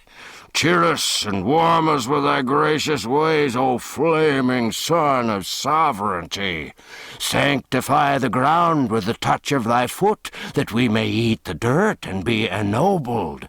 Deign to spit on us, O sire, that our children's children may tell of thy princely condescension, and be proud and happy forever." But the humorous tinker made the hit of the evening and carried off the honors. Kneeling, he pretended to kiss the king's foot, and was indignantly spurned, whereupon he went about begging for a rag to paste over the place upon his face which had been touched by the foot, saying it must be preserved from contact with the vulgar air, and that he should make his fortune by going on the highway and exposing it to view at the rate of 100 shillings a sight. He made himself so killingly funny that he was the envy and admiration of the whole mangy rabble. Tears of shame and indignation stood in the little monarch's eyes, and the thought in his heart was, "Had I offered them a deep wrong, they could not be more cruel. Yet have I proffered naught but to do them a kindness, and it's thus they use me for it."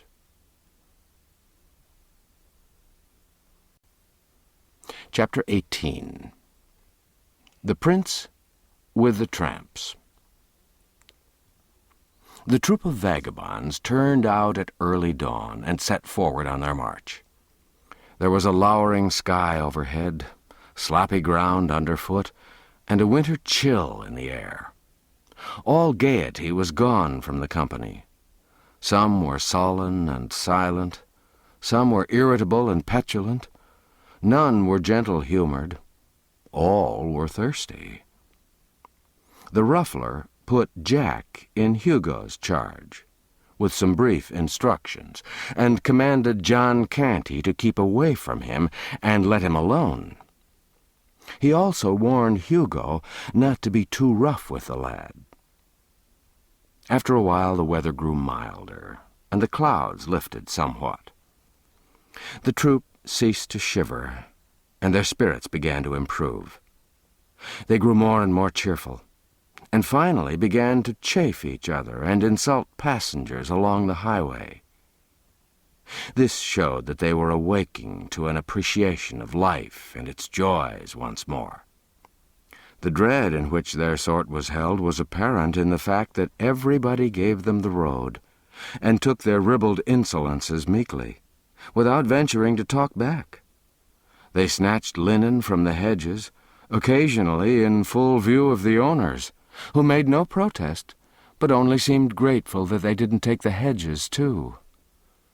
By and by they invaded a small farmhouse and made themselves at home, while the trembling farmer and his people swept the larder clean to furnish a breakfast for them. They chucked the housewife and her daughters under the chin while receiving the food from their hands, and made coarse jests about them, accompanied with insulting epithets and bursts of horse laughter. They threw bones and vegetables at the farmer and his sons, kept them dodging all the time, and applauded uproariously when a good hit was made. They ended by buttering the head of one of the daughters, who resented some of their familiarities.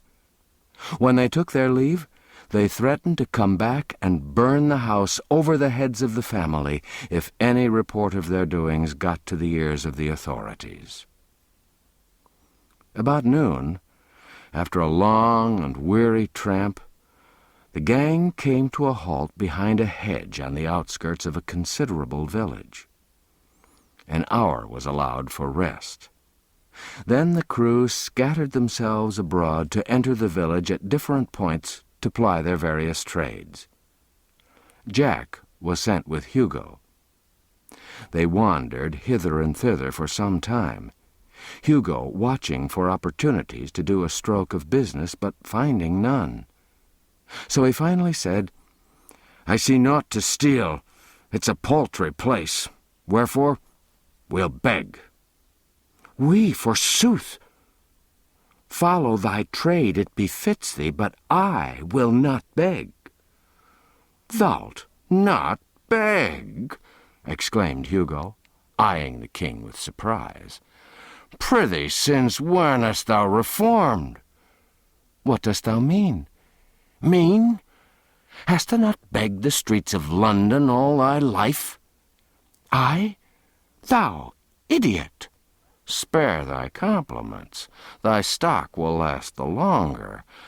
Thy father says thou hast begged all thy days. Mayhap he lied.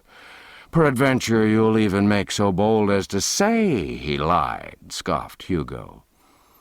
Him you call my father? Yes, he lied. Come, play not thy merry game of madman so far, mate. Use it for thy amusement, not thy hurt. An I tell him this, he'll scorch thee finely for it. Save thyself the trouble. I will tell him. I like thy spirit, I do in truth. But I don't admire thy judgment. Bone-rackings and bastings be plenty enow in this life, without going out of one's way to invite them. But a truce to these matters. I believe your father.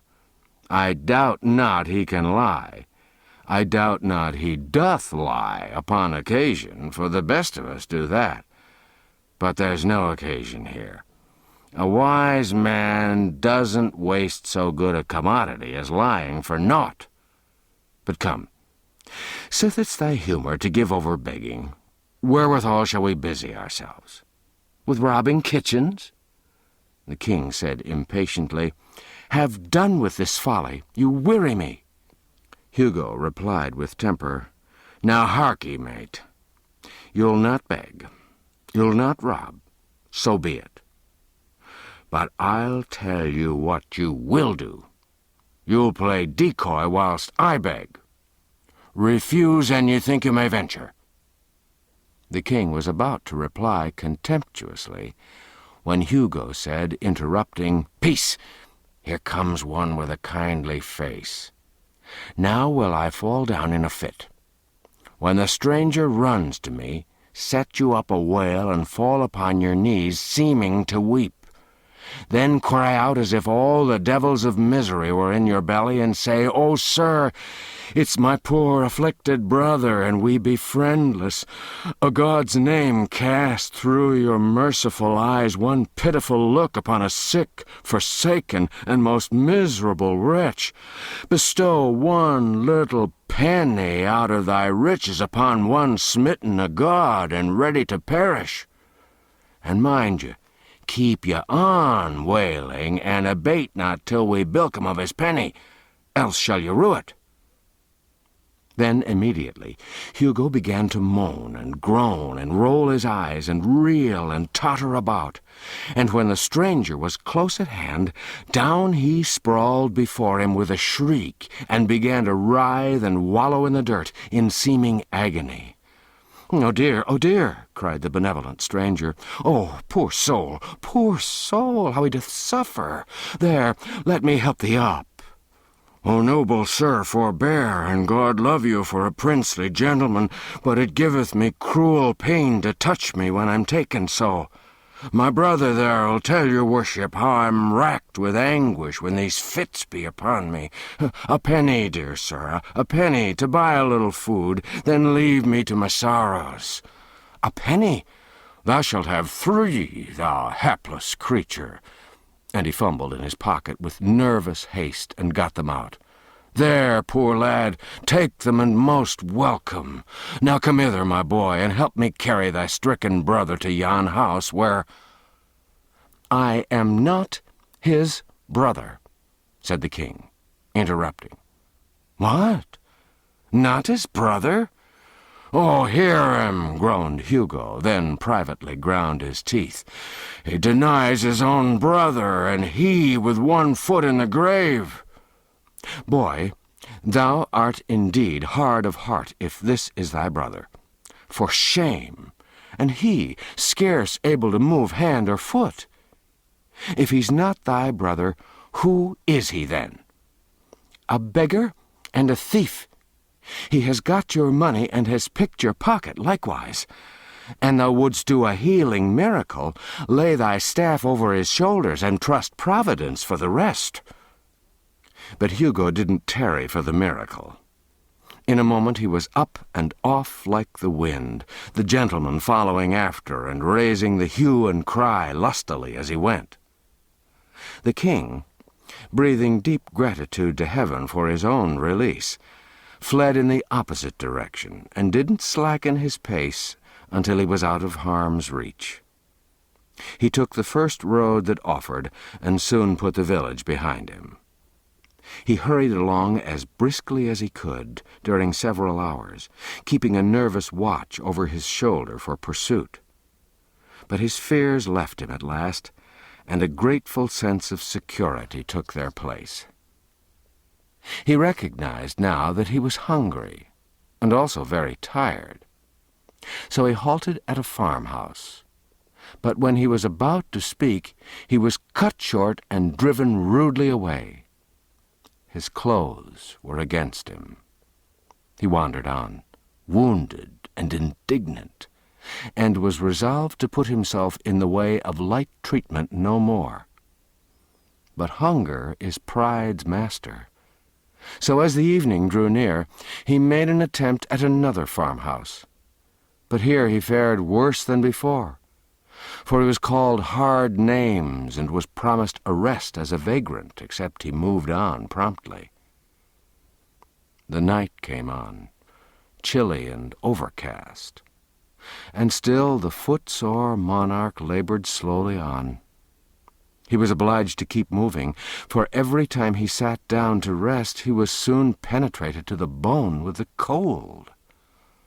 All his sensations and experiences, as he moved through the solemn gloom and the empty vastness of the night, were new and strange to him. At intervals he heard voices approach, pass by, and fade into silence.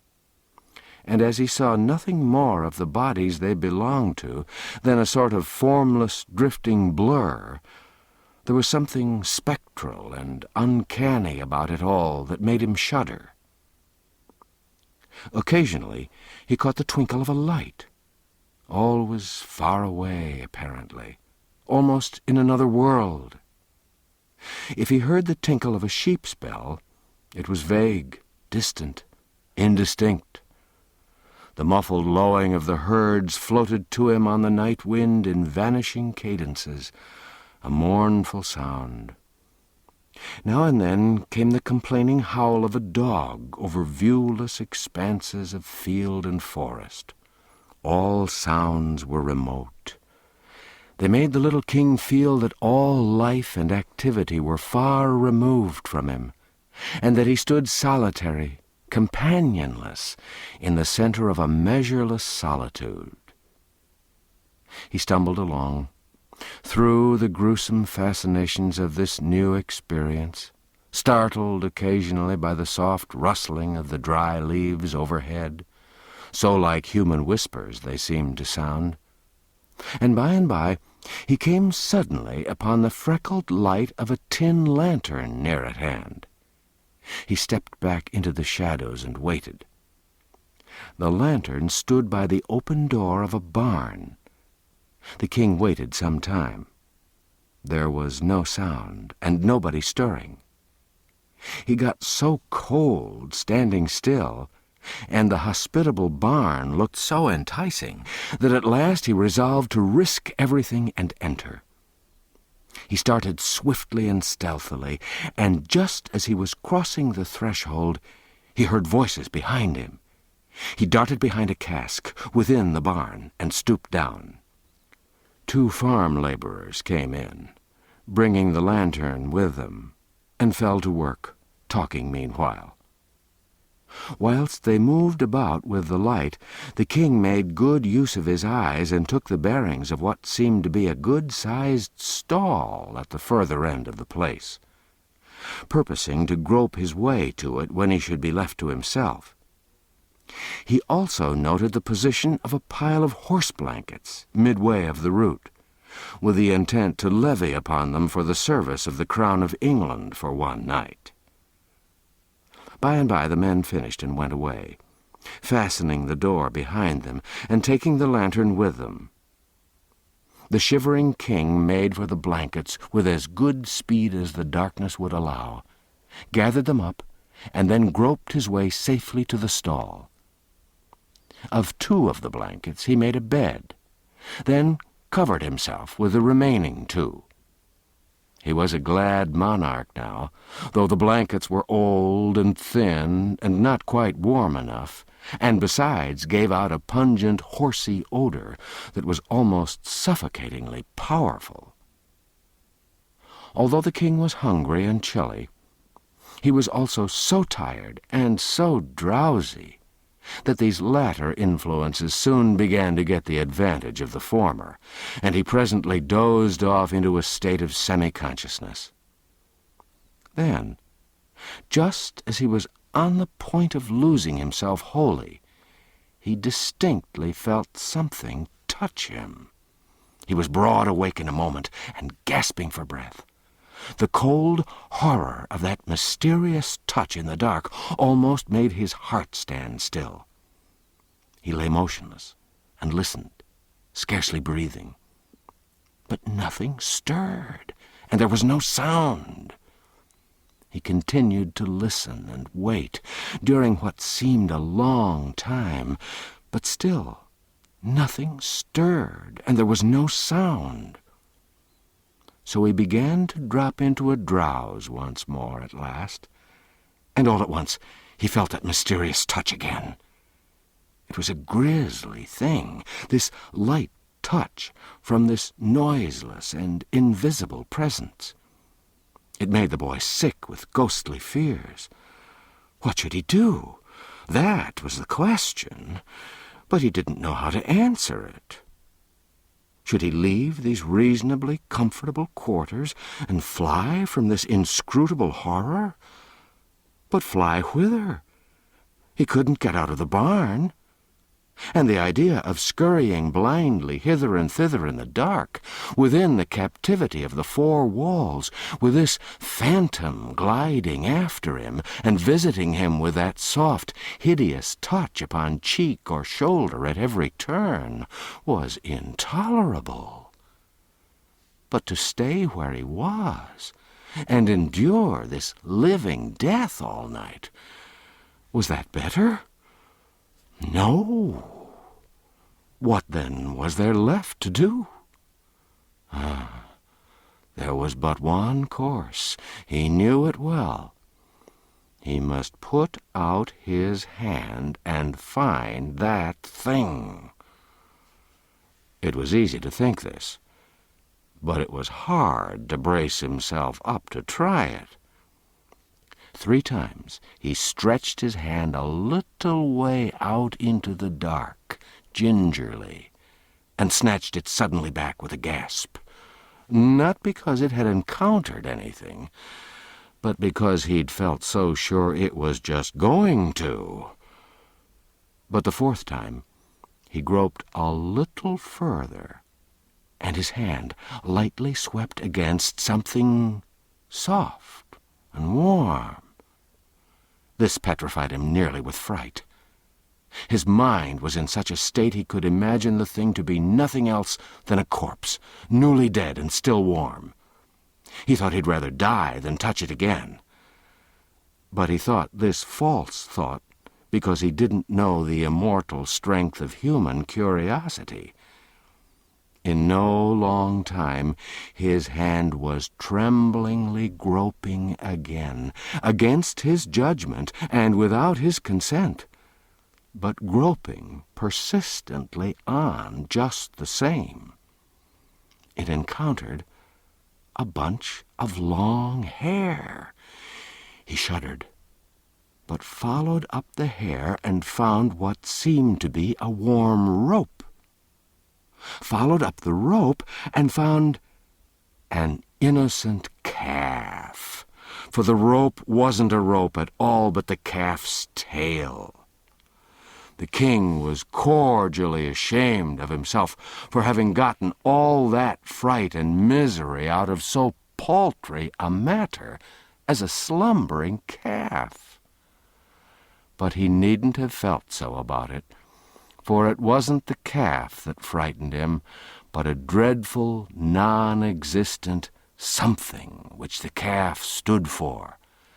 And any other boy in those old superstitious times would have acted and suffered just as he'd done. The king was not only delighted to find that the creature was only a calf, but delighted to have the calf's company, for he'd been feeling so lonesome and friendless that the company and comradeship of even this humble animal was welcome. And he'd been so buffeted, so rudely entreated by his own kind, that it was a real comfort to him to feel that he was at last in the society of a fellow creature that had at least a soft heart and a gentle spirit, whatever loftier attributes might be lacking. So he resolved to waive rank and make friends with the calf. While stroking its sleek, warm back, for it lay near him and within easy reach, it occurred to him that this calf might be utilized in more ways than one. Whereupon he rearranged his bed, spreading it down close to the calf. Then he cuddled himself up to the calf's back, drew the covers up over himself and his friend, and in a minute or two was as warm and comfortable as he'd ever been in the downy couches of the regal palace of Westminster. Pleasant thoughts came at once. Life took on a cheerfuller seeming. He was free of the bonds of servitude and crime, free of the companionship of base and brutal outlaws. He was warm, he was sheltered. In a word, he was happy. The night wind was rising. It swept by in fitful gusts that made the old barn quake and rattle. Then its forces died down at intervals, and went moaning and wailing around corners and projections. But it was all music to the king, now that he was snug and comfortable. Let it blow and rage, let it batter and bang, let it moan and wail, he minded it not. He only enjoyed it. He merely snuggled the closer to his friend in a luxury of warm contentment, and drifted blissfully out of consciousness into a deep and dreamless sleep that was full of serenity and peace. The distant dogs howled, the melancholy kine complained, and the winds went on raging, whilst furious sheets of rain drove along the roof. But the majesty of England slept on undisturbed, and the calf did the same, it being a simple creature, and not easily troubled by storms, or embarrassed by sleeping with a king.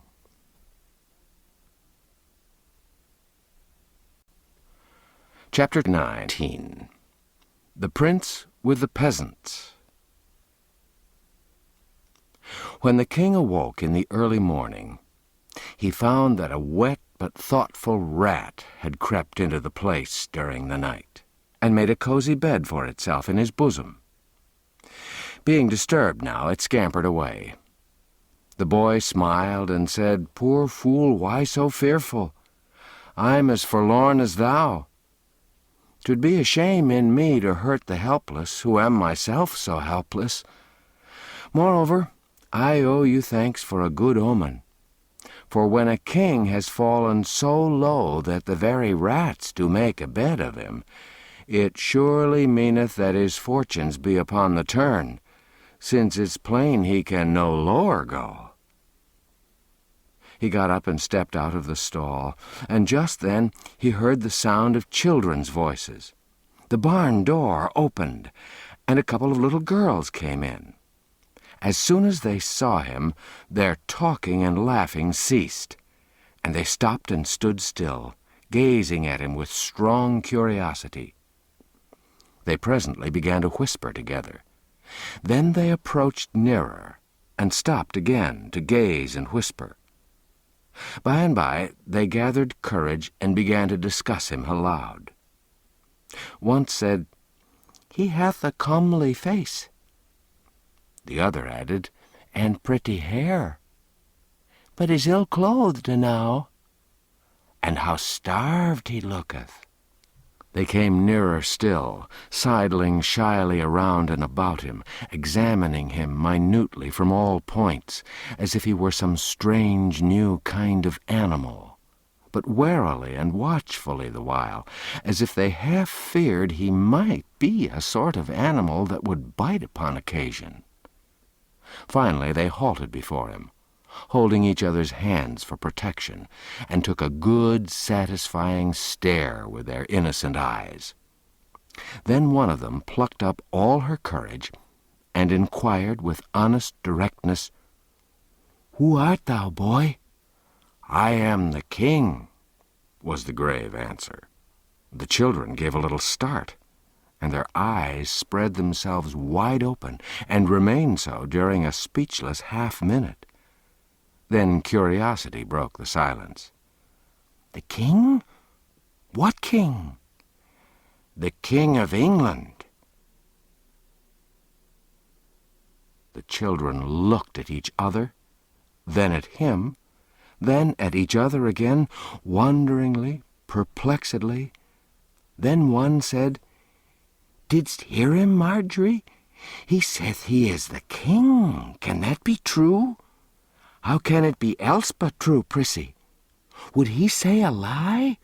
For look you, Prissy, an it were not true, it would be a lie. It surely would be, now think on't. For all things that be not true be lies. Thou canst make naught else out of it." It was a good, tight argument without a leak in it anywhere, and it left Prissy's half-doubts not a leg to stand on. She considered a moment, then put the king upon his honor with the simple remark, "If thou art truly the king, then I believe thee." "I am truly the king." This settled the matter. His Majesty's royalty was accepted without further question or discussion, and the two little girls began at once to inquire into how he came to be where he was, and how he came to be so unroyally clad, and whither he was bound, and all about his affairs. It was a mighty relief to him to pour out his troubles where they wouldn't be scoffed at or doubted. So he told his tale with feeling, forgetting even his hunger for the time, and it was received with the deepest and tenderest sympathy by the gentle little maids. But when he got down to his latest experiences, and they learned how long he'd been without food, they cut him short and hurried him away to the farmhouse to find a breakfast for him. The king was cheerful and happy now, and said to himself, "When I am come to mine own again, I will always honor little children, remembering how that these trusted me and believed in me in my time of trouble, whilst they that were older and thought themselves wiser mocked at me and held me for a liar." The children's mother received the king kindly and was full of pity, for his forlorn condition and apparently crazed intellect touched her womanly heart. She was a widow and rather poor. Consequently, she'd seen trouble enough to enable her to feel for the unfortunate. She imagined that the demented boy had wandered away from his friends or keepers. So she tried to find out whence he'd come, in order that she might take measures to return him. But all her references to neighboring towns and villages, and all her inquiries in the same line, went for nothing. The boy's face and his answers, too, showed that the things she was talking of weren't familiar to him. He spoke earnestly and simply about court matters, and broke down more than once when speaking of the late king, his father. But whenever the conversation changed to baser topics, he lost interest and became silent. The woman was mightily puzzled, but she didn't give up. As she proceeded with her cooking, she set herself to contriving devices to surprise the boy into betraying his real secret. She talked about cattle. He showed no concern. Then about sheep. The same result. So her guess that he'd been a shepherd boy was an error. She talked about mills, and about weavers, tinkers, smiths, trades, and tradesmen of all sorts, and about Bedlam, and jails, and charitable retreats. But no matter. She was baffled at all points. Not altogether, either, for she argued that she'd narrowed the thing down to domestic service. Yes, she was sure she was on the right track now. He must have been a house servant. So she led up to that. But the result was discouraging. The subject of sweeping appeared to weary him. Fire-building failed to stir him. Scrubbing and scouring awoke no enthusiasm. Then the good wife touched, with a perishing hope, and rather as a matter of form, upon the subject of cooking. To her surprise and her vast delight, the king's face lighted at once. Ah, she'd hunted him down at last, she thought, and she was right proud, too, of the devious shrewdness and tact which had accomplished it. Her tired tongue got a chance to rest now, for the king's, inspired by gnawing hunger and the fragrant smells that came from the sputtering pots and pans, turned itself loose and delivered itself up to such an eloquent dissertation upon certain toothsome dishes that within 3 minutes the woman said to herself, "Of a truth I was right. He hath holpen in a kitchen." Then he broadened his bill of fare and discussed it with such appreciation and animation that the good wife said to herself, "Good lack, how can he know so many dishes, and so fine ones withal? For these belong only upon the tables of the rich and great." Ah, now I see. Ragged outcast as he is, he must have served in the palace before his reason went astray. Yes, he must have helped in the very kitchen of the king himself. I'll test him. Full of eagerness to prove her sagacity, she told the king to mind the cooking a moment, hinting that he might manufacture and add a dish or two if he chose. Then she went out of the room and gave her children a sign to follow after. The king muttered, "Another English king had a commission like to this, in a bygone time. It's nothing against my dignity to undertake an office which the great Alfred stooped to assume. But I'll try to better serve my trust than he, for he let the cakes burn." The intent was good, but the performance wasn't answerable to it, for this king, like the other one, soon fell into deep thinkings concerning his vast affairs, and the same calamity resulted. The cookery got burned. The woman returned in time to save the breakfast from entire destruction, and she promptly brought the king out of his dreams with a brisk and cordial tongue-lashing. Then, seeing how troubled he was over his violated trust, she softened at once and was all goodness and gentleness toward him. The boy made a hearty and satisfying meal, and was greatly refreshed and gladdened by it. It was a meal which was distinguished by this curious feature, that rank was waived on both sides. Yet neither recipient of the favor was aware that it had been extended. The good wife had intended to feed this young tramp with broken victuals in a corner, like any other tramp, or like a dog. But she was so remorseful for the scolding she'd given him that she did what she could to atone for it by allowing him to sit at the family table and eat with his betters, on ostensible terms of equality with them. And the king, on his side, was so remorseful for having broken his trust after the family'd been so kind to him that he forced himself to atone for it by humbling himself to the family level, instead of requiring the woman and her children to stand and wait upon him, while he occupied their table in the solitary state due his birth and dignity. It does us all good to unbend sometimes. This good woman was made happy all the day long by the applauses she got out of herself for her magnanimous condescension to a tramp. And the king was just as self-complacent over his gracious humility toward a humble peasant woman. When breakfast was over, the housewife told the king to wash up the dishes. This command was a staggerer for a moment, and the king came near to rebelling. But then he said to himself, "Alfred the Great watched the cakes. Doubtless he would have washed the dishes too. Therefore will I essay it."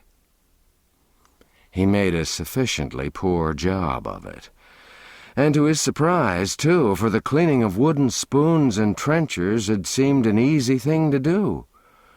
It was a tedious and troublesome piece of work, but he finished it at last. He was becoming impatient to get away on his journey now. However, he wasn't to lose this thrifty dame's society so easily. She furnished him some little odds and ends of employment, which he got through with after a fair fashion and with some credit. Then she set him and the little girls to paring some winter apples. But he was so awkward at this service that she retired him from it and gave him a butcher knife to grind. Afterward she kept him carding wool until he began to think he'd laid the good King Alfred about far enough in the shade for the present, in the matter of showy menial heroisms that would read picturesquely in storybooks and histories, and so he was half-minded to resign. And when, just after the noonday dinner, the good wife gave him a basket of kittens to drown, he did resign. At least, he was just going to resign, for he felt that he must draw the line somewhere, and it seemed to him that to draw it at kitten drowning was about the right thing, when there was an interruption. The interruption was John Canty, with a peddler's pack on his back, and Hugo. The king discovered these rascals approaching the front gate before they had had a chance to see him. So he said nothing about drawing the line, but took up his basket of kittens and stepped quietly out the back way without a word.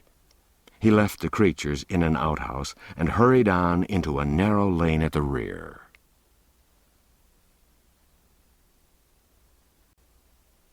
Chapter 20. The Prince and the Hermit. The high hedge hid him from the house now, and so, under the impulse of a deadly fright, he let out all his forces and sped toward a wood in the distance. He never looked back until he'd almost gained the shelter of the forest. Then he turned and descried two figures in the distance. That was sufficient. He didn't wait to scan them critically, but hurried on, and never abated his pace till he was far within the twilight depths of the wood. Then he stopped, being persuaded that he was now tolerably safe. He listened intently, but the stillness was profound and solemn, awful even, and depressing to the spirits. At wide intervals his straining ear did detect sounds, but they were so remote and hollow and mysterious that they seemed not to be real sounds, but only the moaning and complaining ghosts of departed ones. So the sounds were yet more dreary than the silence which they interrupted. It was his purpose, in the beginning, to stay where he was the rest of the day. But a chill soon invaded his perspiring body, and he was at last obliged to resume movement in order to get warm. He struck straight through the forest, hoping to pierce to a road presently. But he was disappointed in this. He traveled on and on, but the farther he went, the denser the wood became apparently. The gloom began to thicken by and by, and the king realized that the night was coming on. It made him shudder to think of spending it in such an uncanny place. So he tried to hurry faster, but he only made the less speed, for he could not now see well enough to choose his steps judiciously. Consequently, he kept tripping over roots and tangling himself in vines and briars. And how glad he was when at last he caught the glimmer of a light. He approached it warily, stopping often to look about him and listen. It came from an unglazed window opening in a little hut. He heard a voice now, and felt a disposition to run and hide. But he changed his mind at once, for this voice was praying, evidently. He glided to the one window of the hut, raised himself on tiptoe, and stole a glance within. The room was small. Its floor was the natural earth, beaten hard by use. In a corner was a bed of rushes and a ragged blanket or two. Near it was a pail, a cup, a basin, and 2 or 3 pots and pans. There was a short bench and a 3-legged stool. On the hearth the remains of a faggot fire were smoldering. Before a shrine, which was lighted by a single candle, knelt an aged man, and on an old wooden box at his side lay an open book and a human skull. The man was of large, bony frame. His hair and whiskers were very long and snowy white. He was clothed in a robe of sheepskins, which reached from his neck to his heels. "A holy hermit," said the king to himself. "Now am I indeed fortunate." The hermit rose from his knees. The king knocked. A deep voice responded, "Enter, but leave sin behind, for the ground whereon thou shalt stand is holy." The king entered and paused. The hermit turned a pair of gleaming, unrestful eyes upon him and said, "Who art thou?" "I am the king," came the answer, with placid simplicity. "Welcome, king," cried the hermit with enthusiasm. Then, bustling about with feverish activity and constantly saying, "Welcome, welcome," he arranged his bench, seated the king on it by the hearth, threw some faggots on the fire, and finally fell to pacing the floor with a nervous stride. "Welcome. Many have sought sanctuary here, but they were not worthy and were turned away. But a king who casts his crown away and despises the vain splendors of his office and clothes his body in rags, to devote his life to holiness and the mortification of the flesh, he is worthy, he is welcome. Here shall he abide all his days till death come." The king hastened to interrupt and explain, but the hermit paid no attention to him, didn't even hear him apparently, but went right on with his talk, with a raised voice and a growing energy. "And thou shalt be at peace here. None shall find out thy refuge to disquiet thee with supplications to return to that empty and foolish life which God hath moved thee to abandon. Thou shalt pray here. Thou shalt study the book. Thou shalt meditate upon the follies and delusions of this world, and upon the sublimities of the world to come. Thou shalt feed upon crusts and herbs, and scourge thy body with whips daily, to the purifying of thy soul. Thou shalt wear a hair shirt next thy skin. Thou shalt drink water only, and thou shalt be at peace. Yes, wholly at peace. For whoso comes to seek thee shall go his way again baffled. He shall not find thee. He shall not molest thee. The old man, still pacing back and forth, ceased to speak aloud and began to mutter. The king seized this opportunity to state his case, and he did it with an eloquence inspired by uneasiness and apprehension. But the hermit went on muttering and gave no heed. And still muttering, he approached the king and said impressively, "Shh! I will tell you a secret." He bent down to impart it, but checked himself and assumed a listening attitude. After a moment or two, he went on tiptoe to the window opening, put his head out, and peered around in the gloaming. Then came tiptoeing back again, put his face close down to the king's, and whispered, "I am an archangel." The king started violently, and said to himself, "Would God I were with the outlaws again, for lo, now am I the prisoner of a madman." His apprehensions were heightened, and they showed plainly in his face. In a low, excited voice, the hermit continued, "I see you feel my atmosphere. There's awe in your face. None may be in this atmosphere and not be thus affected, for it is the very atmosphere of heaven. I go thither and return in the twinkling of an eye. I was made an archangel on this very spot. It is 5 years ago, by angels sent from heaven to confer that awful dignity. Their presence filled this place with an intolerable brightness, and they knelt to me, king.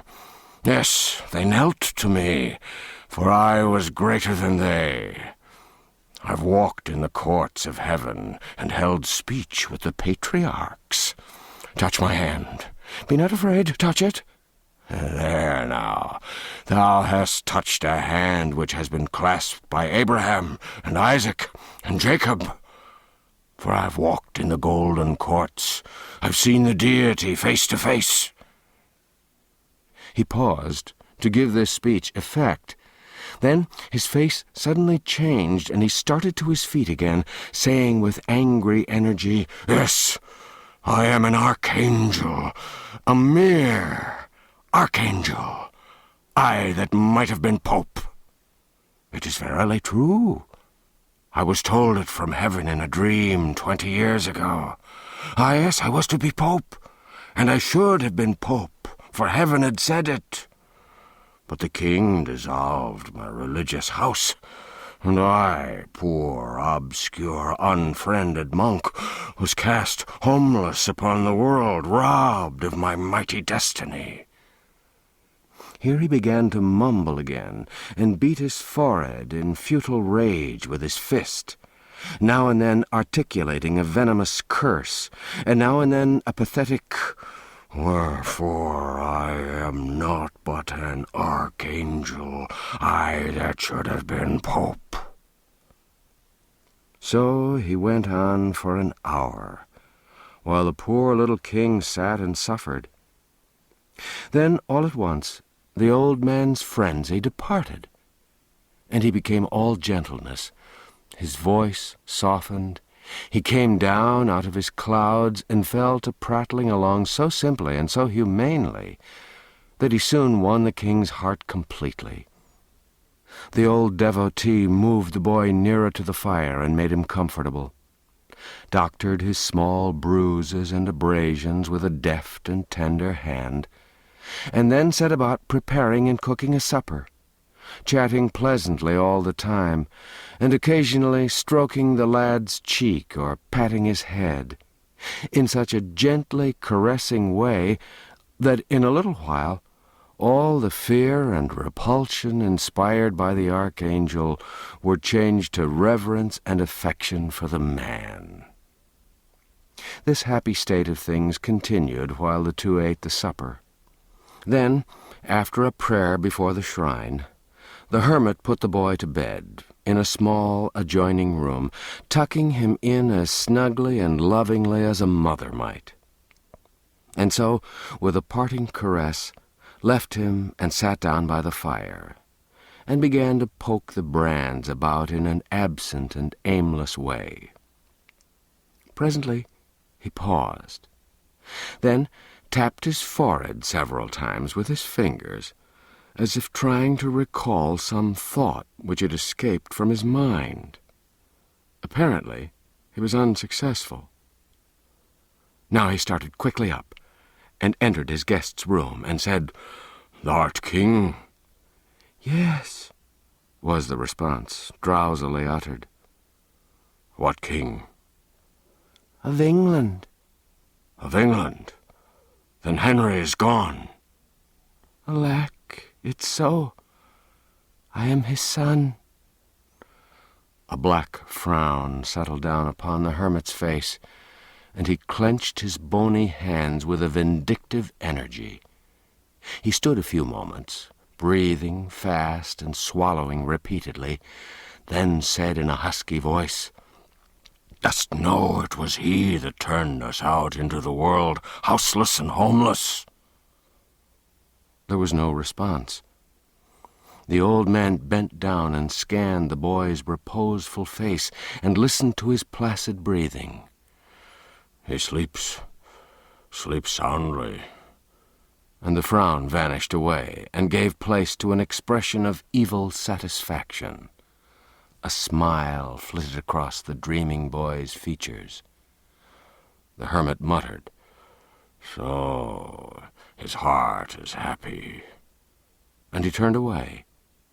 He went stealthily about the place, seeking here and there for something, now and then halting to listen, now and then jerking his head around and casting a quick glance toward the bed, and always muttering, always mumbling to himself.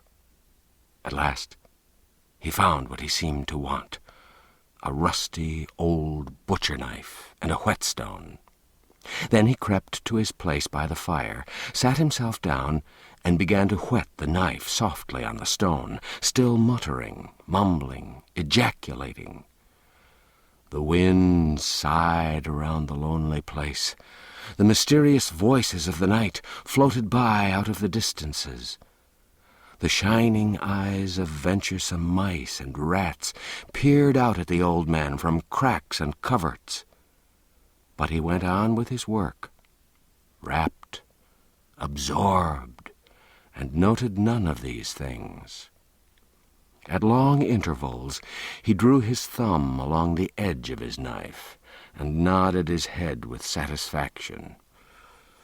"It grows sharper," he said. "Yes, it grows sharper." He took no note of the flight of time, but worked tranquilly on, entertaining himself with his thoughts, which broke out occasionally in articulate speech. "His father wrought us evil. He destroyed us, and is gone down into the eternal fires.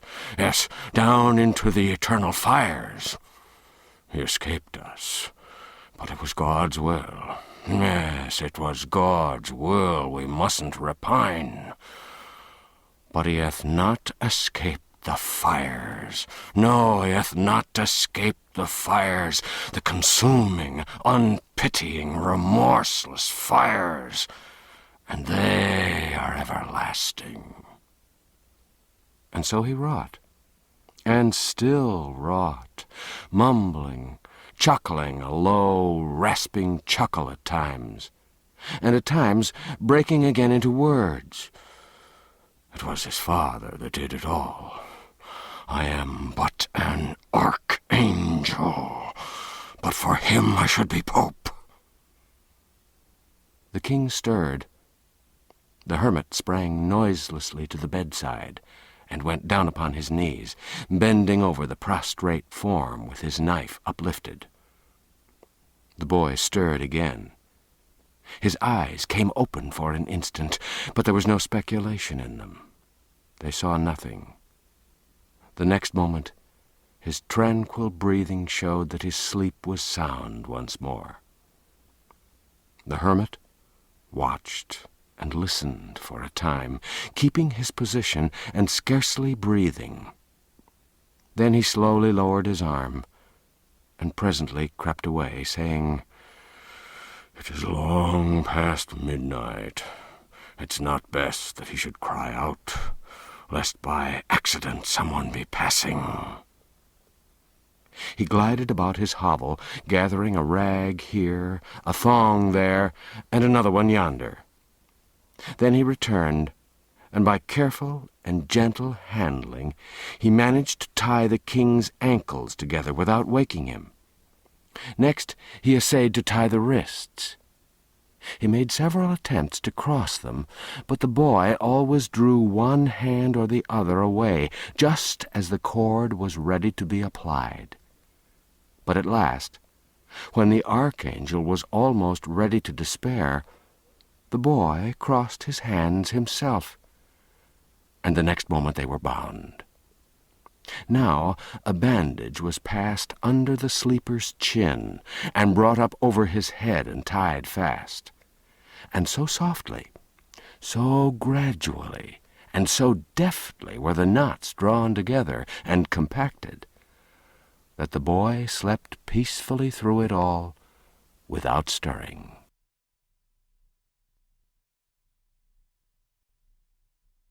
Chapter 21. Hendon to the Rescue.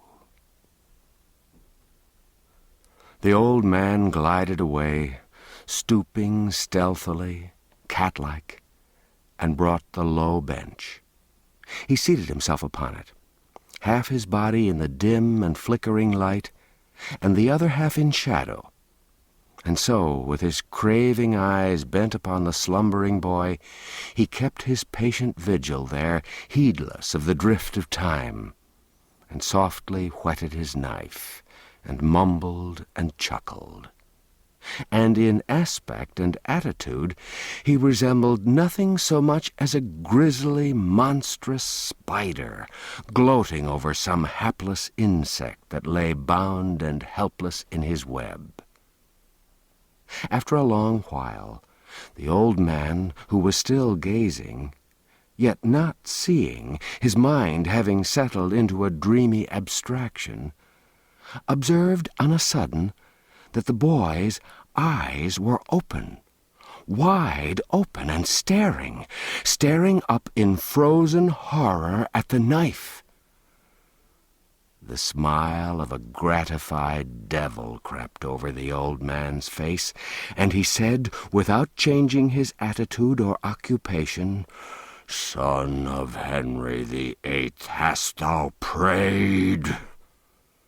The boy struggled helplessly in his bonds, and at the same time forced a smothered sound through his closed jaws, which the hermit chose to interpret as an affirmative answer to his question.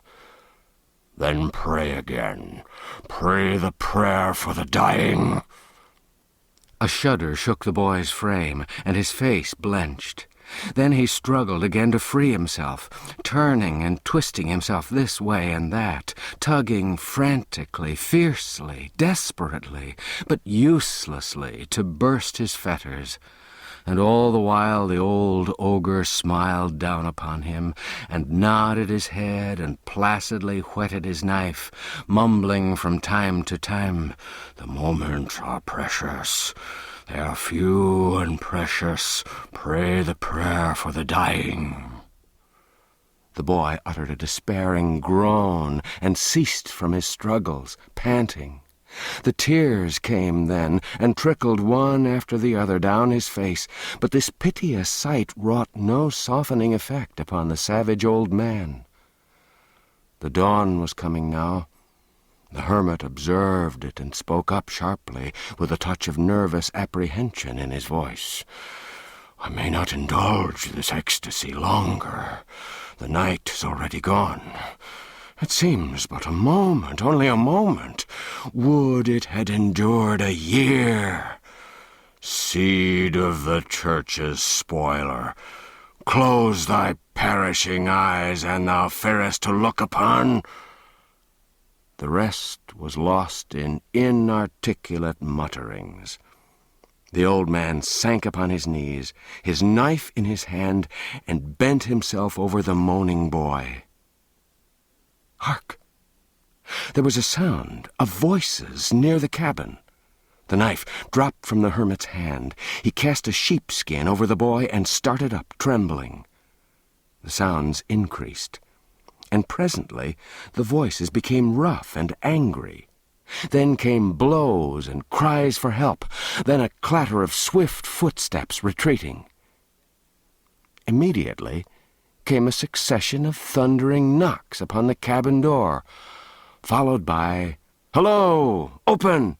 And dispatch in the name of all the devils!" Oh, this was the blessedest sound that had ever made music in the king's ears, for it was Miles Hendon's voice. The hermit, grinding his teeth in impotent rage, moved swiftly out of the bedchamber, closing the door behind him. And straightway the king heard a talk to this effect, proceeding from the chapel. "Homage and greeting, reverend sir. Where's the boy? My boy." "What boy, friend?" "What boy? Lie me no lies, sir priest. Play me no deceptions. I'm not in the humor for it. Near to this place, I caught the scoundrels who I judged did steal him from me, and I made them confess. They said he was at large again, and they'd tracked him to your door. They showed me his very footprints. Now, palter no more, for look you, holy sir, an thou produce him not, where is the boy?" "Oh, good sir, peradventure you mean the ragged, regal vagrant that tarried here the night. If such as you take interest in such as he, know then that I've sent him of an errand. He'll be back anon." "How soon? How soon? Come, waste not the time. Cannot I overtake him? How soon will he be back?" "Thou needst not stir. He will return quickly." "So be it, then. I'll try to wait. But stop. You sent him on an errand? You?" "Verily, this is a lie. He wouldn't go. He'd pull thy old beard, and thou didst offer him such an insolence. Thou hast lied, friend. Thou hast surely lied. He wouldn't go for thee, nor for any man." "For any man? No, haply not. But I am not a man." "What? Now, a God's name, what art thou then?" "It is a secret. Mark, thou reveal it not. I am an archangel." There was a tremendous ejaculation from Miles Hendon, not altogether unprofane, followed by, "This doth well and truly account for his complacence. Right well I knew he'd budge nor hand nor foot in the menial service of any mortal. But, Lord, even a king must obey when an archangel gives the word of command. Let me... Shh! What noise was that?" All this while the king had been yonder, alternately quaking with terror and trembling with hope. And all the while, too, he'd thrown all the strength he could into his anguished moanings, constantly expecting them to reach Hendon's ear, but always realizing with bitterness that they failed, or at least made no impression. So this last remark of his servant came as comes a reviving breath from fresh fields to the dying, and he exerted himself once more, and with all his energy, just as the hermit was saying, "Noise? I heard only the wind." Mayhap it was. Yes, doubtless that was it. I've been hearing it faintly all the... There it is again.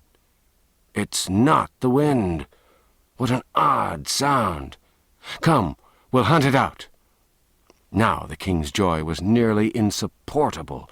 His tired lungs did their utmost, and hopefully too.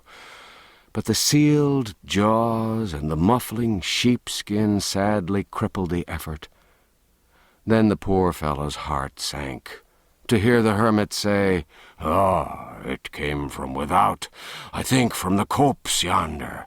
Come, I'll lead the way." The king heard the two pass out, talking, heard their footsteps die quickly away. Then he was alone with a boding, brooding, awful silence. It seemed an age till he heard the steps and voices approaching again. And this time he heard an added sound, the trampling of hoofs, apparently. Then he heard Hendon say, "I'll not wait longer. I cannot wait longer. He's lost his way in this thick wood. Which direction took he? Quick, point it out to me." But wait. I will go with thee." "Good, good. Why, truly, thou'rt better than thy looks. Marry, I do think there's not another archangel with so right a heart as thine. Wilt ride? Wilt take the wee donkey that's for my boy? Or wilt thou fork thy holy legs over this ill-conditioned slave of a mule that I've provided for myself, and had been cheated in, too, had he cost but the indifferent sum of a month's usury on a brass farthing let to a tinker out of work?" "No, ride thy mule, and lead thine ass. I am surer on my own feet, and will walk."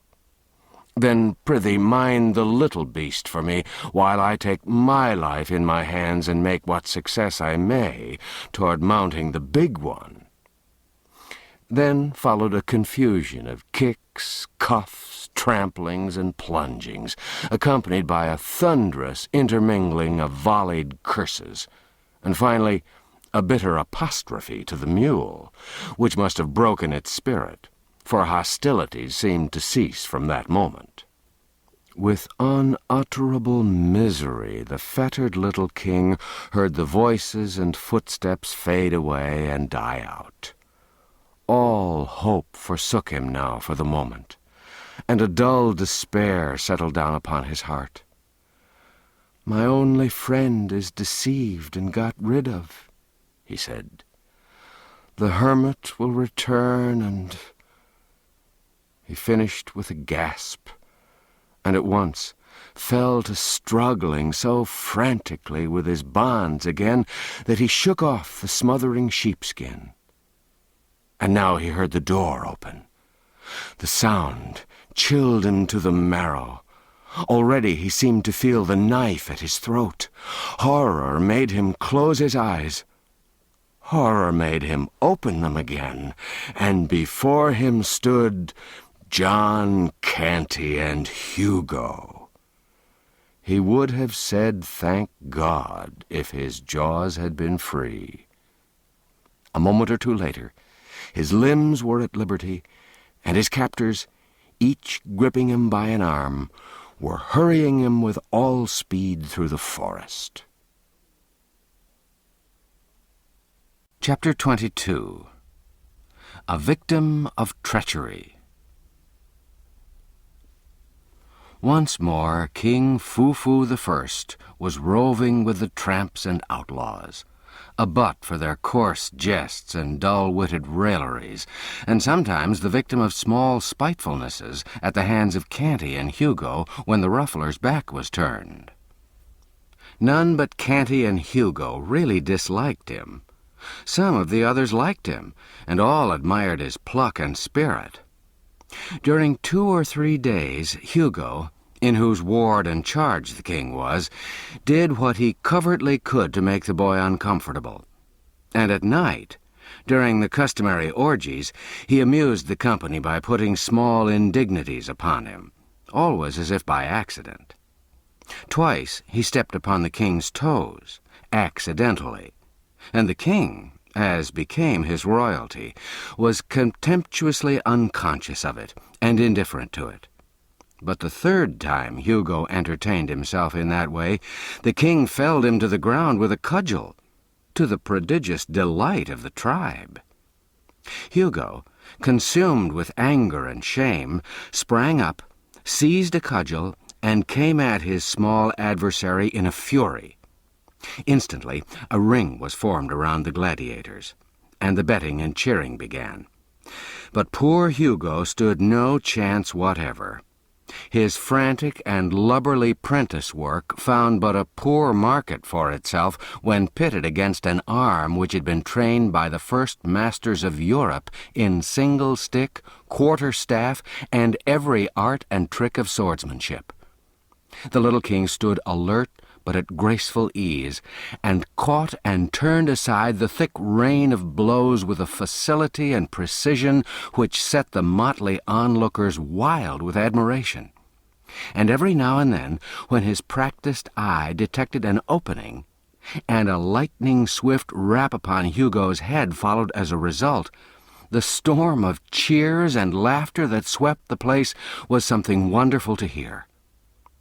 At the end of 15 minutes, Hugo, all battered, bruised, and the target for a pitiless bombardment of ridicule, slunk from the field, and the unscathed hero of the fight was seized and borne aloft upon the shoulders of the joyous rabble to the place of honor beside the ruffler, where, with vast ceremony, he was crowned King of the Gamecocks, his meaner title being at the same time solemnly cancelled and annulled, and a decree of banishment from the gang pronounced against any who should henceforth utter it. All attempts to make the king serviceable to the troop had failed. He'd stubbornly refused to act. Moreover, he was always trying to escape. He'd been thrust into an unwatched kitchen the first day of his return. He not only came forth empty-handed, but tried to rouse the housemates. He was sent out with a tinker to help him at his work. He wouldn't work. Moreover, he threatened the tinker with his own soldering iron. And finally, both Hugo and the tinker found their hands full with the mere matter of keeping him from getting away. He delivered the thunders of his royalty upon the heads of all who hampered his liberties, or tried to force him to service. He was sent out, in Hugo's charge, in company with a slatternly woman and a diseased baby to beg. But the result wasn't encouraging. He declined to plead for the mendicants or be a party to their cause in any way. Thus, several days went by, and the miseries of this tramping life, and the weariness and sordidness and meanness and vulgarity of it, became gradually and steadily so intolerable to the captive that he began at last to feel that his release from the hermit's knife must prove only a temporary respite from death, at best. But at night, in his dreams, these things were forgotten, and he was on his throne and master again. This, of course, intensified the sufferings of the awakening. So the mortifications of each succeeding morning of the few that passed between his return to bondage and the combat with Hugo grew bitterer and harder to bear.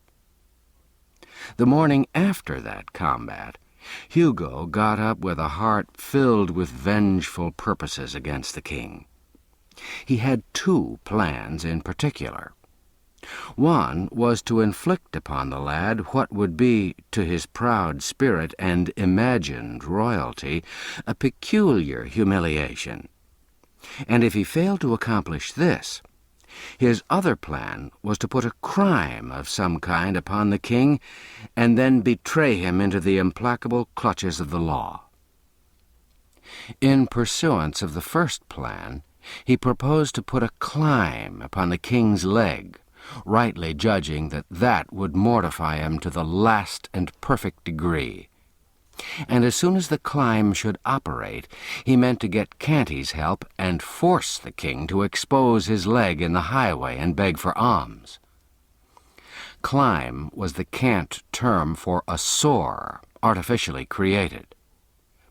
To make a clime, the operator made a paste or poultice of unslaked lime, soap, and the rust of old iron, and spread it upon a piece of leather, which was then bound tightly upon the leg. This would presently fret off the skin and make the flesh raw and angry-looking. Blood was then rubbed upon the limb, which, being fully dried, took on a dark and repulsive color. Then a bandage of soiled rags was put on in a cleverly careless way which would allow the hideous ulcer to be seen and move the compassion of the passer-by. Hugo got the help of the tinker whom the king had cowed with the soldering iron.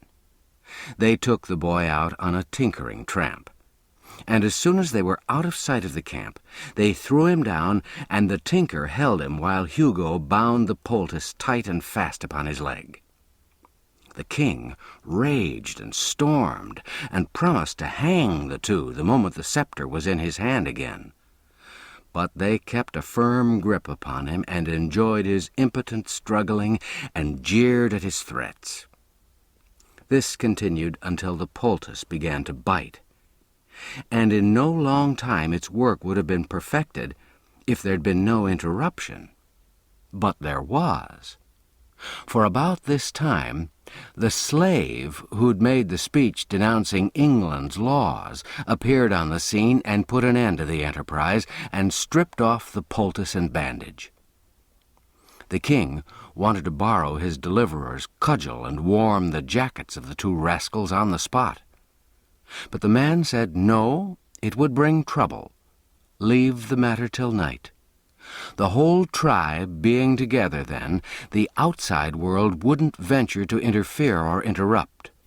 He marched the party back to camp and reported the affair to the ruffler, who listened, pondered, and then decided that the king shouldn't be again detailed to beg, since it was plain he was worthy of something higher and better. Wherefore, on the spot, he promoted him from the mendicant rank and appointed him to steal. Hugo was overjoyed. He'd already tried to make the king steal and failed. But there'd be no more trouble of that sort now, for, of course, the king wouldn't dream of defying a distinct command delivered directly from headquarters. So he planned a raid for that very afternoon, purposing to get the king and the law's grip in the course of it, and to do it, too, with such ingenious strategy that it should seem to be accidental and unintentional. For the king of the gamecocks was popular now, and the gang might not deal over-gently with an unpopular member who played so serious a treachery upon him as the delivering him over to the common enemy, the law. Very well. All in good time, Hugo strolled off to a neighboring village with his prey, and the two drifted slowly up and down one street after another, the one watching sharply for a sure chance to achieve his evil purpose, and the other watching as sharply for a chance to dart away and get free of his infamous captivity forever. Both threw away some tolerably fair-looking opportunities, for both, in their secret hearts, were resolved to make absolutely sure work this time, and neither meant to allow his fevered desires to seduce him into any venture that had much uncertainty about it.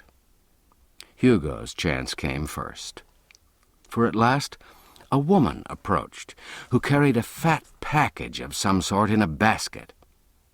Hugo's eyes sparkled with sinful pleasure as he said to himself, "Breath of my life, and I can but put that upon him, 'tis good den and God keep thee, king of the gamecocks." He waited and watched, outwardly patient but inwardly consuming with excitement, till the woman had passed by and the time was ripe. Then said in a low voice, "Tarry here till I come again," and darted stealthily after the prey. The king's heart was filled with joy. He could make his escape now if Hugo's quest only carried him far enough away. But he was to have no such luck. Hugo crept behind the woman, snatched the package, and came running back, wrapping it in an old piece of blanket which he carried on his arm. The hue and cry was raised in a moment by the woman, who knew her loss by the lightening of her burden, although she hadn't seen the pilfering done. Hugo thrust the bundle into the king's hands without halting, saying, "Now speed ye after me with the rest, and cry, 'Stop, thief!' but mind ye lead them astray." The next moment, Hugo turned a corner and darted down a crooked alley, and in another moment or two he lounged into view again, looking innocent and indifferent, and took up a position behind a post to watch results. The insulted king threw the bundle on the ground, and the blanket fell away from it just as the woman arrived, with an augmenting crowd at her heels. She seized the king's wrist with one hand, snatched up her bundle with the other, and began to pour out a tirade of abuse upon the boy, while he struggled without success to free himself from her grip. Hugo'd seen enough. His enemy was captured, and the law would get him now. So he slipped away, jubilant and chuckling, and wended campward, framing a judicious version of the matter to give to the ruffler's crew as he strode along. The king continued to struggle in the woman's grasp, and now and then cried out in vexation, "Unhand me, thou foolish creature! It wasn't I that bereaved thee of thy paltry goods." The crowd closed around, threatening the king and calling him names. A brawny blacksmith in leather apron and sleeves rolled to his elbows made a reach for him, saying he'd trounce him well for a lesson. But just then a long sword flashed in the air and fell with convincing force upon the man's arm, flat side down, the fantastic owner of it remarking pleasantly at the same time, "Marry, good souls, let's proceed gently, not with ill blood and uncharitable words. This is matter for the law's consideration, not private and unofficial handling. Loose thy hold from the boy, good wife." The blacksmith averaged the stalwart soldier with a glance, then went muttering away, rubbing his arm. The woman released the boy's wrist reluctantly. The crowd eyed the stranger unlovingly, but prudently closed their mouths. The king sprang to his deliverer's side with flushed cheeks and sparkling eyes, exclaiming, "Thou hast lagged sorely, but thou comest in good season now, Sir Miles. Carve me this rabble to rags." Chapter 23. The Prince a Prisoner. Hendon forced back a smile and bent down and whispered in the king's ear, "Softly, softly, my prince. Wag thy tongue warily. Nay, suffer it not to wag at all. Trust in me. All shall go well in the end." Then he added to himself, "Sir Miles, bless me, I'd totally forgot I was a knight. Lord, how marvellous a thing it is, the grip his memory doth take upon his quaint and crazy fancies. An empty and foolish title is mine, and yet it's something to have deserved it, for I think it's more honour to be held worthy to be a spectre knight in his kingdom of dreams and shadows, than to be held base enough to be an earl in some of the real kingdoms of this world." The crowd fell apart to admit a constable, who approached and was about to lay his hand upon the king's shoulder, when Hendon said, "Gently, good friend, withhold your hand. He shall go peaceably. I am responsible for that. Lead on. We will follow."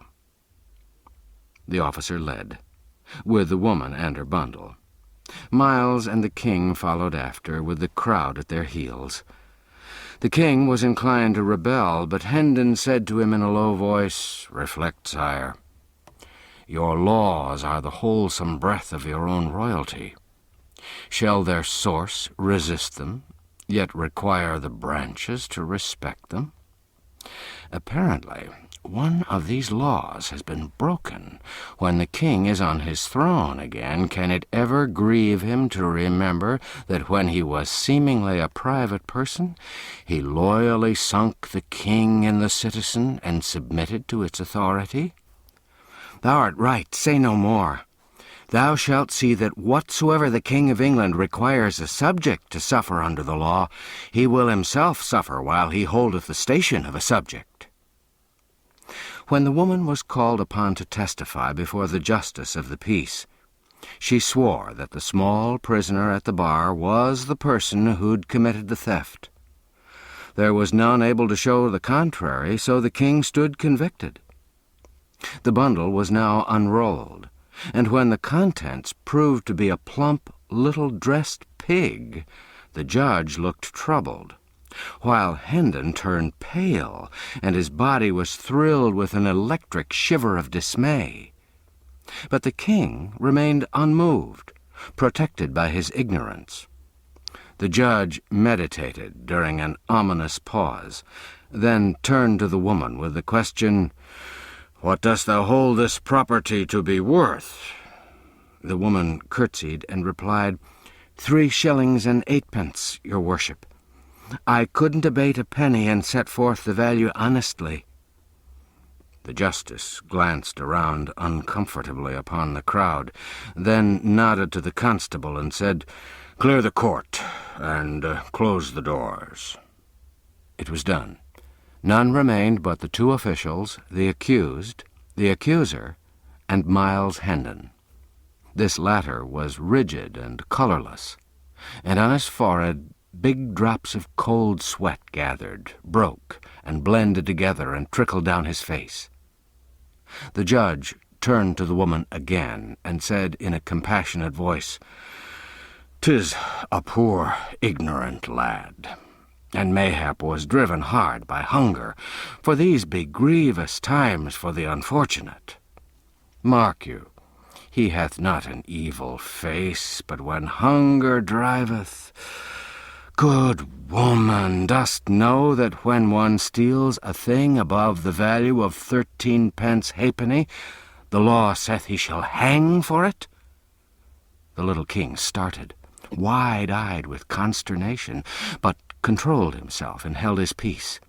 But not so the woman. She sprang to her feet, shaking with fright, and cried out, "Oh, good lack, what have I done? God a mercy, I wouldn't hang the poor thing for the whole world. Oh, save me from this, your worship. What shall I do? What can I do?" The justice maintained his judicial composure, and simply said, "Doubtless it is allowable to revise the value, since it is not yet writ upon the record." "Oh, then in God's name, call the pig 8pence, and heaven bless the day that freed my conscience of this awesome thing." Miles Hendon forgot all decorum in his delight, and surprised the king, and wounded his dignity by throwing his arms around him and hugging him. The woman made her grateful adieus and started away with her pig. And when the constable opened the door for her, he followed her out into the narrow hall. The justice proceeded to write in his record book. Hendon, always alert, thought he'd like to know why the officer followed the woman out. So he slipped softly into the dusky hall and listened. He heard a conversation to this effect: "It's a fat pig and promises good eating. I'll buy it of thee. Here's the 8pence. 8pence, indeed. Thou'lt do no such thing. It cost me 3 shillings and 8pence, good, honest coin of the last reign, that old Harry that's just dead ne'er touched nor tampered with. A fig for thy 8pence. Stands the wind in that quarter? Thou wast under oath, and so swore falsely when thou saidst the value was but 8pence. Come, straightway back with me before his worship, and answer for the crime, and then the lad'll hang." There, dear heart, say no more. I'm content. Give me the 8pence, and hold thy peace about the matter." The woman went off, crying, Hendon slipped back into the courtroom, and the constable presently followed, after hiding his prize in some convenient place. The justice wrote a while longer, then read the king a wise and kindly lecture, and sentenced him to a short imprisonment in the common jail, to be followed by a public flogging. The astounded king opened his mouth and was probably going to order the good judge to be beheaded on the spot. But he caught a warning sign from Hendon and succeeded in closing his mouth again before he lost anything out of it. Hendon took him by the hand, now made reverence to the justice, and the two departed in the wake of the constable toward the jail. The moment the street was reached, the inflamed monarch halted, snatched away his hand, and exclaimed, "Idiot! Dost imagine I will enter a common jail alive?" Hendon bent down and said somewhat sharply, "Will you trust in me? Peace, and forbear to worsen our chances with dangerous speech. What God wills will happen. Thou canst not hurry it, thou canst not alter it. Therefore wait, and be patient. 'Twill be time and now to rail or rejoice when what's to happen has happened."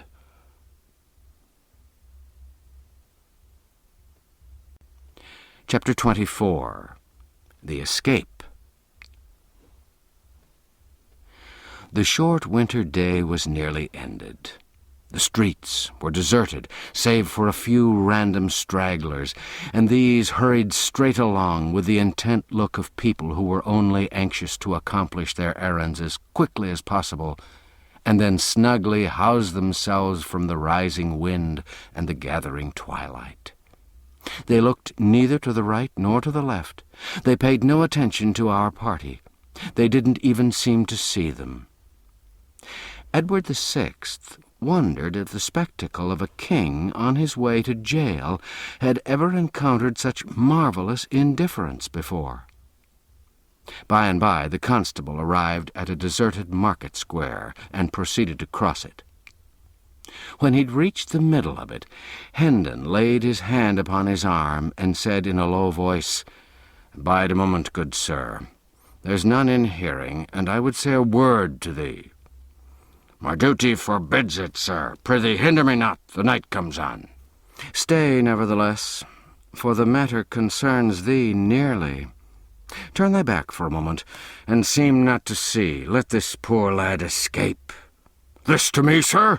I arrest thee and—" "Nay, be not too hasty. See thou be careful and commit no foolish error." Then he shut his voice down to a whisper and said in the man's ear, "The pig thou hast purchased for 8 pence may cost thee thy neck, man." The poor constable, taken by surprise, was speechless at first, then found his tongue and fell to blustering and threatening. But Hendon was tranquil, and waited with patience till his breath was spent, then said, "I have a liking to thee, friend, and wouldn't willingly see thee come to harm. Observe, I heard it all, every word. I'll prove it to thee." Then he repeated the conversation which the officer and the woman had had together in the hall, word for word, and ended with, "There, have I set it forth correctly?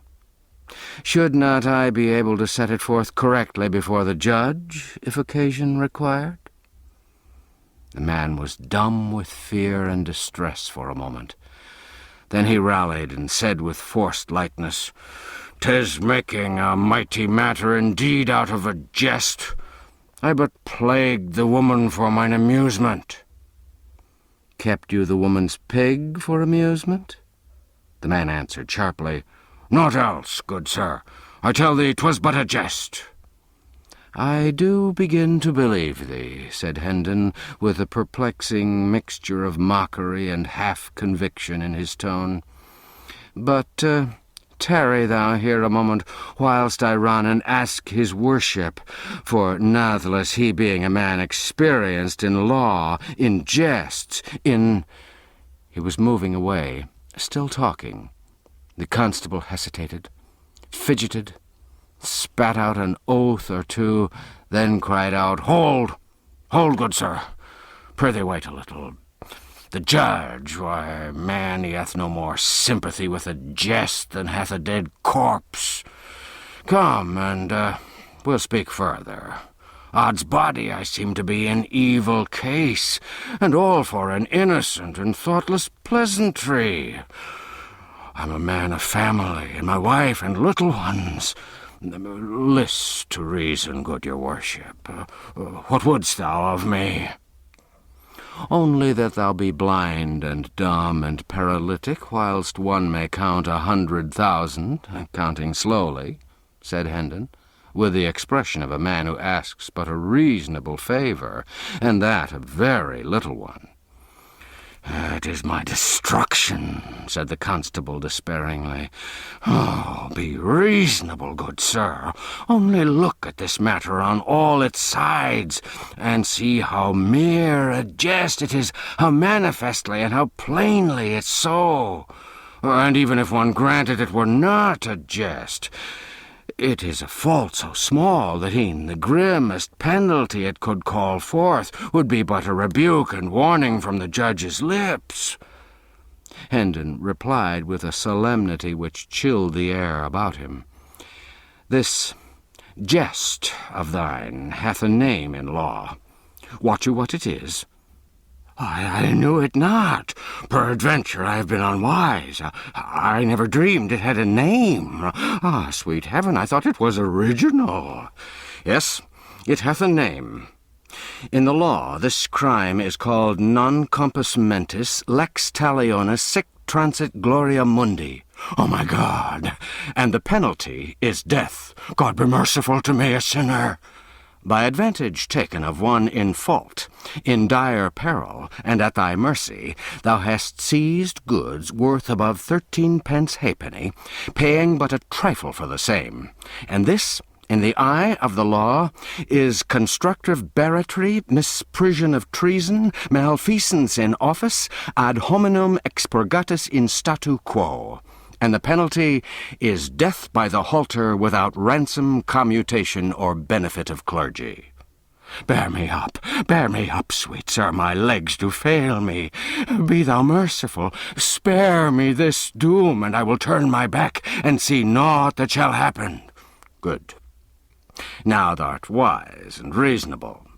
And thou'lt restore the pig? I will indeed, nor ever touch another, though heaven send it and an archangel fetch it. Go, I am blind for thy sake, I see nothing. I'll say thou didst break in and wrest the prisoner from my hands by force. It's but a crazy, ancient door. I'll batter it down myself betwixt midnight and the morning. Do it, good soul. No harm will come of it. The judge hath a loving charity for this poor lad, and will shed no tears and break no jailer's bones for his escape.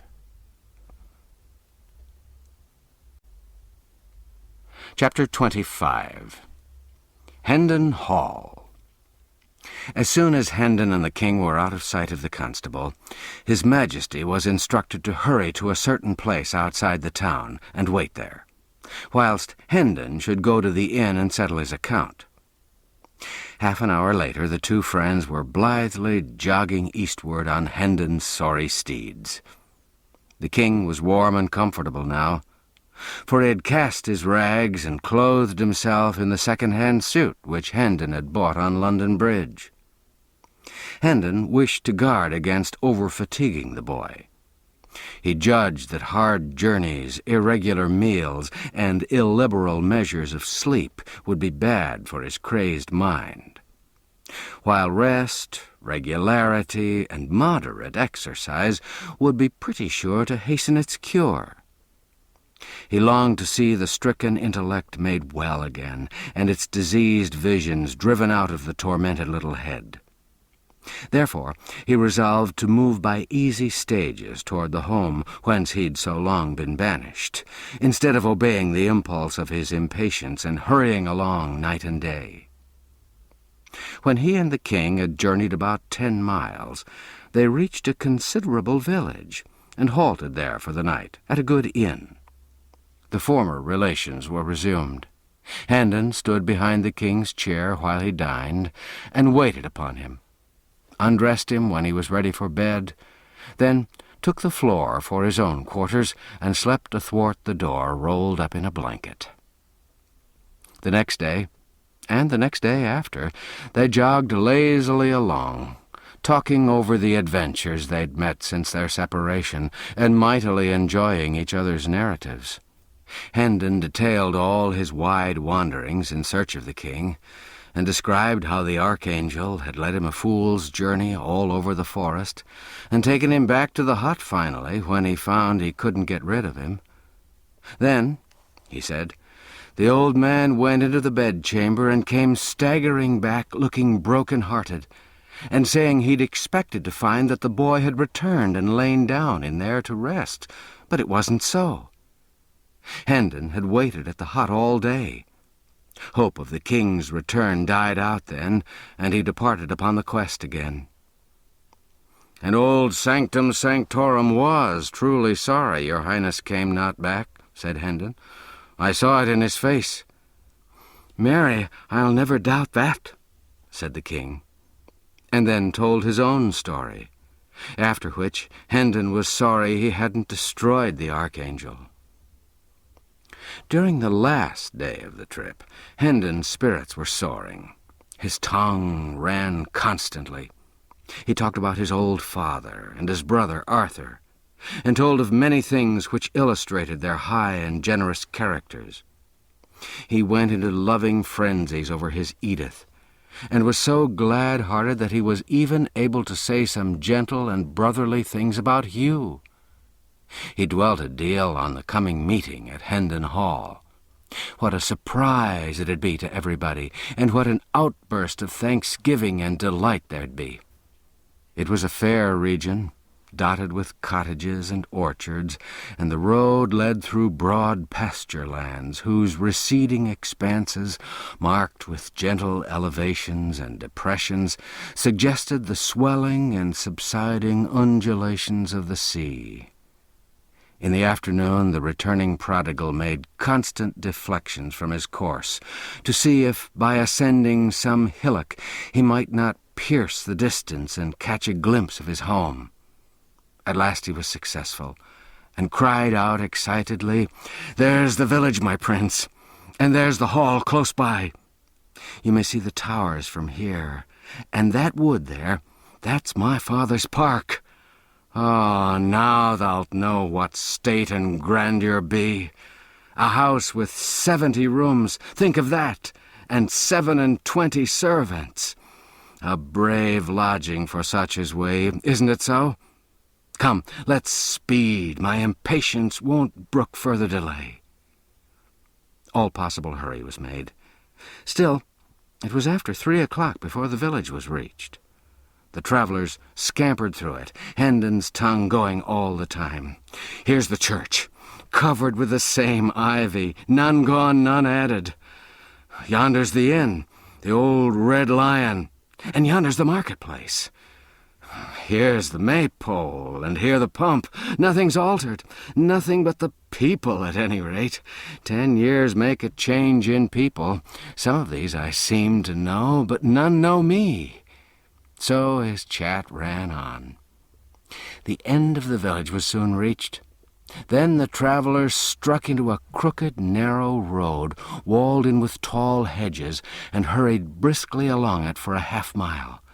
Then passed into a vast flower garden, through an imposing gateway whose huge stone pillars bore sculptured armorial devices. A noble mansion was before them. "Welcome to Hendon Hall, my king," exclaimed Miles. "Oh, 'tis a great day. My father and my brother and the Lady Edith'll be so mad with joy that they'll have eyes and tongue for none but me in the first transports of the meeting, and so thou'lt seem but coldly welcomed. But mind it not. 'Twill soon seem otherwise.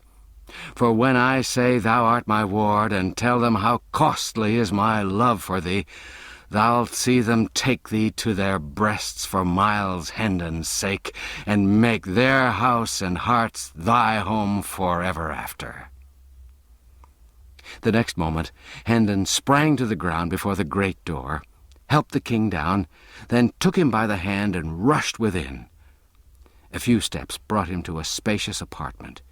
He entered, seated the king with more hurry than ceremony, then ran toward a young man who sat at a writing table in front of a generous fire of logs. "Embrace me, Hugh," he cried, "and say thou'rt glad I'm come again, and call our father, for home isn't home till I shall touch his hand and see his face and hear his voice once more." But Hugh only drew back, after betraying a momentary surprise, and bent a grave stare upon the intruder, a stare which indicated somewhat of offended dignity at first, then changed in response to some inward thought or purpose to an expression of marveling curiosity, mixed with a real or assumed compassion. Presently he said in a mild voice, "Thy wits seem touched, poor stranger. Doubtless thou hast suffered privations and rude buffetings at the world's hands. Thy looks and dress betoken it. Whom dost thou take me to be?" "Take thee? Prithee, for whom else than whom thou art? I take thee to be Hugh Hendon," said Miles sharply. The other continued in the same soft tone, "And whom dost thou imagine thyself to be?" "Imagination hath naught to do with it. Dost thou pretend thou know'st me not for thy brother, Miles Hendon?" An expression of pleased surprise flitted across Hugh's face, and he exclaimed, "What? Thou'rt not jesting? Can the dead come to life? God be praised if it be so! Our poor lost boy restored to our arms after all these cruel years! Ah, it seems too good to be true. It is too good to be true. I charge thee have pity. Don't trifle with me. Quick, come to the light. Let me scan thee well." He seized Miles by the arm, dragged him to the window, and began to devour him from head to foot with his eyes, turning him this way and that, and stepping briskly around him and about him to prove him from all points of view, whilst the returned prodigal, all aglow with gladness, smiled, laughed, and kept nodding his head and saying, "Go on, brother, go on, and fear not. Thou'lt find nor limb nor feature that can't bide the test. Scour and scan me to thy content, my dear old Hugh. I am indeed thy old Miles, thy same old Miles, thy lost brother. Isn't that so?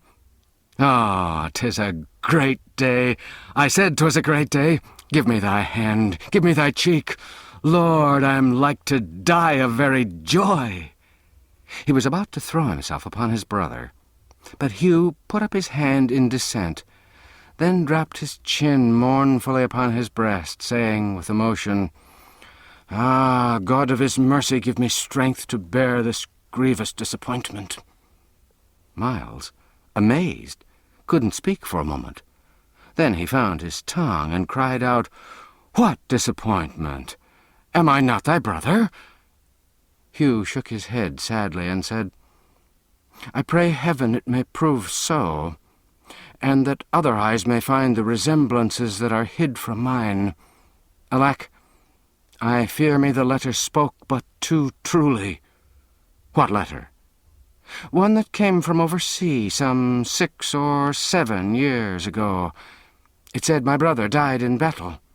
"It was a lie. Call thy father, he'll know me." "One may not call the dead." "Dead?" Miles's voice was subdued, and his lips trembled. "My father? Dead? Oh, this is heavy news. Half my new joy is withered now. Prithee, let me see my brother Arthur. He will know me. He will know me and console me." "He also is dead." "God be merciful to me. a stricken man. Gone, both. Gone, the worthy taken, and the worthless spared in me. Oh, I crave your mercy. Don't say the Lady Edith is dead? No. She lives. Then God be praised, my joy is whole again. Speed thee, brother. Let her come to me. And she say I am not myself, but she will not. No, she will know me. I were a fool to doubt it. Bring her. Bring the old servants. They, too, will know me. All are gone but 5. Peter, Halsey, David, Bernard, and Margaret. So saying, Hugh left the room. Miles stood musing a while, then began to walk the floor, muttering, "The 5 arch villains have survived the 22 leal and honest. 'Tis an odd thing." He continued walking back and forth, muttering to himself. He'd forgotten the king entirely.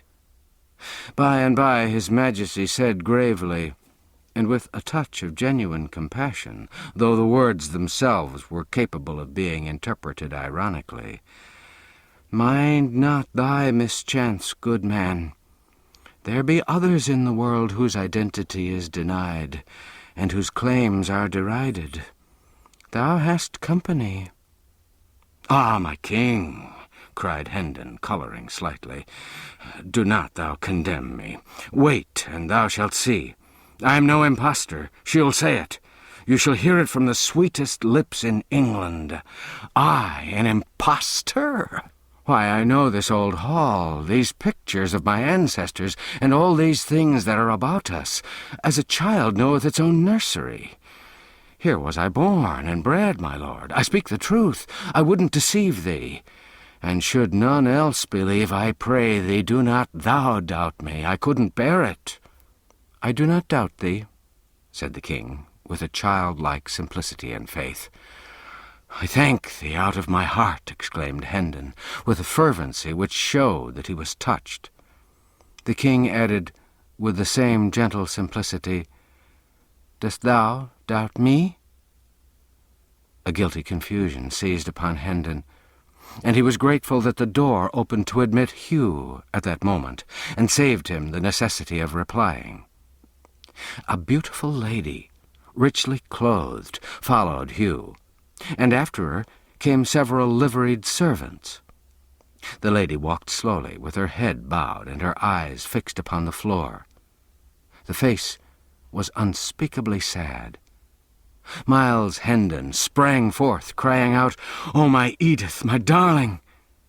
But Hugh waved him back gravely and said to the lady, "Look upon him. Do you know him?" At the sound of Miles's voice, the woman had started slightly, and her cheeks had flushed. She was trembling now. She stood still during an impressive pause of several moments. Then, slowly, lifted up her head and looked into Hendon's eyes with a stony and frightened gaze. The blood sank out of her face, drop by drop, till nothing remained but the grey pallor of death. Then she said, in a voice as dead as the face, "I know him not," and turned with a moan and a stifled sob, and tottered out of the room. Miles Hendon sank into a chair and covered his face with his hands. After a pause, his brother said to the servants, "You have observed him? Do you know him?" They shook their heads. Then the master said, "The servants know you not, sir. I fear there is some mistake. You have seen that my wife knew you not." "Thy wife!" In an instant, Hugh was pinned to the wall with an iron grip about his throat. "Oh, thou fox-hearted slave, I see it all. Thou'st writ the lying letter thyself, and my stolen bride and goods are its fruit. There, now get thee gone, lest I shame mine honourable soldiership with the slaying of so pitiful a mannikin." Hugh, red-faced and almost suffocated, reeled to the nearest chair and commanded the servants to seize and bind the murderous stranger. They hesitated, and one of them said, "He is armed, Sir Hugh, and we are weaponless." "Armed? What of it, and ye so many? Upon him, I say." But Miles warned them to be careful what they did, and added, "Ye know me of old. I haven't changed.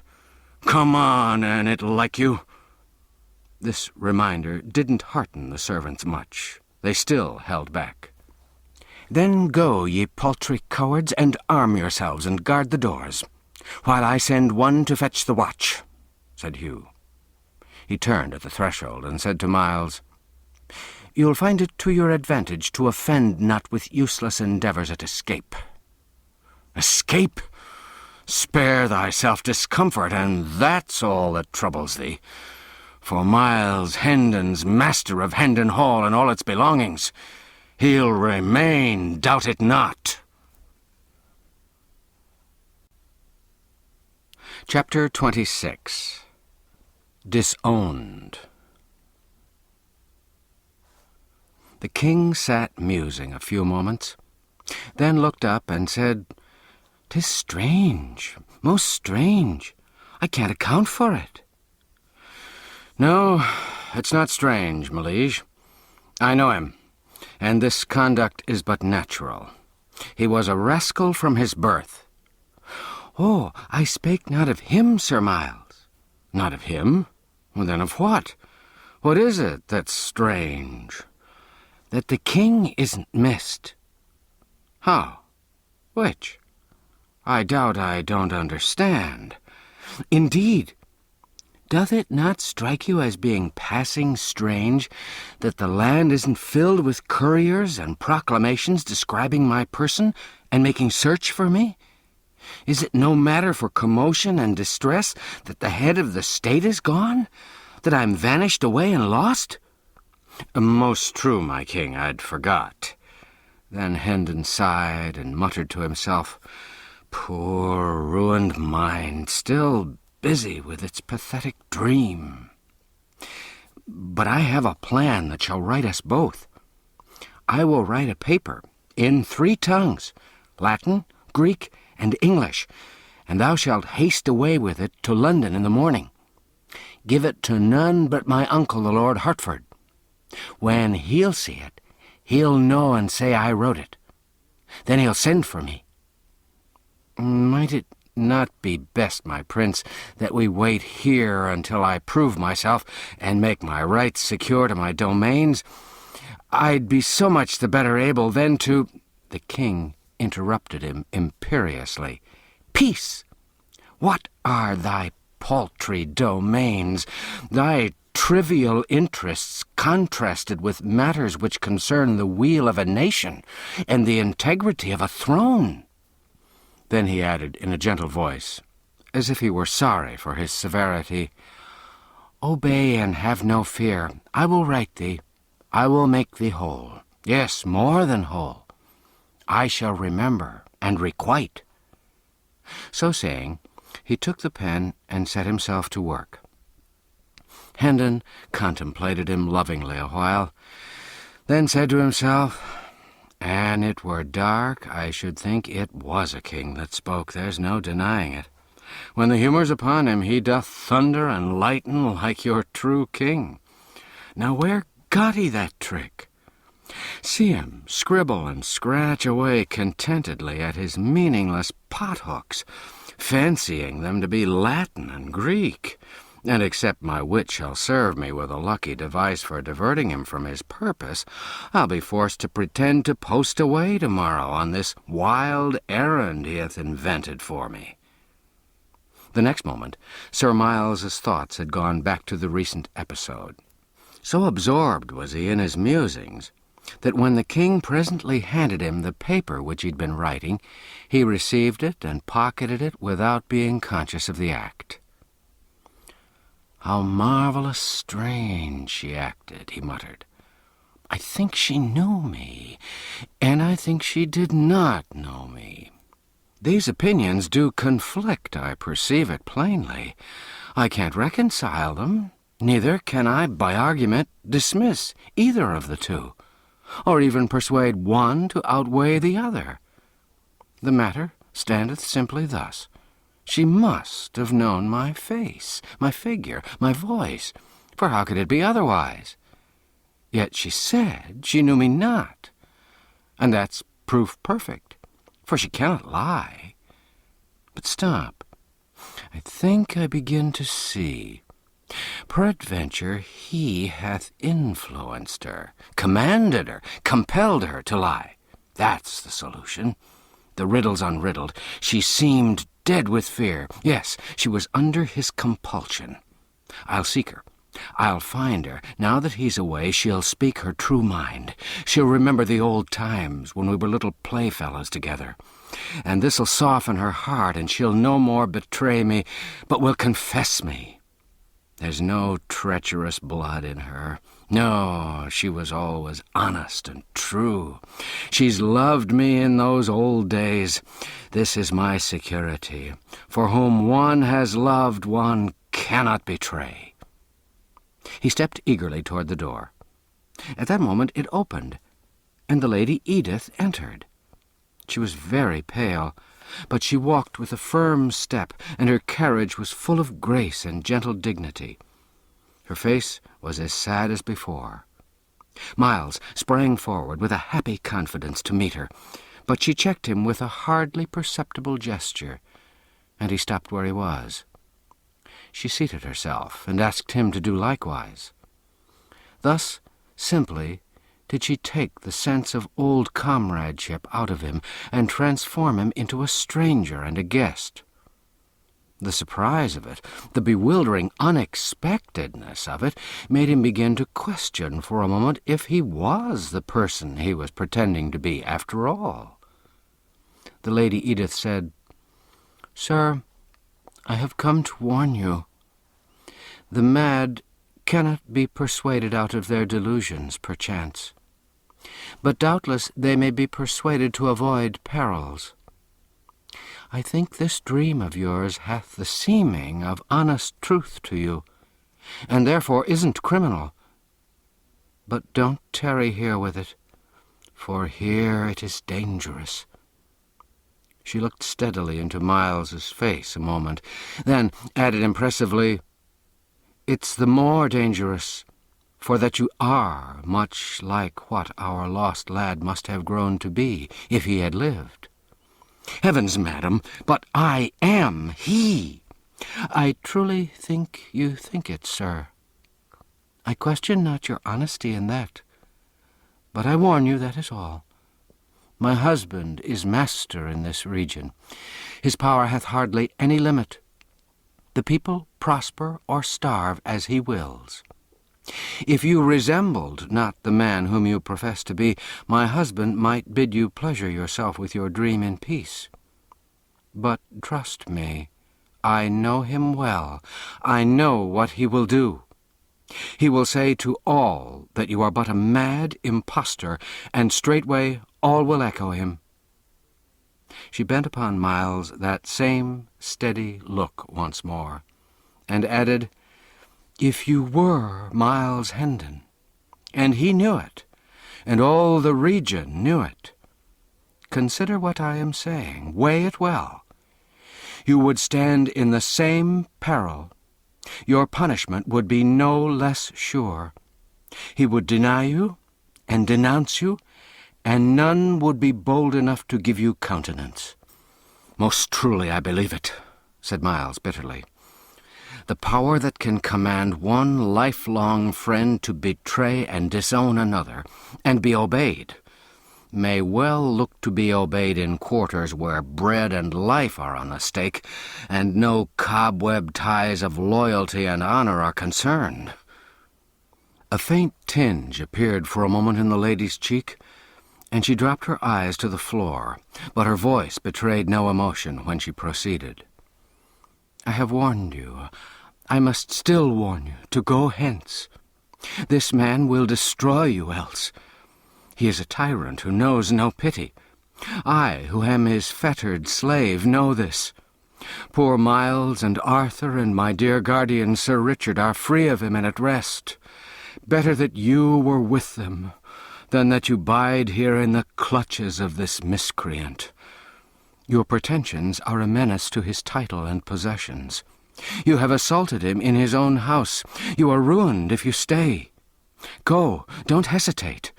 If you lack money, take this purse, I beg of you, and bribe the servants to let you pass. Oh, be warned, poor soul, and escape while you may." Miles declined the purse with a gesture, and rose up and stood before her. "Grant me one thing," he said. "Let your eyes rest upon mine, so that I may see if they be steady. There. Now, answer me. Am I Miles Hendon?" "No, I know you not." "Swear it." The answer was low but distinct. "I swear." "Oh, this passes belief." "Fly! Why will you waste the precious time? Fly and save yourself." At that moment the officers burst into the room and a violent struggle began. But Hendon was soon overpowered and dragged away. The king was taken also, and both were bound and led to prison.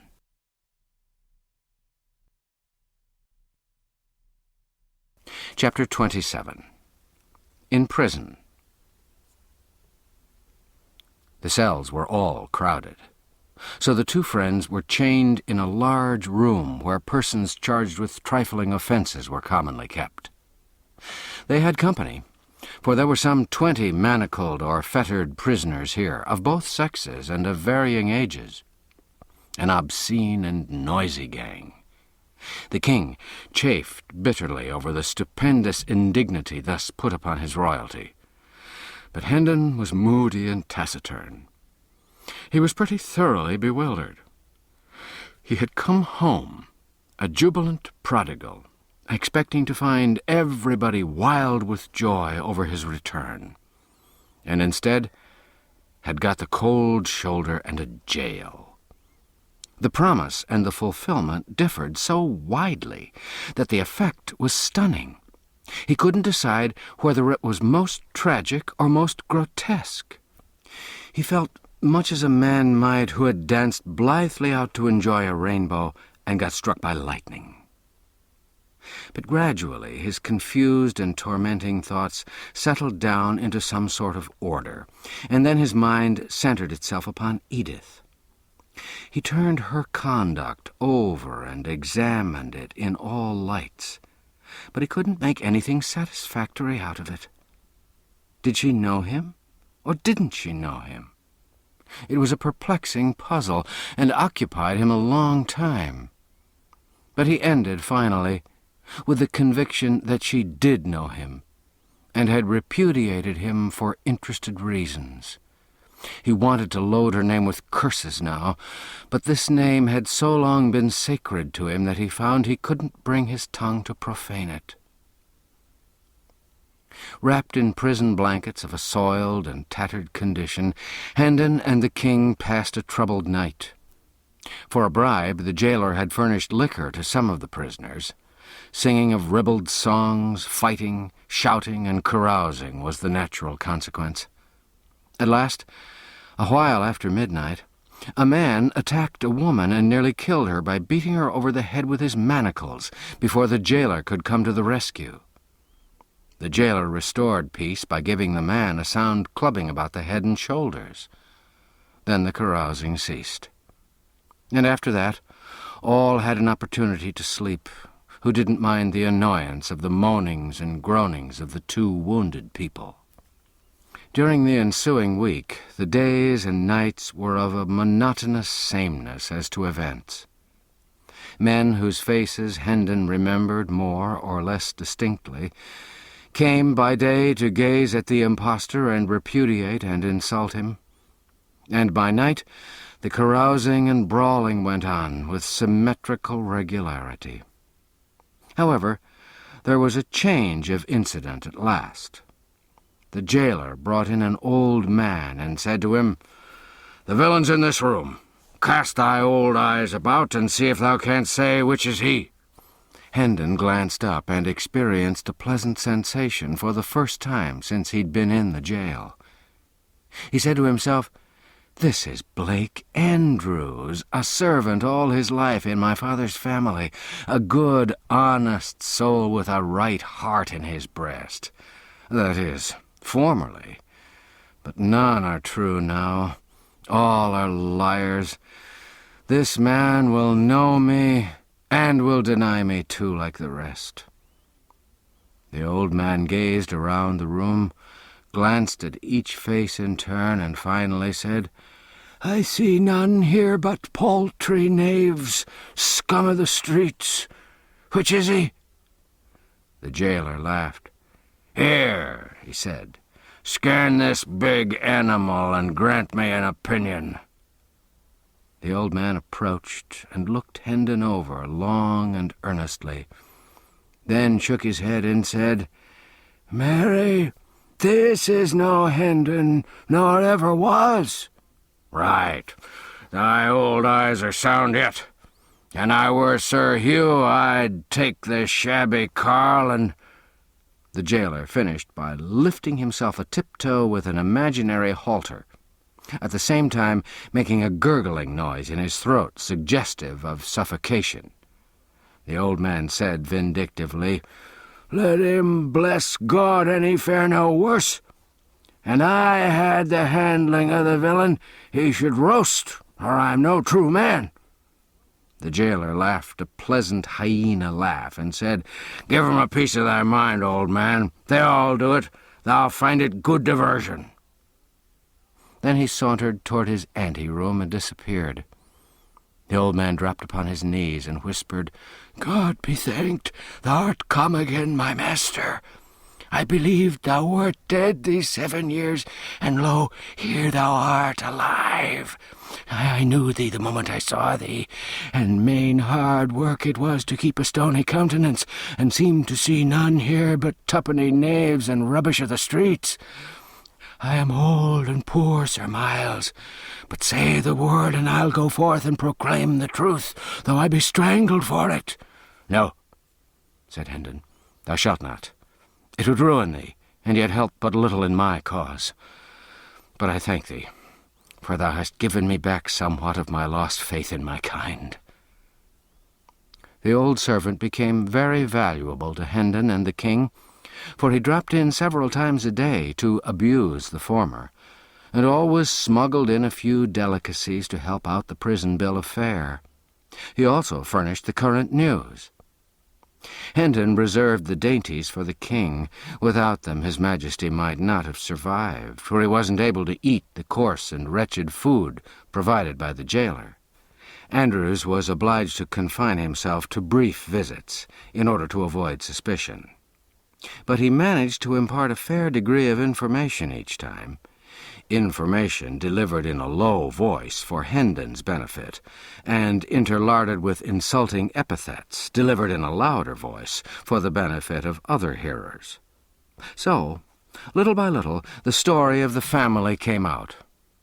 Arthur had been dead 6 years. This loss, with the absence of news from Hendon, impaired the father's health. He believed he was going to die, and he wished to see Hugh and Edith settled in life before he passed away. But Edith begged hard for delay, hoping for Miles's return. Then the letter came, which brought the news of Miles's death. The shock prostrated Sir Richard. He believed his end was very near, and he and Hugh insisted upon the marriage. Edith begged for and obtained a month's respite, then another, and finally a third. The marriage then took place by the deathbed of Sir Richard. It had not proved a happy one. It was whispered about the country that shortly after the nuptials, the bride found among her husband's papers several rough and incomplete drafts of the fatal letter, and had accused him of precipitating the marriage, and Sir Richard's death, too, by a wicked forgery. Tales of cruelty to the Lady Edith and the servants were to be heard on all hands, and since the father's death, Sir Hugh had thrown off all soft disguises and become a pitiless master toward all who in any way depended upon him and his domains for bread. There was a bit of Andrew's gossip which the king listened to with a lively interest. "There is rumour that the king is mad. But in charity forbear to say I mentioned it, for 'tis death to speak of it, they say." His Majesty glared at the old man and said, "The king is not mad, good man, and thou'lt find it to thy advantage to busy thyself with matters that nearer concern thee than this seditious prattle." "What doth the lad mean?" said Andrews, surprised at this brisk assault from such an unexpected quarter. Hendon gave him a sign, and he didn't pursue his question, but went on with his budget. "The late king is to be buried at Windsor in a day or two, the 16th of the month, and the new king will be crowned at Westminster the 20th. "Methinks they must needs find him first," muttered his Majesty, then added confidently, "But they'll look to that, and so also shall I." "In the name of—" But the old man got no further. A warning sign from Hendon checked his remark. He resumed the thread of his gossip. "Sir Hugh goeth to the coronation, and with grand hopes. He confidently looketh to come back a peer, for he is high in favour with the Lord Protector." "What Lord Protector?" asked his Majesty. "His Grace the Duke of Somerset." "What Duke of Somerset?" "Marry, there is but one, Seymour, Earl of Hertford." The king asked sharply, "Since when is he a duke and Lord Protector?" "Since the last day of January." "And prithee, who made him so?" "Himself and the great council, with the help of the king." His Majesty started violently. "The king!" he cried. "What king, good sir?" "What king, indeed? God a mercy, what aileth the boy? Sith we have but one, 'tis not difficult to answer. His most sacred Majesty, King Edward the 6th, whom God preserve. Yea, and a dear and gracious little urchin is he too. And whether he be mad or no, and they say he mendeth daily, his praises are on all men's lips, and all bless him likewise, and offer prayers that he may be spared to reign long in England. For he began humanely with saving the old Duke of Norfolk's life, and now is he bent on destroying the cruelest of the laws that harry and oppress the people." This news struck his Majesty dumb with amazement, and plunged him into so deep and dismal a reverie that he heard no more of the old man's gossip. He wondered if the little urchin was the beggar boy whom he left dressed in his own garments in the palace. It didn't seem possible that this could be, for surely his manners and speech would betray him if he pretended to be the Prince of Wales. Then he'd be driven out and search made for the true prince. Could it be that the court had set up some sprig of the nobility in his place? No, for his uncle wouldn't allow that. He was all-powerful and could and would crush such a movement, of course. The boy's musings profited him nothing. The more he tried to unriddle the mystery, the more perplexed he became. The more his head ached, and the worse he slept. His impatience to get to London grew hourly, and his captivity became almost unendurable. Hendon's arts all failed with the king. He couldn't be comforted, but a couple of women who were chained near him succeeded better. Under their gentle ministrations he found peace and learned a degree of patience. He was very grateful, and came to love them dearly and to delight in the sweet and soothing influence of their presence. He asked them why they were in prison, and when they said they were Baptists, he smiled and inquired, "Is that a crime to be shut up for in a prison? Now I grieve, for I shall lose ye. They'll not keep ye long for such a little thing." They didn't answer, and something in their faces made him uneasy. He said eagerly, "You don't speak. Be good to me and tell me there'll be no other punishment. Prithee, tell me there's no fear of that." They tried to change the topic, but his fears were aroused, and he pursued it. "Will they scourge thee?" "No, no, they wouldn't be so cruel. Say they wouldn't. Come, they will not, will they?" The women betrayed confusion and distress, but there was no avoiding an answer, so one of them said, in a voice choked with emotion, "Oh, thou'lt break our hearts, thou gentle spirit. God will help us to bear our—" "It is a confession," the king broke in. "Then they will scourge thee, the stony-hearted wretches. But, oh, thou mustn't weep. I can't bear it. Keep up thy courage. I shall come to my own in time to save thee from this bitter thing, and I'll do it." When the king awoke in the morning, the women were gone.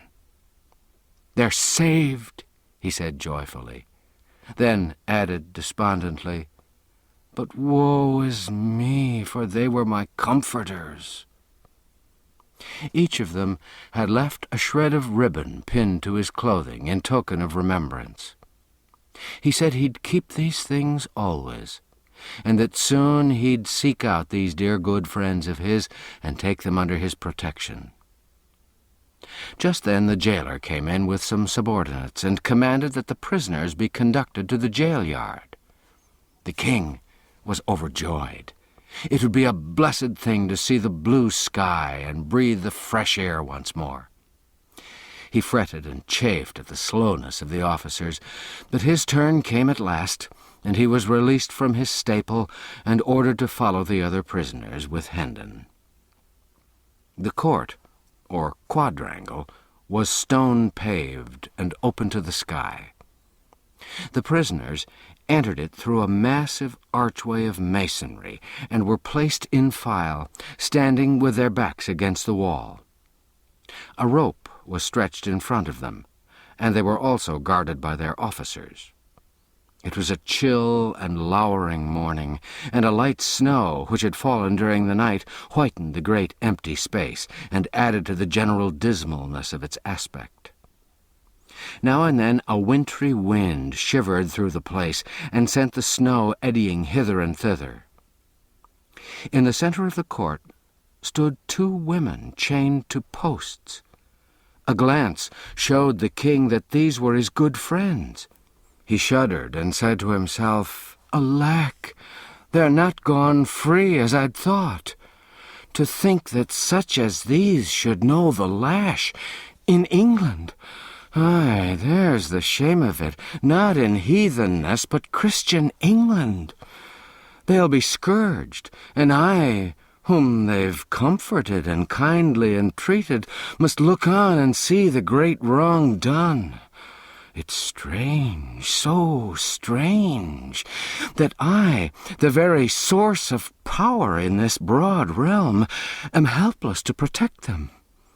But let these miscreants look well to themselves, for there's a day coming when I'll require of them a heavy reckoning for this work. For every blow they strike now, they shall feel 100 then." A great gate swung open, and a crowd of citizens poured in.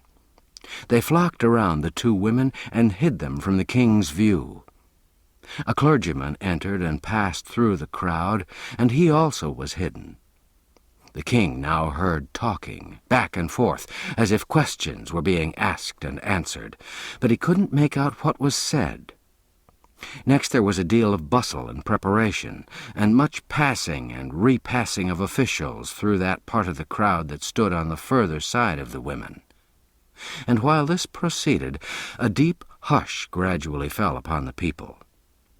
Now, by command, the masses parted and fell aside, and the king saw a spectacle that froze the marrow in his bones.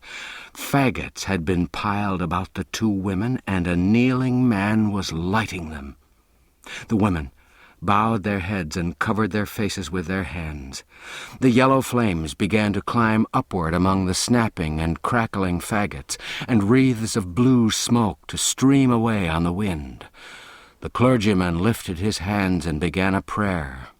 Just then, two young girls came flying through the great gate, uttering piercing screams, and threw themselves upon the women at the stake. Instantly they were torn away by the officers, and one of them was kept in a tight grip. But the other broke loose, saying she'd die with her mother, and before she could be stopped, she'd flung her arms about her mother's neck again. She was torn away once more, and with her gown on fire. 2 or 3 men held her, and the burning portion of her gown was snatched off and thrown flaming aside, she struggling all the while to free herself, and saying she would be alone in the world now, and begging to be allowed to die with her mother. Both the girls screamed continually and fought for freedom. But suddenly this tumult was drowned under a volley of heart-piercing shrieks of mortal agony. The king glanced from the frantic girls to the stake, then turned away and leaned his ashen face against the wall and looked no more. He said, "That which I've seen in that one little moment will never go out from my memory, but will abide there, and I shall see it all the days and dream of it all the nights till I die. Would God I'd been blind." Hendon was watching the king. He said to himself, with satisfaction, "His disorder mendeth. Ith changed, and groweth gentler." If he'd followed his wont, he would have stormed at these varlets and said he was king, and commanded that the women be turned loose unscathed. Soon his delusion will pass away and be forgotten, and his poor mind will be whole again. God speed the day. That same day, several prisoners were brought in to remain overnight, who were being conveyed under guard to various places in the kingdom, to undergo punishment for crimes committed. The king conversed with these. He had made it a point from the beginning to instruct himself for the kingly office by questioning prisoners whenever the opportunity offered. And the tale of their woes wrung his heart. One of them was a poor, half-witted woman who'd stolen a yard or 2 of cloth from a weaver. She was to be hanged for it. Another was a man who'd been accused of stealing a horse. He said the proof had failed, and he'd imagined that he was safe from the halter. But no, he was hardly free before he was arraigned for killing a deer in the king's park. This was proved against him, and now he was on his way to the gallows. There was a tradesman's apprentice whose case particularly distressed the king. This youth said he found a hawk one evening that had escaped from its owner, and he took it home with him, imagining himself entitled to it. But the court convicted him of stealing it, and sentenced him to death. The king was furious over these inhumanities, and wanted Hendon to break jail and fly with him to Westminster, so that he could mount his throne and hold out his scepter in mercy over these unfortunate people and save their lives. "Poor child," sighed Hendon, "these woeful tales have brought his malady upon him again. Alack, but for this evil hap he would have been well in a little time." Among these prisoners was an old lawyer, a man with a strong face and a dauntless mien. 3 years past, He'd written a pamphlet against the Lord Chancellor, accusing him of injustice, and had been punished for it by the loss of his ears in the pillory and degradation from the bar, and in addition had been fined £3,000 and sentenced to imprisonment for life. Lately, he'd repeated his offence, and in consequence was now under sentence to lose what remained of his ears, pay a fine of £5,000, be branded on both cheeks, and remain in prison for life. "These be honourable scars," he said, and turned back his grey hair and showed the mutilated stubs of what had once been his ears. The king's eye burned with passion. He said, "None believe in me, neither wilt thou. But no matter, within the compass of a month thou shalt be free. And more, the laws that have dishonoured thee and shamed the English name shall be swept from the statute books. The world is made wrong. Kings should go to school to their own laws at times, and so learn mercy."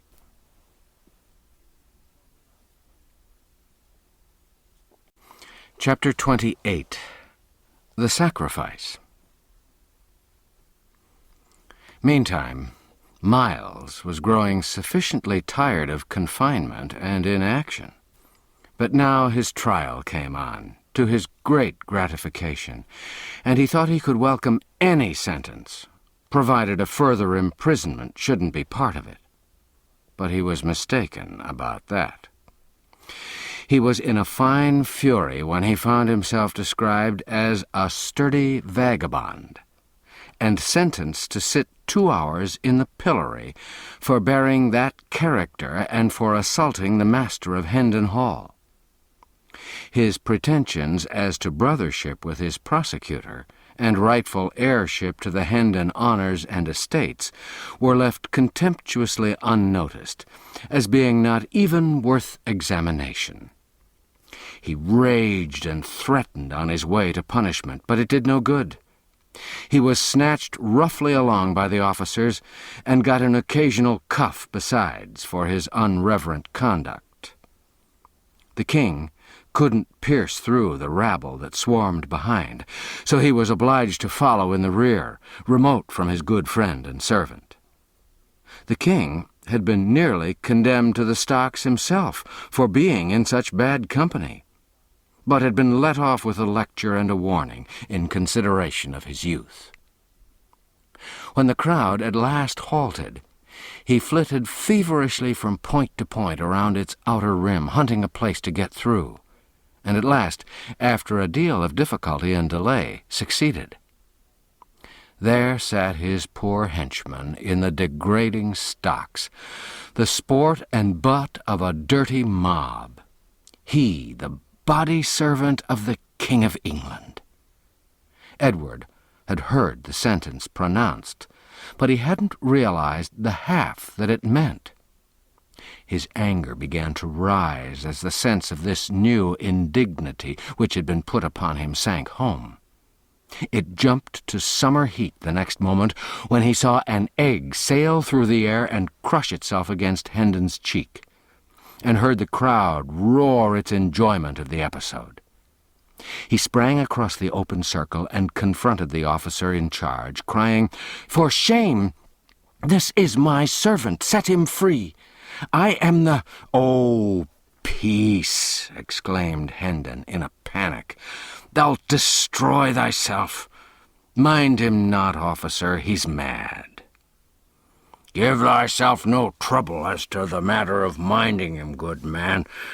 I have small mind to mind him, but as to teaching him somewhat, to that I'm well inclined." He turned to a subordinate and said, "Give the little fool a taste or two of the lash to mend his manners." "Half a dozen will better serve his turn," suggested Sir Hugh, who'd ridden up a moment before to take a passing glance at the proceedings. The king was seized. He didn't even struggle, so paralyzed was he with the mere thought of the monstrous outrage that was proposed to be inflicted upon his sacred person. History was already defiled with the record of the scourging of an English king with whips. It was an intolerable reflection that he must furnish a duplicate of that shameful page. He was in the toils. There was no help for him. He must either take this punishment or beg for its remission. Hard conditions. He would take the stripes. A king might do that, but a king could not beg.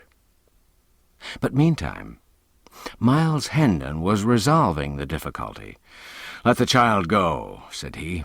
"You heartless dogs, do you not see how young and frail he is? Let him go, I'll take his lashes." "Marry, a good thought, and thanks for it," said Sir Hugh, his face lighting with a sardonic satisfaction. "Let the little beggar go, and give this fellow a dozen in his place. An honest dozen well laid on." The king was in the act of entering a fierce protest, but Sir Hugh silenced him with the potent remark, "Yes, speak up, do, and free thy mind. Only mark ye, that for each word you utter he shall get 6 strokes the more." Hendon was removed from the stocks, and his back laid bare. And while the lash was applied, the poor little king turned away his face and allowed unroyal tears to channel his cheeks unchecked. "Ah, brave, good heart," he said to himself. "This loyal deed shall never perish out of my memory. I'll not forget it, and neither shall they," he added with passion. While he mused, his appreciation of Hendon's magnanimous conduct grew to greater and still greater dimensions in his mind, and so also did his gratefulness for it. Presently he said to himself, "Who saves his prince from wounds and possible death, and this he did for me, performs high service. But it is little, it's nothing, less than nothing, when 'tis weighed against the act of him who saves his prince from shame." Hendon made no outcry under the scourge, but bore the heavy blows with soldierly fortitude. This, together with his redeeming the boy by taking his stripes for him, compelled the respect of even that forlorn and degraded mob that was gathered there, and its gibes and hootings died away, and no sound remained but the sound of the falling blows. The stillness that pervaded the place when Hendon found himself once more in the stocks was in strong contrast with the insulting clamor which had prevailed there so little a while before. The king came softly to Hendon's side and whispered in his ear, "Kings cannot ennoble thee, thou good great soul, for one who is higher than kings hath done that for thee. But a king can confirm thy nobility to men." He picked up the scourge from the ground, touched Hendon's bleeding shoulders lightly with it, and whispered, "Edward of England dubs thee Earl." Hendon was touched. The water welled to his eyes, yet at the same time the grisly humor of the situation and circumstances so undermined his gravity that it was all he could do to keep some sign of his inward mirth from showing outside. To be suddenly hoisted, naked and gory, from the common stocks to the alpine altitude and splendor of an earldom seemed to him the last possibility in the line of the grotesque.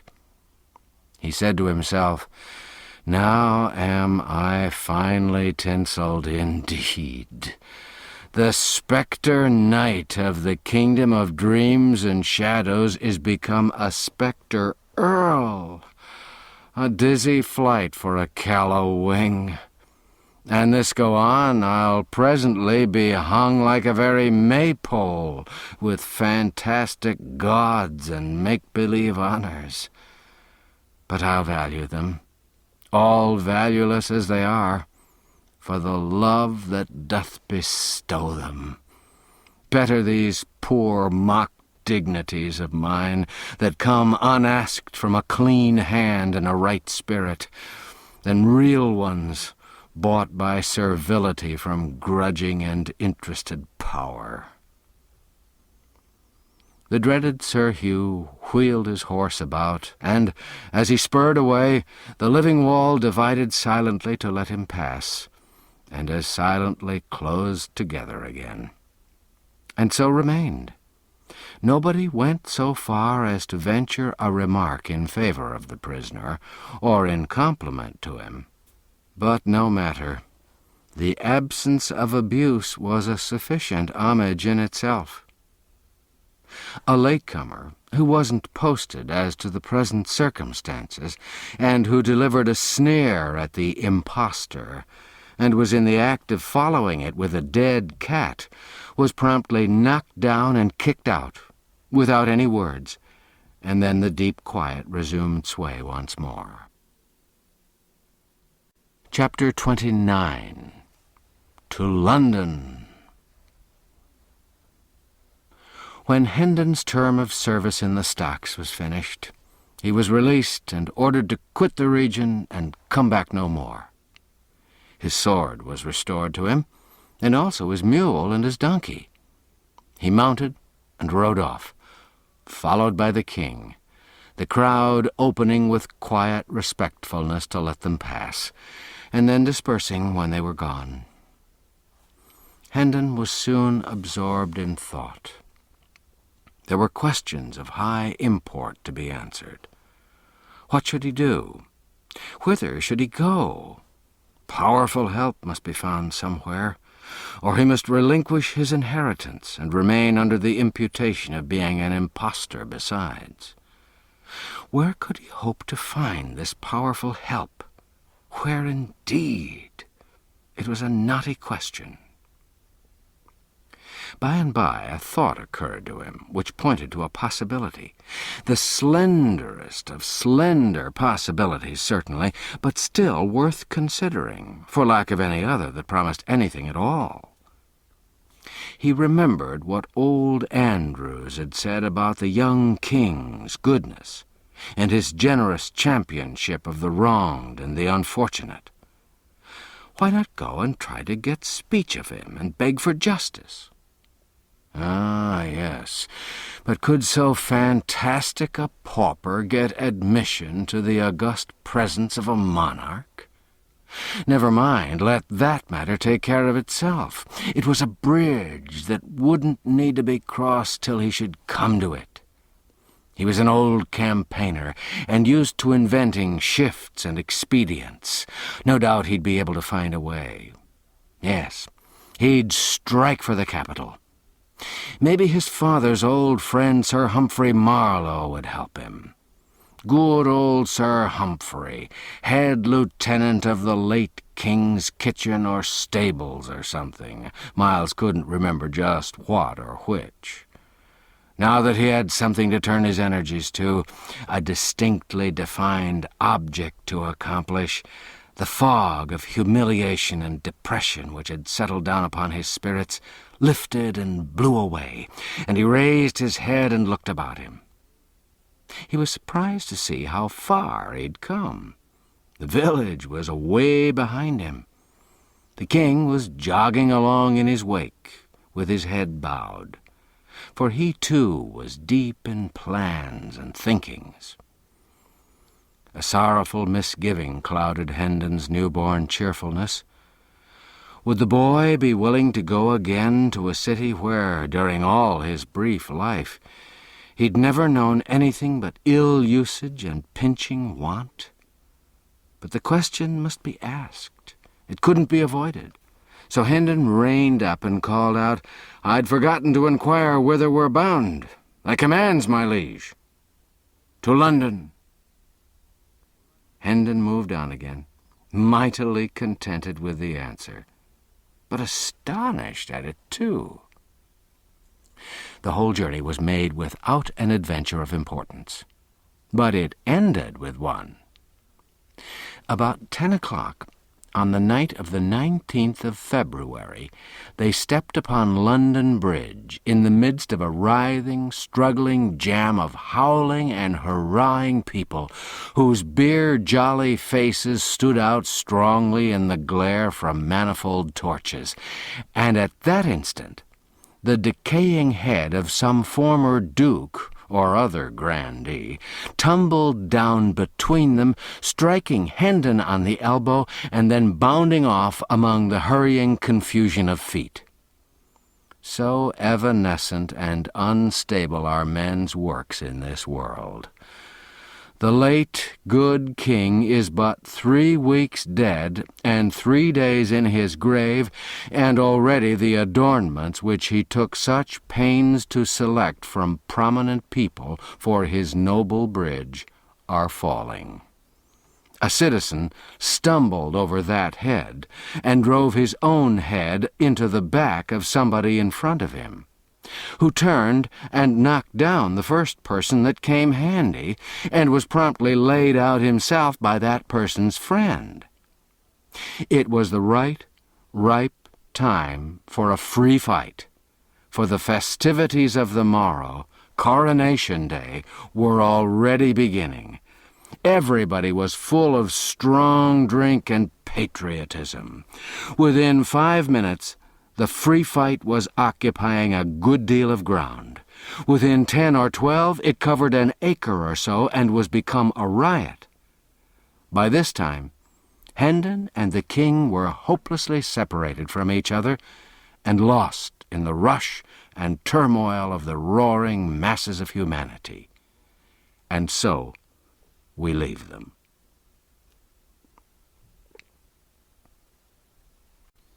Chapter 30. Tom's Progress. Whilst the true king wandered about the land, poorly clad, poorly fed, coughed and derided by tramps one while, herding with thieves and murderers in a jail another, and called idiot and impostor by all impartially, the mock king, Tom Canty, enjoyed a quite different experience. When we saw him last, royalty was just beginning to have a bright side for him. This bright side went on brightening more and more every day. In a very little while it was become almost all sunshine and delightfulness. He lost his fears, his misgivings faded out and died, his embarrassments departed and gave place to an easy and confident bearing. He worked the whipping boy mind to ever-increasing profit. He ordered my Lady Elizabeth and my Lady Jane Grey into his presence when he wanted to play or talk, and dismissed them when he was done with them, with the air of one familiarly accustomed to such performances. It no longer confused him to have these lofty personages kiss his hand at parting. He came to enjoy being conducted to bed in state at night, and dressed with intricate and solemn ceremony in the morning. It came to be a proud pleasure to march to dinner, attended by a glittering procession of officers of state and gentlemen-at-arms, insomuch, indeed, that he doubled his guard of gentlemen-at-arms, and made them 100. He liked to hear the bugles sounding down the long corridors, and the distant voices responding, "Way for the king!" He even learned to enjoy sitting in throned state in council, and seeming to be something more than the Lord Protector's mouthpiece. He liked to receive great ambassadors and their gorgeous trains, and listen to the affectionate messages they brought from illustrious monarchs, who called him brother. Oh, happy Tom Canty, late of awful court! He enjoyed his splendid clothes, and ordered more. He found his 400 servants too few for his proper grandeur, and trebled them. The adulation of salaaming courtiers came to be sweet music to his ears. He remained kind and gentle, and a sturdy and determined champion of all that were oppressed, and he made tireless war upon unjust laws. Yet, upon occasion, being offended, he could turn upon an earl or even a duke and give him a look that would make him tremble. Once, when his royal sister, the grimly holy Lady Mary, set herself to reason with him, against the wisdom of his course in pardoning so many people who would otherwise be jailed or hanged or burned, and reminded him that their august late father's prisons had sometimes contained as high as 60,000 convicts at one time, and that during his admirable reign he had delivered 72,000 thieves and robbers over to death by the executioner, the boy was filled with generous indignation, and commanded her to go to her closet, and beseech God to take away the stone that was in her breast, and give her a human heart. Did Tom Canty never feel troubled about the poor little rightful prince, who'd treated him so kindly, and flown out with such hot zeal to avenge him upon the insolent sentinel at the palace gate? Yes, his first royal days and nights were pretty well sprinkled with painful thoughts about the lost prince, and with sincere longings for his return and happy restoration to his native rights and splendors. But as time wore on, and the prince didn't come, Tom's mind became more and more occupied with his new and enchanting experiences, and by little and little the vanished monarch faded almost out of his thoughts. And finally, when he did intrude upon them at intervals, he was become an unwelcome spectre, for he made Tom feel guilty and ashamed. Tom's poor mother and sisters traveled the same road out of his mind. At first he pined for them, sorrowed for them, longed to see them. But later, the thought of their coming some day, in their rags and dirt, and betraying him with their kisses, and pulling him down from his lofty place, and dragging him back to penury and degradation and the slums, made him shudder. At last, they ceased to trouble his thoughts almost wholly, and he was content, even glad, for whenever their mournful and accusing faces did rise before him now, they made him feel more despicable than the worms that crawl. At midnight of the 19th of February, Tom Canty was sinking to sleep in his rich bed in the palace, guarded by his loyal vassals and surrounded by the pomps of royalty, a happy boy. For tomorrow was the day appointed for his solemn crowning as the King of England. At that same hour, Edward, the true king, hungry and thirsty, soiled and draggled, worn with travel and clothed in rags and shreds, his share of the results of the riot, was wedged in among a crowd of people who were watching with deep interest certain hurrying gangs of workmen who streamed in and out of Westminster Abbey, busy as ants. They were making the last preparation for the royal coronation.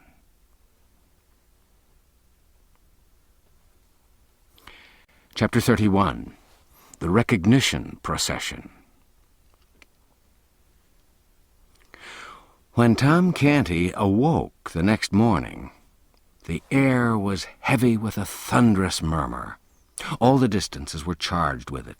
It was music to him, for it meant that the English world was out in its strength to give loyal welcome to the great day.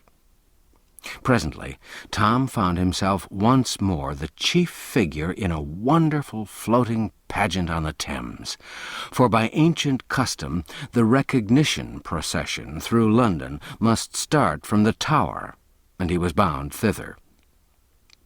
When he arrived there, the sides of the venerable fortress seemed suddenly rent in 1,000 places, and from every rent leaped a red tongue of flame and a white gush of smoke.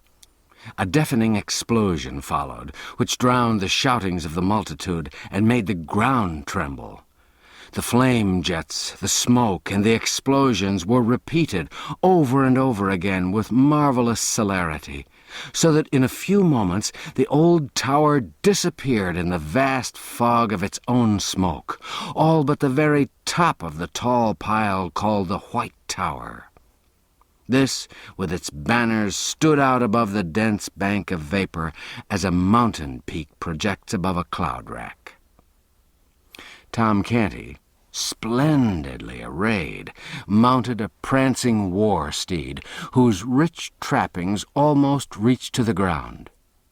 His uncle, the Lord Protector Somerset, similarly mounted, took place in his rear. The king's guard formed in single ranks on either side, clad in burnished armor.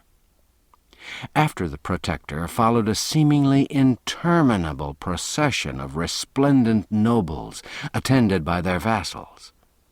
After these came the Lord Mayor and the aldermanic body, in crimson velvet robes, and with their gold chains across their breasts. And after these, the officers and members of all the guilds of London, in rich raiment and bearing the showy banners of the several corporations.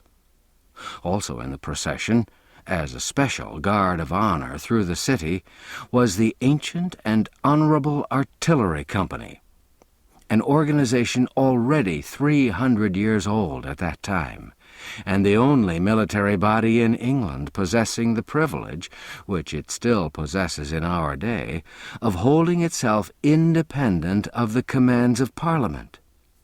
It was a brilliant spectacle, and was hailed with acclamations all along the line as it took its stately way through the packed multitudes of citizens. The chronicler says, "The king, as he entered the city, was received by the people with prayers, welcomings, cries, and tender words, and all signs which argue an earnest love of subjects toward their sovereign. And the king, by holding up his glad countenance to such as stood afar off, and most tender language to those that stood nigh his grace, showed himself no less thankful to receive the people's goodwill than they to offer it. To all that wished him well, he gave thanks. To such as bade, God save his grace, he said in return, God save you all, and added that he thanked them with all his heart. Wonderfully transported were the people with the loving answers and gestures of their king." In Fenchurch Street, a fair child in costly apparel stood on a stage to welcome his Majesty to the city. The last verse of his greeting was in these words, "Welcome, O King, as much as hearts can think. Welcome again as much as tongue can tell. Welcome to joyous tongues and hearts that will not shrink. God thee preserve, we pray, and wish thee ever well." The people burst forth in a glad shout, repeating with one voice what the child had said. Tom Canty gazed abroad over the surging sea of eager faces, and his heart swelled with exultation.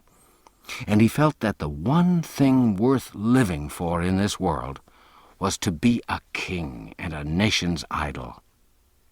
Presently he caught sight, at a distance, of a couple of his ragged Offal Court comrades, one of them the Lord High Admiral in his late mimic court, the other the First Lord of the Bedchamber in the same pretentious fiction, and his pride swelled higher than ever. Oh, if they could only recognize him now! What unspeakable glory it would be if they could recognize him and realize that the derided mock king of the slums and back alleys was become a real king with illustrious dukes and princes for his humble menials and the English world at his feet. But he had to deny himself and choke down his desire, for such a recognition might cost more than it would come to. So he turned away his head and left the two soiled lads to go on with their shoutings and glad adulations, unsuspicious of whom it was they were lavishing them upon. Every now and then rose the cry, "A largesse! A largesse!" and Tom responded by scattering a handful of bright new coins abroad for the multitude to scramble for. The chronicler says, "At the upper end of Grace Church Street, before the sign of the Eagle, the city had erected a gorgeous arch, beneath which was a stage, which stretched from one side of the street to the other. This was a historical pageant, representing the king's immediate progenitors. There sat Elizabeth of York in the midst of an immense white rose, whose petals formed elaborate furbelows around her. By her side was Henry VII, issuing out of a vast red rose, disposed in the same manner. The hands of the royal pair were locked together, and the wedding ring ostentatiously displayed. From the red and white roses proceeded a stem, which reached up to a second stage occupied by Henry VIII, issuing from a red and white rose, with the effigy of the new king's mother, Jane Seymour, represented by his side. One branch sprang from this pair, which mounted to a third stage, where sat the effigy of Edward VI himself, enthroned in royal majesty, and the whole pageant was framed with wreaths of roses, red and white. This quaint and gaudy spectacle so wrought upon the rejoicing people that their acclamations utterly smothered the small voice of the child, whose business it was to explain the thing in eulogistic rhymes. But Tom Canty wasn't sorry, for this loyal uproar was sweeter music to him than any poetry, no matter what its quality might be. Whithersoever Tom turned his happy young face, the people recognized the exactness of his effigy's likeness to himself, the flesh and blood counterpart, and new whirlwinds of applause burst forth. The great pageant moved on, and still on, under one triumphal arch after another, and past a bewildering succession of spectacular and symbolical tableaus, each of which typified and exalted some virtue or talent or merit of the little kings. Throughout the whole of Cheapside, from every penthouse and window, hung banners and streamers, and the richest carpets, stuffs, and cloth of gold tapestried the streets, specimens of the great wealth of the stores within, and the splendor of this thoroughfare was equaled in the other streets, and in some even surpassed. And all these wonders, all these marvels are to welcome me, murmured Tom Canty. The mock king's cheeks were flushed with excitement, his eyes were flashing, his senses swam in a delirium of pleasure. At this point, just as he was raising his hand to fling another rich largesse, he caught sight of a pale, astounded face which was strained forward out of the second rank of the crowd, its intense eyes riveted upon him. A sickening consternation struck through him. He recognized his mother, and up flew his hand, palm outward, before his eyes, that old involuntary gesture born of a forgotten episode and perpetuated by habit. In an instant more, she'd torn her way out of the press and past the guards and was at his side.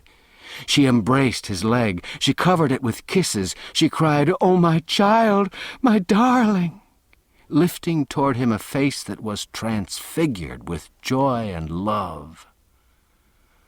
The same instant, an officer of the king's guard snatched her away with a curse and sent her reeling back whence she came with a vigorous impulse from his strong arm. The words, "I do not know you, woman," were falling from Tom Canty's lips when this piteous thing occurred. But it smote him to the heart to see her treated so, and as she turned for a last glimpse of him whilst the crowd was swallowing her from his sight, she seemed so wounded, so broken-hearted, that a shame fell upon him which consumed his pride to ashes and withered his stolen royalty. His grandeurs were stricken valueless. They seemed to fall away from him like rotten rags. The procession moved on, and still on, through ever-augmenting splendors and ever-augmenting tempests of welcome. But to Tom Canty they were as if they hadn't been. He neither saw nor heard. Royalty had lost its grace and sweetness. Its pomps were become a reproach. Remorse was eating his heart out. He said, "Would God I were free of my captivity." He'd unconsciously dropped back into the phraseology of the first days of his compulsory greatness.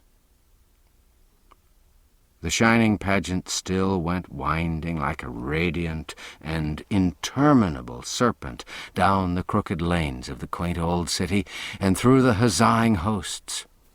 But still the king rode with bowed head and vacant eyes, seeing only his mother's face and that wounded look in it. "Largesse! Largesse!" the cry fell upon an unheeding ear.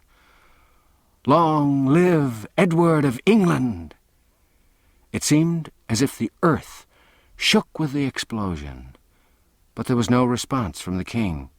He heard it only as one hears the thunder of the surf when it's blown to the ear out of a great distance, for it was smothered under another sound which was still nearer, in his own breast, in his accusing conscience, a voice which kept repeating those shameful words, "I do not know you, woman." The words smote upon the king's soul as the strokes of a funeral bell smite upon the soul of a surviving friend when they remind him of secret treacheries suffered at his hands by him that is gone. New glories were unfolded at every turning. New wonders, new marvels sprung into view. The pent clamors of waiting batteries were released. New raptures poured from the throats of the waiting multitudes, but the king gave no sign, and the accusing voice that went moaning through his comfortless breast was all the sound he heard. By and by the gladness in the faces of the populace changed a little, and became touched with a something like solicitude or anxiety. An abatement in the volume of applause was observable too. The Lord Protector was quick to notice these things. He was as quick to detect the cause. He spurred to the king's side, bent low in his saddle, uncovered, and said, "My liege, it is an ill time for dreaming. The people observe thy downcast head, thy clouded mien, and they take it for an omen. Be advised, unveil the sun of royalty, and let it shine upon these boding vapours and disperse them. Lift up thy face and smile upon the people." So saying, the duke scattered a handful of coins to right and left, then retired to his place. The mock king did mechanically as he'd been bidden. His smile had no heart in it, but few eyes were near enough or sharp enough to detect that. The noddings of his plumed head as he saluted his subjects were full of grace and graciousness. The largesse which he delivered from his hand was royally liberal. So the people's anxiety vanished, and the acclamations burst forth again in as mighty a volume as before. Still once more, a little before the progress was ended, the Duke was obliged to ride forward and make remonstrance. He whispered, "O dread sovereign, shake off these fatal humours. The eyes of the world are upon thee." Then he added with sharp annoyance, "Perdition catch that crazy Pauper! 'Twas she that hath disturbed your highness." The gorgeous figure turned a lustreless eye upon the Duke and said in a dead voice, "She was my mother." "My God!" groaned the Protector, as he reined his horse backward to his post. "The omen was pregnant with prophecy. He has gone mad again."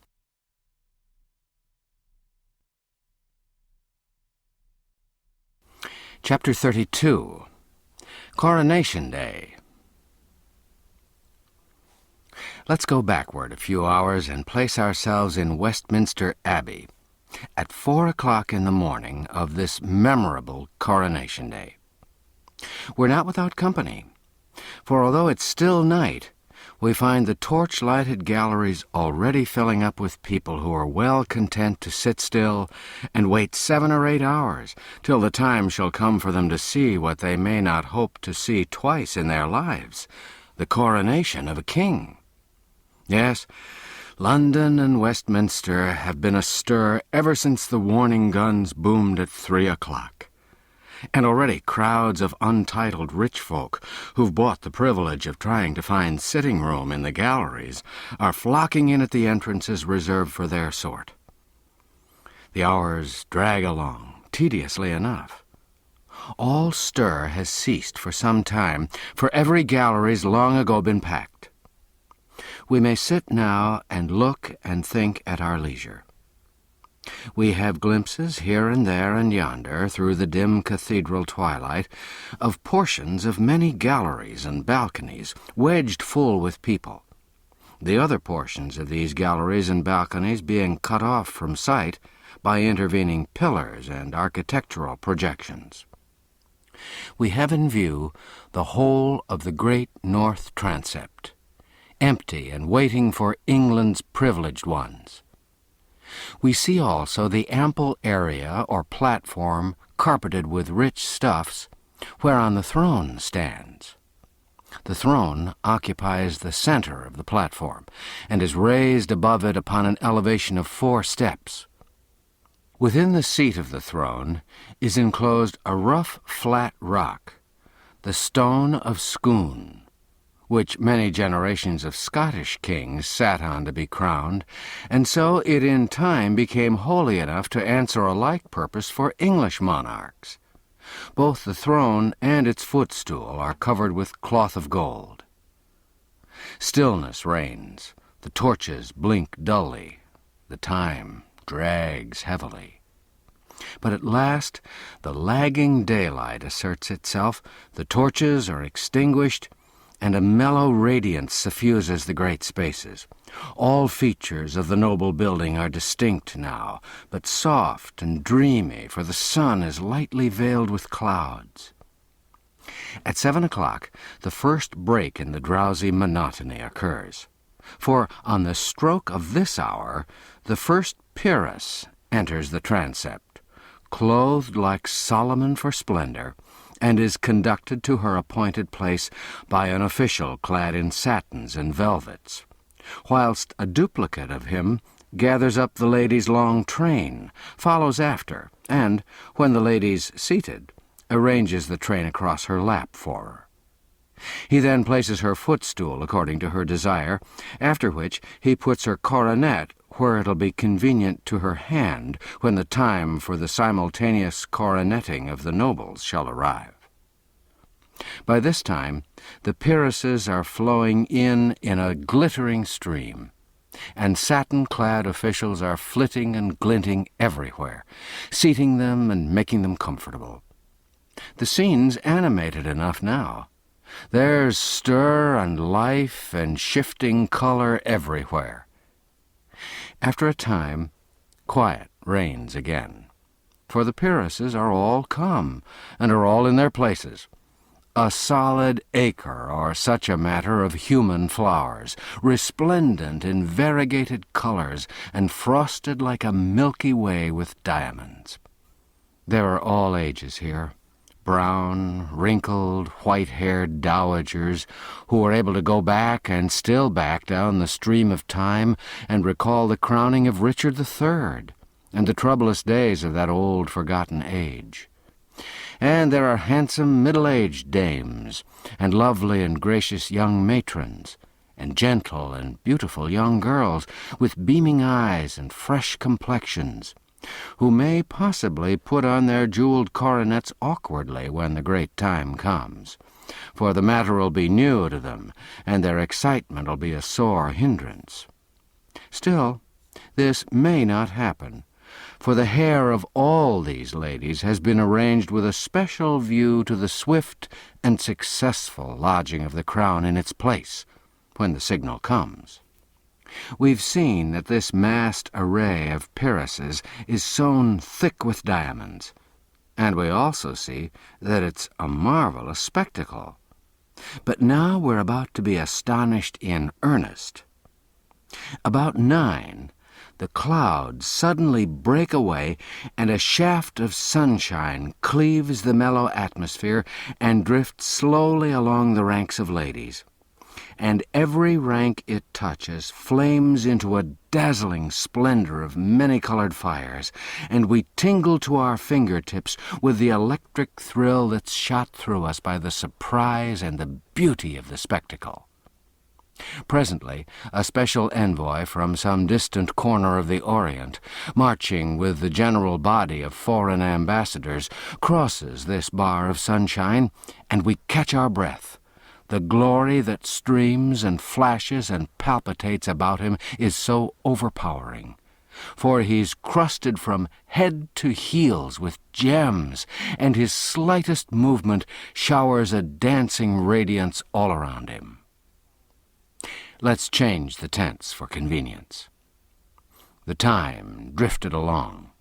1 hour, 2 hours, 2 hours and a half. Then the deep booming of artillery told that the king and his grand procession had arrived at last. So the waiting multitude rejoiced. All knew that a further delay must follow, for the king must be prepared and robed for the solemn ceremony. But this delay would be pleasantly occupied by the assembling of the peers of the realm in their stately robes. These were conducted ceremoniously to their seats, and their coronets placed conveniently at hand. And meanwhile the multitude in the galleries were alive with interest, for most of them were beholding for the first time dukes, earls, and barons whose names had been historical for 500 years. When all were finally seated, the spectacle from the galleries and all coigns of vantage was complete, a gorgeous one to look upon and to remember. Now the robed and mitred great heads of the church and their attendants filed in upon the platform and took their appointed places. These were followed by the Lord Protector and other great officials, and these again by a steel-clad detachment of the guard.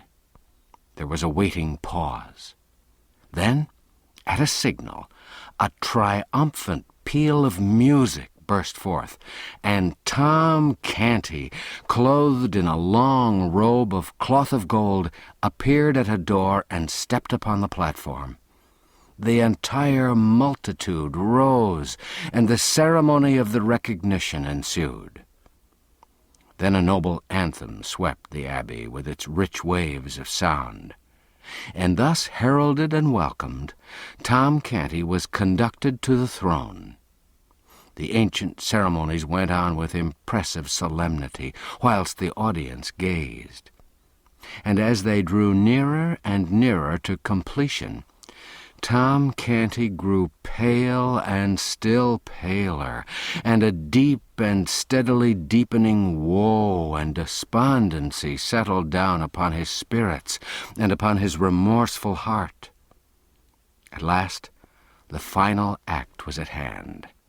The Archbishop of Canterbury lifted up the crown of England from its cushion and held it out over the trembling mock king's head.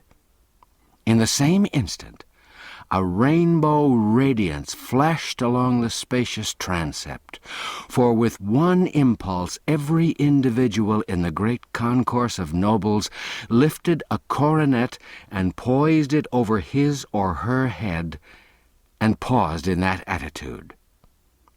A deep hush pervaded the abbey. At this impressive moment, a startling apparition intruded upon the scene, an apparition observed by none in the absorbed multitude until it suddenly appeared moving up the great central aisle. It was a boy, bareheaded, ill-shod, and clothed in coarse plebeian garments that were falling to rags. He raised his hand with a solemnity which ill comported with his soiled and sorry aspect, and delivered this note of warning: "I forbid you to set the crown of England upon that forfeited head. I am the king." In an instant, several indignant hands were laid upon the boy. But in the same instant, Tom Canty, in his regal vestments, made a swift step forward and cried out in a ringing voice, "Loose him and forbear! He is the king!" A sort of panic of astonishment swept the assemblage, and they partly rose in their places and stared in a bewildered way at one another and at the chief figures in this scene, like persons who wondered whether they were awake and in their senses or asleep and dreaming. The Lord Protector was as amazed as the rest, but quickly recovered himself, and exclaimed in a voice of authority, "Mind not his Majesty, his malady is upon him again. Seize the vagabond." He would have been obeyed, but the mock king stamped his foot and cried out, "On your peril! Touch him not! He is the king!" The hands were withheld. A paralysis fell upon the house. No one moved, no one spoke. Indeed, no one knew how to act or what to say in so strange and surprising an emergency. While all minds were struggling to right themselves, the boy still moved steadily forward, with high port and confident mien. He'd never halted from the beginning. And while the tangled mind still floundered helplessly, he stepped upon the platform, and the mock king ran with a glad face to meet him, and fell on his knees before him, and said, "O my lord the king, let poor Tom Canty be first to swear fealty to thee, and say, Put on thy crown, and enter into thine own again." The Lord Protector's eye fell sternly upon the newcomer's face, but straightway the sternness vanished away, and gave place to an expression of wondering surprise. This thing happened also to the other great officers. They glanced at each other, and retreated a step by a common and unconscious impulse. The thought in each mind was the same. What a strange resemblance! The Lord Protector reflected a moment or two in perplexity. Then he said with grave respectfulness, "By your favor, sir, I desire to ask certain questions which—" "I will answer them, my lord." The Duke asked him many questions about the court, the late king, the prince, the princesses. The boy answered them correctly and without hesitating. He described the rooms of state in the palace, the late king's apartments, and those of the Prince of Wales. It was strange, it was wonderful, yes, it was unaccountable, so all said that heard it. The tide was beginning to turn, and Tom Canty's hopes to run high, when the Lord Protector shook his head and said, "It is true, it is most wonderful, but it is no more than our Lord the King likewise can do." This remark, and this reference to himself as still the king, saddened Tom Canty, and he felt his hopes crumbling from under him. "These are not proofs," added the Protector. The tide was turning very fast now, very fast indeed, but in the wrong direction. It was leaving poor Tom Canty stranded on the throne, and sweeping the other out to sea. The Lord Protector communed with himself, shook his head, The thought forced itself upon him. "It is perilous to the state, and to us all, to entertain so fateful a riddle as this. It could divide the nation and undermine the throne." He turned and said, "Sir Thomas, arrest this— No, hold!" His face lighted, and he confronted the ragged candidate with this question: "Where lieth the Great Seal? Answer me this truly, and the riddle is unriddled, for only he that was Prince of Wales can so answer. On so trivial a thing hang a throne and a dynasty." It was a lucky thought, a happy thought. That it was so considered by the great officials was manifested by the silent applause that shot from eye to eye around the circle, in the form of bright, approving glances. Yes, none but the true prince could dissolve the stubborn mystery of the vanished Great Seal. This forlorn little impostor had been taught his lesson well, but here his teachings must fail, for his teacher himself couldn't answer that question. Ah, very good indeed. Now we shall be rid of this troublesome and perilous business in short order. And so they nodded invisibly and smiled inwardly with satisfaction, and looked to see this foolish lad stricken with a palsy of guilty confusion. How surprised they were, then, to see nothing of the sort happen. How they marveled to hear him answer up promptly in a confident and untroubled voice, and say, "There is naught in this riddle that is difficult."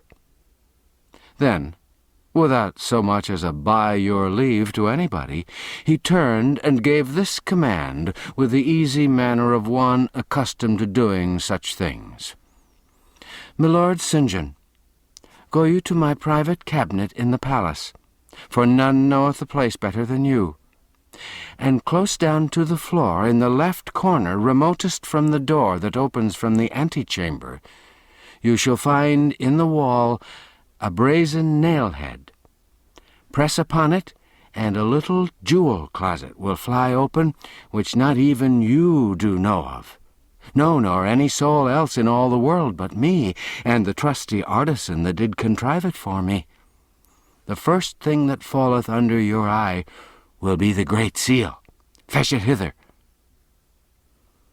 All the company wondered at this speech, and wondered still more to see the little mendicant pick out this peer without hesitancy or apparent fear of mistake, and call him by name with such a placidly convincing air of having known him all his life. The peer was almost surprised into obeying. He even made a movement as if to go, but quickly recovered his tranquil attitude and confessed his blunder with a blush. Tom Canty turned upon him and said sharply, "Why dost thou hesitate? Hast not heard the king's command? Go!" The Lord St. John made a deep obeisance, and it was observed that it was a significantly cautious and non-committal one, it not being delivered at either of the kings, but at the neutral ground about halfway between the two, and took his leave. Now began a movement of the gorgeous particles of that official group which was slow, scarcely perceptible, and yet steady and persistent. A movement such as is observed in a kaleidoscope that's turned slowly, whereby the components of one splendid cluster fall away and join themselves to another. A movement which, little by little in the present case, dissolved the glittering crowd that stood about Tom Canty, and clustered it together again in the neighborhood of the newcomer. Tom Canty stood almost alone. Now ensued a brief season of deep suspense and waiting. during which even the few faint hearts still remaining near Tom Canty gradually scraped together courage enough to glide one by one over to the majority. So at last Tom Canty, in his royal robes and jewels, stood wholly alone and isolated from the world, a conspicuous figure, occupying an eloquent vacancy. Now the Lord St. John was seen returning. As he advanced up the mid-aisle, the interest was so intense that the low murmur of conversation in the great assemblage died out and was succeeded by a profound hush, a breathless stillness, through which his footfalls pulsed with a dull and distant sound. Every eye was fastened upon him as he moved along. He reached the platform, paused a moment, then moved toward Tom Canty with a deep obeisance, and said, "Sire, the seal is not there." A mob doesn't melt away from the presence of a plague patient with more haste than the band of pallid and terrified courtiers melted away from the presence of the shabby little claimant of the crown.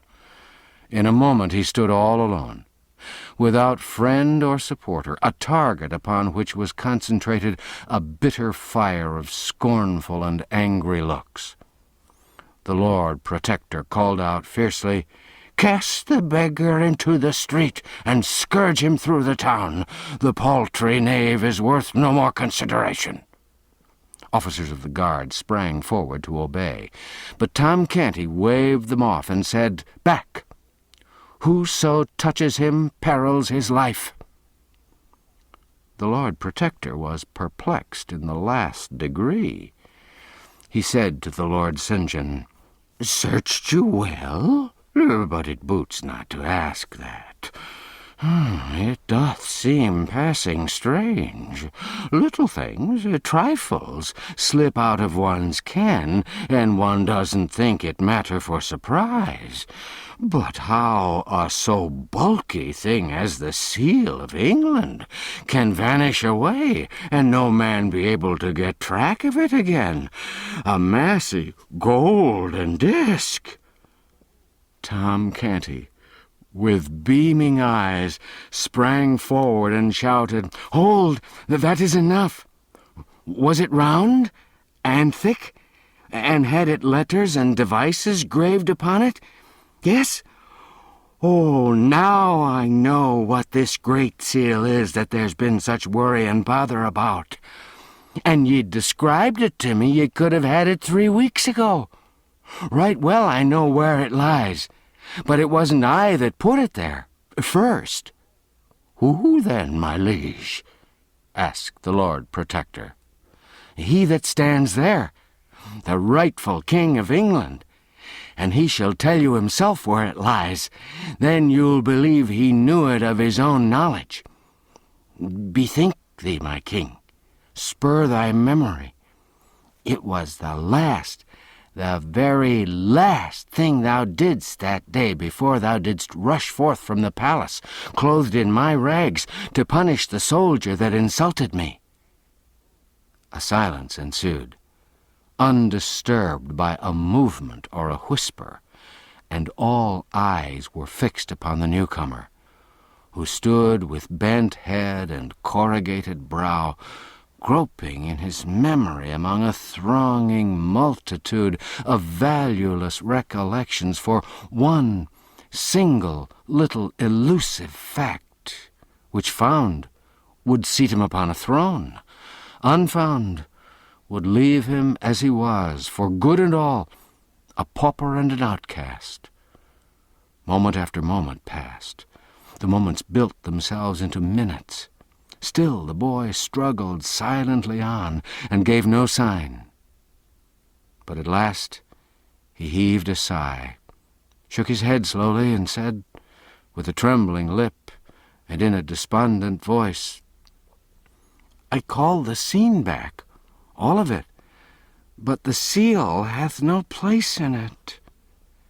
He paused, then looked up and said with gentle dignity, My lords and gentlemen, if ye'll rob your rightful sovereign of his own, for lack of this evidence which he's not able to furnish, I may not stay ye, being powerless, but—" "Oh, folly! Oh, madness, my king!" cried Tom Canty in a panic. "Wait, think! Don't give up! The cause isn't lost, nor shall be, neither. List to what I say. Follow every word. I'm going to bring that morning back again, every hap just as it happened. We talked. I told you of my sisters, Nan and Bet. Ah, yes, you remember that. And about mine old grandam, and the rough games of the lads of Awful Court. Yes, you remember these things also. Very well. Follow me still. You shall recall everything. You gave me food and drink, and did with princely courtesy send away the servants, so that my low breeding might not shame me before them. Ah, yes, this also you remember." As Tom checked off his details, and the other boy nodded his head in recognition of them, the great audience and the officials stared in puzzled wonderment. The tale sounded like true history, yet how could this impossible conjunction between a prince and a beggar boy have come about? Never was a company of people so perplexed, so interested, and so stupefied before. For a jest, my prince, we did exchange garments. Then we stood before a mirror, and so alike were we that both said it seemed as if there'd been no change made. Yes, you remember that. Then you noticed that the soldier'd hurt my hand. Look, here it is. I can't yet even write with it. The fingers are so stiff. At this, your Highness sprang up, vowing vengeance upon that soldier, and ran toward the door. You passed a table. That thing you call the seal lay on that table. You snatched it up and looked eagerly about as if for a place to hide it. Your eye caught sight of— There, 'tis sufficient. And the dear God be thanked, exclaimed the ragged claimant in a mighty excitement.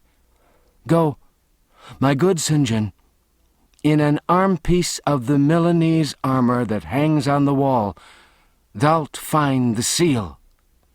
Right, my king, right, cried Tom Canty.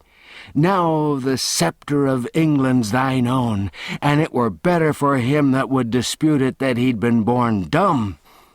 Go, my lord St. John, give thy feet wings. The whole assemblage was on its feet now, and well nigh out of its mind with uneasiness, apprehension, and consuming excitement. On the floor and on the platform, a deafening buzz of frantic conversation burst forth, and for some time nobody knew anything or heard anything or was interested in anything but what his neighbor was shouting into his ear, or he was shouting into his neighbor's ear. Time, nobody knew how much of it, swept by unheeded and unnoted. At last a sudden hush fell upon the house, and in the same moment St. John appeared upon the platform and held the great seal aloft in his hand. Then such a shout went up, "Long live the true king!" For 5 minutes the air quaked with shouts and the crash of musical instruments, and was white with a storm of waving handkerchiefs. And through it all, a ragged lad, the most conspicuous figure in England, stood flushed and happy and proud in the center of the spacious platform, with the great vassals of the kingdom kneeling around him. Then all rose, and Tom Canty cried out, "Now, my king, take these royal garments back, and give poor Tom thy servant his shreds and raiments again." The Lord Protector spoke up. "Let the small varlet be stripped and flung into the tower." But the new king, The true king said, "I will not have it so. But for him I'd not got my crown again. None shall lay a hand on him to harm him. And as for thee, my good uncle, my lord protector, this conduct of thine is not grateful toward this poor lad, for I hear he hath made thee a duke." The protector blushed. "Yet he was not a king. Wherefore, what is thy fine title worth now? Tomorrow you shall sue to me through him for its confirmation, else no duke, but a simple earl shalt thou remain." Under this rebuke, his Grace, the Duke of Somerset, retired a little from the front for the moment. The king turned to Tom and said kindly, "My poor boy, how was it that you could remember where I hid the seal when I couldn't remember it myself?" "Ah, my king, that was easy, since I used it divers days." "Used it? Yet couldn't explain where it was?" "I didn't know it was that they wanted. They didn't describe it, your majesty." "Then how used you it?" The red blood began to steal up into Tom's cheeks, and he dropped his eyes and was silent. "Speak up, good lad, and fear nothing," said the king. "How used you the Great Seal of England?" Tom stammered a moment in a pathetic confusion, then got it out. "To crack nuts with." Poor child, the avalanche of laughter that greeted this nearly swept him off his feet. But if a doubt remained in any mind that Tom Canty wasn't the King of England and familiar with the august appurtenances of royalty, this reply disposed of it utterly. Meantime, the sumptuous robe of state had been removed from Tom's shoulders to the king's, whose rags were effectually hidden from sight under it. Then the coronation ceremonies were resumed. The true king was anointed, and the crown set upon his head, whilst cannon thundered the news to the city, and all London seemed to rock with applause.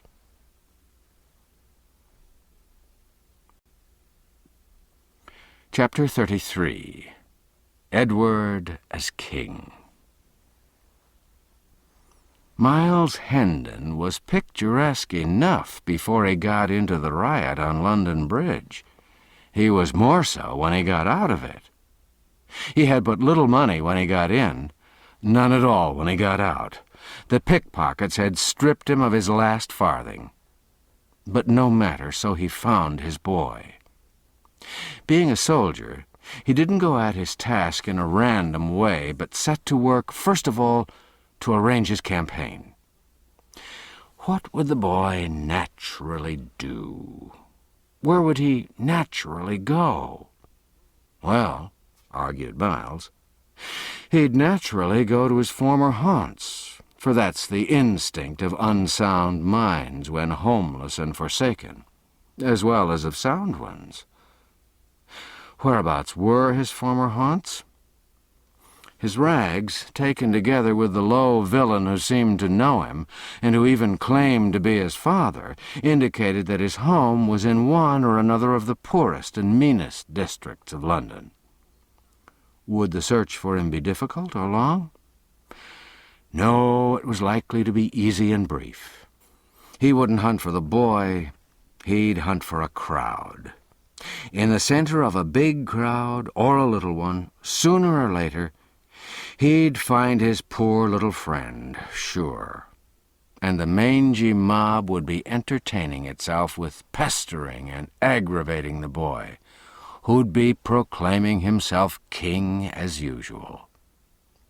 Then Miles Hendon would cripple some of those people and carry off his little ward and comfort and cheer him with loving words, and the two would never be separated any more. So Miles started on his quest.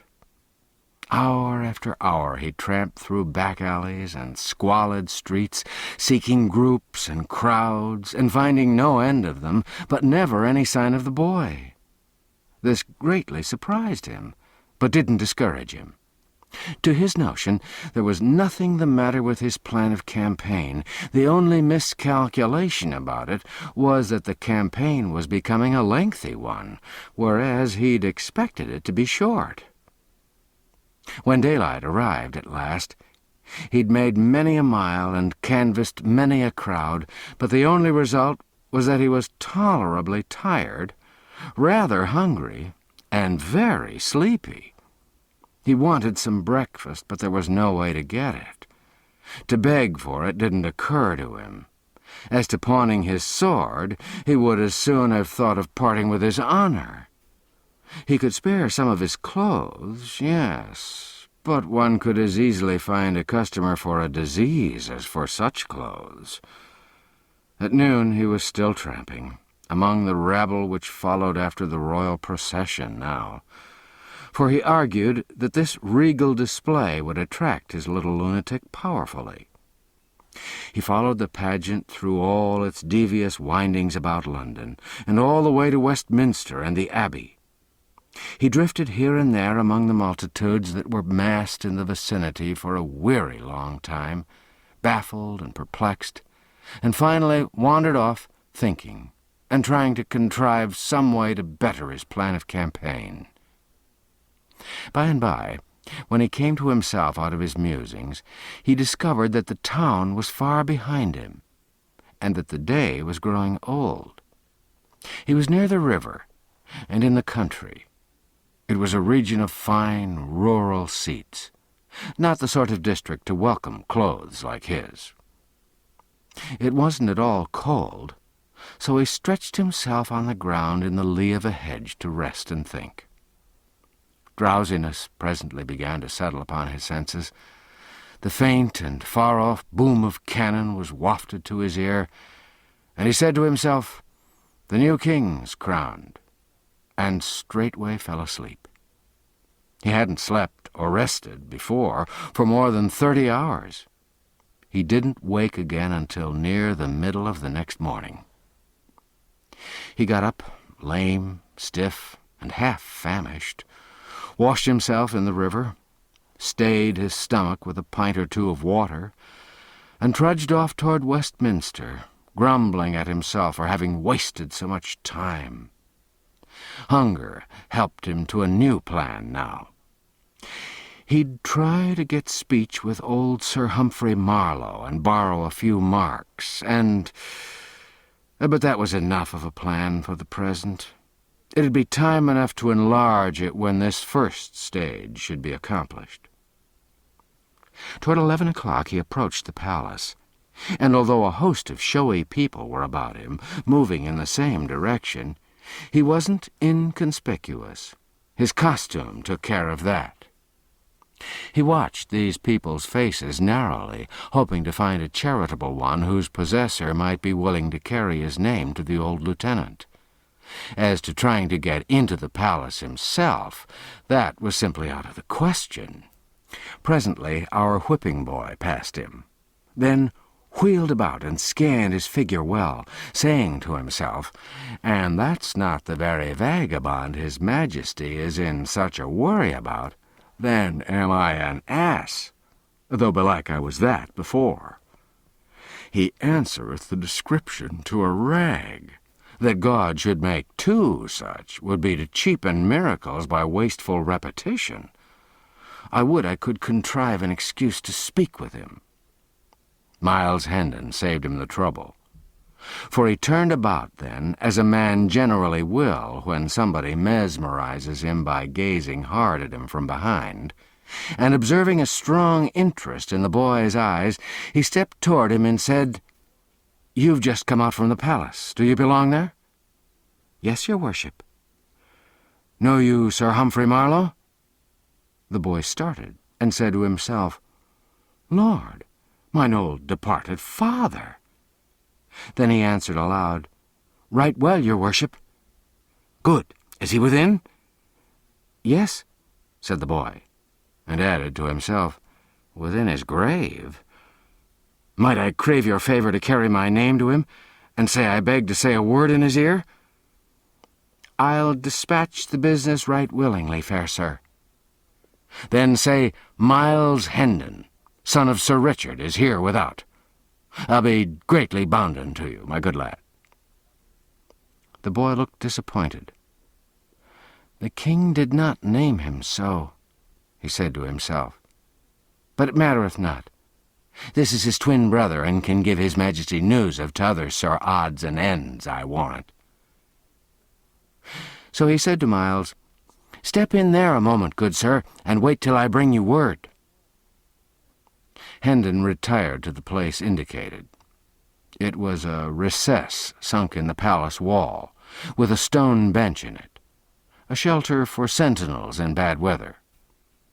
He'd hardly seated himself when some halberdiers in charge of an officer passed by. The officer saw him, halted his men, and commanded Hendon to come forth.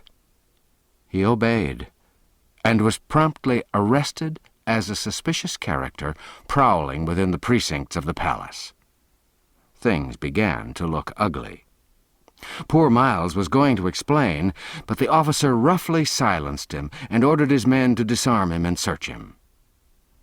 "God of his mercy grant that they find somewhat," said poor Miles. "I've searched enow and failed, yet is my need greater than theirs." Nothing was found but a document. The officer tore it open, and Hendon smiled when he recognized the pothooks made by his lost little friend that black day at Hendon Hall. The officer's face grew dark as he read the English paragraph, and Miles blenched to the opposite color as he listened. "Another new claimant to the crown," cried the officer. "Verily they breed like rabbits today. Seize the rascal, men, and see ye keep him fast, while I convey this precious paper within, and send it to the king." He hurried away, leaving the prisoner in the grip of the halberdiers. "Now is my evil luck ended at last," muttered Hendon, "for I'll dangle at a rope's end for a certainty, by reason of that bit of writing. And what'll become of my poor lad? Only the good God knoweth." By and by he saw the officer coming again, in a great hurry. So he plucked his courage together, purposing to meet his trouble as became a man. The officer ordered the men to loose the prisoner and return his sword to him, then bowed respectfully and said, "Please you, sir, to follow me."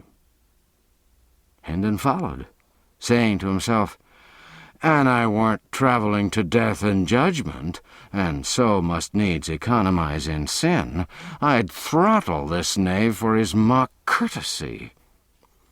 The two traversed a populous court, and arrived at the grand entrance of the palace, where the officer, with another bow, delivered Hendon into the hands of a gorgeous official, who received him with profound respect, and led him forward through a great hall, lined on both sides with rows of splendid flunkies, who made reverential obeisance as the two passed along, but fell into death throes of silent laughter at our stately scarecrow the moment his back was turned, and up a broad staircase, among flocks of fine folk, and finally conducted him to a vast room, clove a passage for him through the assembled nobility of England, then made a bow, reminded him to take his hat off, and left him standing in the middle of the room, a mark for all eyes, for plenty of indignant frowns,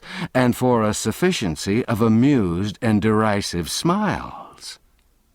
Miles Hendon was entirely bewildered. There sat the young king under a canopy of state, 5 steps away, with his head bent down and aside, speaking with a sort of human bird of paradise, a duke maybe. Hendon observed to himself that it was hard enough to be sentenced to death in the full vigor of life without having this peculiarly public humiliation added. He wished the king would hurry about it. Some of the gaudy people nearby were becoming pretty offensive. At this moment, the king raised his head slightly, and Hendon caught a good view of his face. The sight nearly took his breath away. He stood gazing at the fair young face like one transfixed, then presently ejaculated, "Lo, the lord of the kingdom of dreams and shadows on his throne!"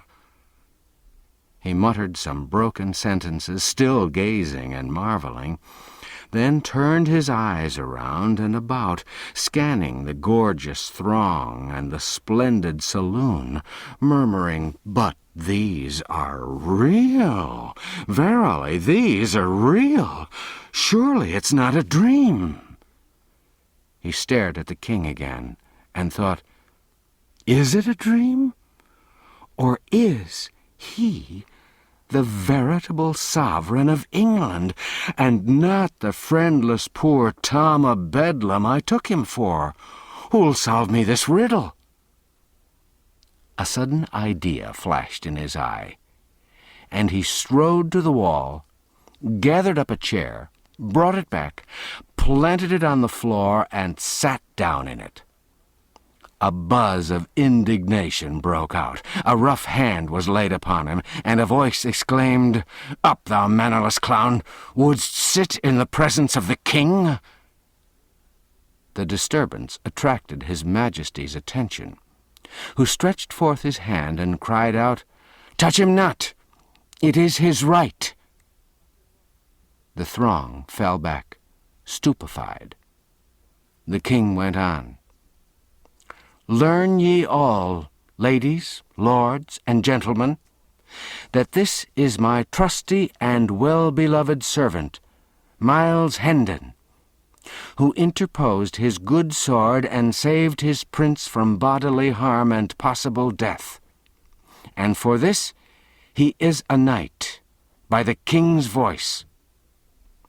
Also learn that for a higher service, in that he saved his sovereign stripes and shame, taking these upon himself, he is a peer of England, Earl of Kent, and shall have gold and lands meet for the dignity. More, the privilege which he hath just exercised is his by royal grant, for we have ordained that the chiefs of his line shall have and hold the right to sit in the presence of the Majesty of England henceforth, age after age, so long as the crown shall endure. Molest him not."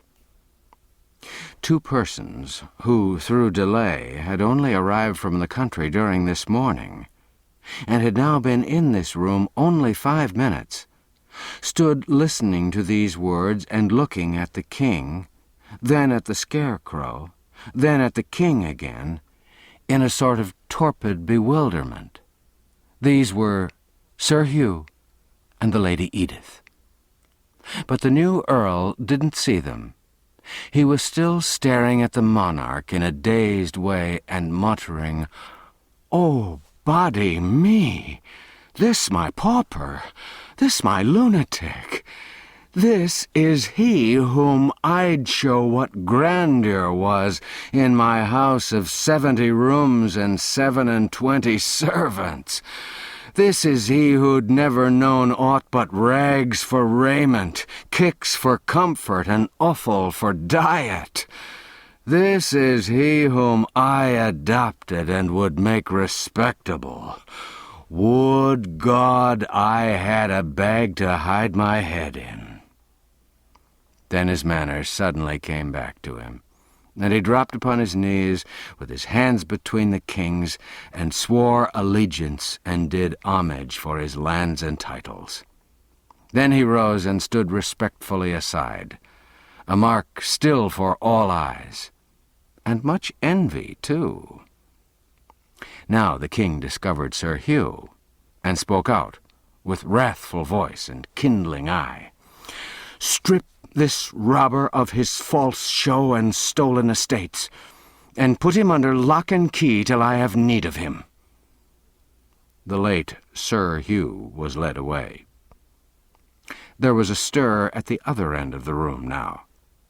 The assemblage fell apart, and Tom Canty, quaintly but richly clothed, marched down between these living walls preceded by an usher. He knelt before the king, who said, "I have learned the story of these past few weeks, and am well pleased with thee. Thou hast governed the realm with right royal gentleness and mercy. Thou hast found thy mother and thy sisters again? Good.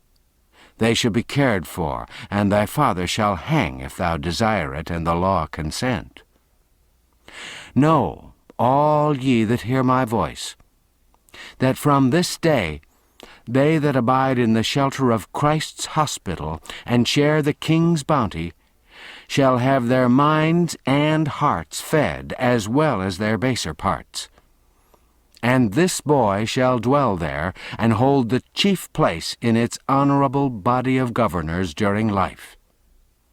And for that he hath been a king, it is meet that other than common observance shall be his due. Wherefore, note this his dress of state, for by it he shall be known, and none shall copy it. And wheresoever he shall come, it shall remind the people that he hath been royal in his time, and none shall deny him his due of reverence, or fail to give him salutation. He hath the throne's protection. He hath the crown's support. He shall be known and called by the honorable title of the King's Ward." The proud and happy Tom Canty rose and kissed the king's hand, and was conducted from the presence. He didn't waste any time, but flew to his mother to tell her and Nan and Bet all about it, and get them to help him enjoy the great news.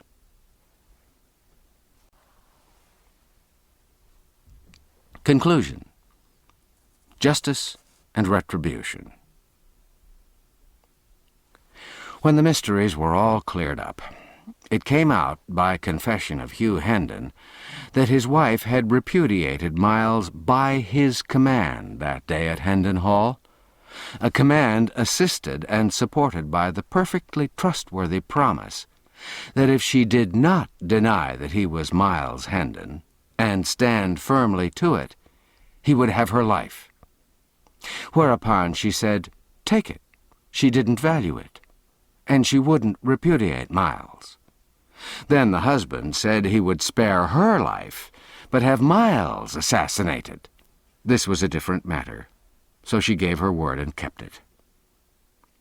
Hugh wasn't prosecuted for his threats, or for stealing his brother's estates and title, because the wife and brother wouldn't testify against him, and the former wouldn't have been allowed to do it even if she'd wanted to.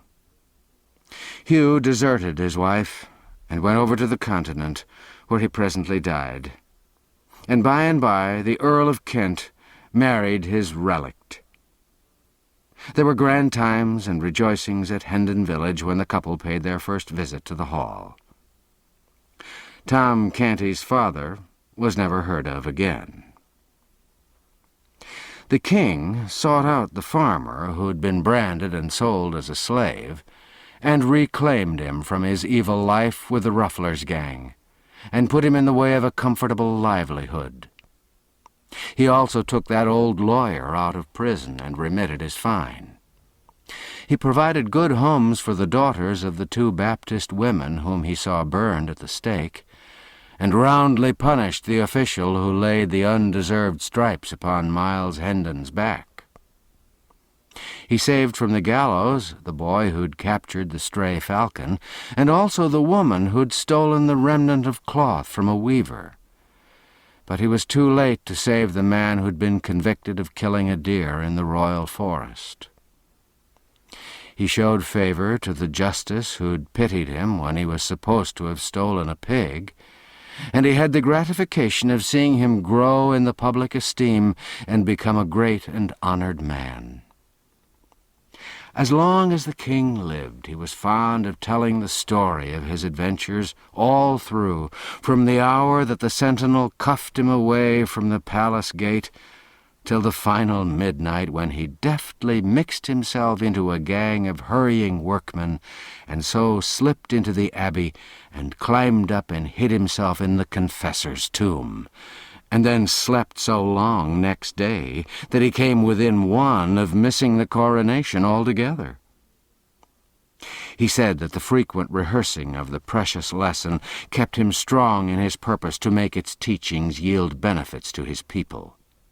And so, while his life was spared, he should continue to tell the story, and thus to keep its sorrowful spectacles fresh in his memory and the springs of pity replenished in his heart.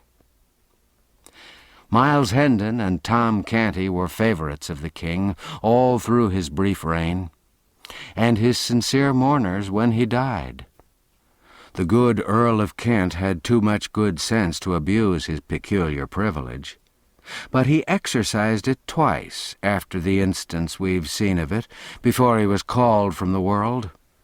Once at the accession of Queen Mary, and once at the accession of Queen Elizabeth.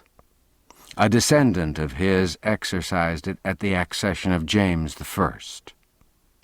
Before this one's son chose to use the privilege, near a quarter of a century had elapsed, and the privilege of the Kents had faded out of most people's memories. So when the Kent of that day appeared before Charles I and his court, and sat down in the sovereign's presence to assert and perpetuate the right of his house, there was a fine stir indeed. But the matter was soon explained, and the right confirmed. The last earl of the line fell in the wars of the Commonwealth, fighting for the king, and the odd privilege ended with him. Tom Canty lived to be a very old man, a handsome, white-haired old fellow of grave and benignant aspect. As long as he lasted, he was honored, and he was also reverenced, for his striking and peculiar costume kept the people reminded that in his time he had been royal. So wherever he appeared, the crowd fell apart, making way for him, and whispering one to another, "Doff thy hat, it is the king's ward." And so they saluted and got his kindly smile in return. And they valued it, too, for his was an honorable history. Yes, King Edward VI lived only a few years, poor boy, but he lived them worthily. More than once, when some great dignitary, some gilded vassal of the crown, made argument against his leniency, and urged that some law which he was bent upon amending was gentle enough for its purpose, and wrought no suffering or oppression which anyone need mightily mind, the young king turned the mournful eloquence of his great compassionate eyes upon him, and answered, "What dost thou know of suffering and oppression? I and my people know, but not thou." The reign of Edward VI was a singularly merciful one for those harsh times. Now that we're taking leave of him, let's try to keep this in our minds. To his credit.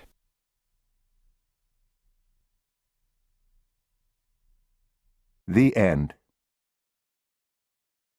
You've been listening to The Prince and the Pauper by Mark Twain, narrated by Norman Dietz.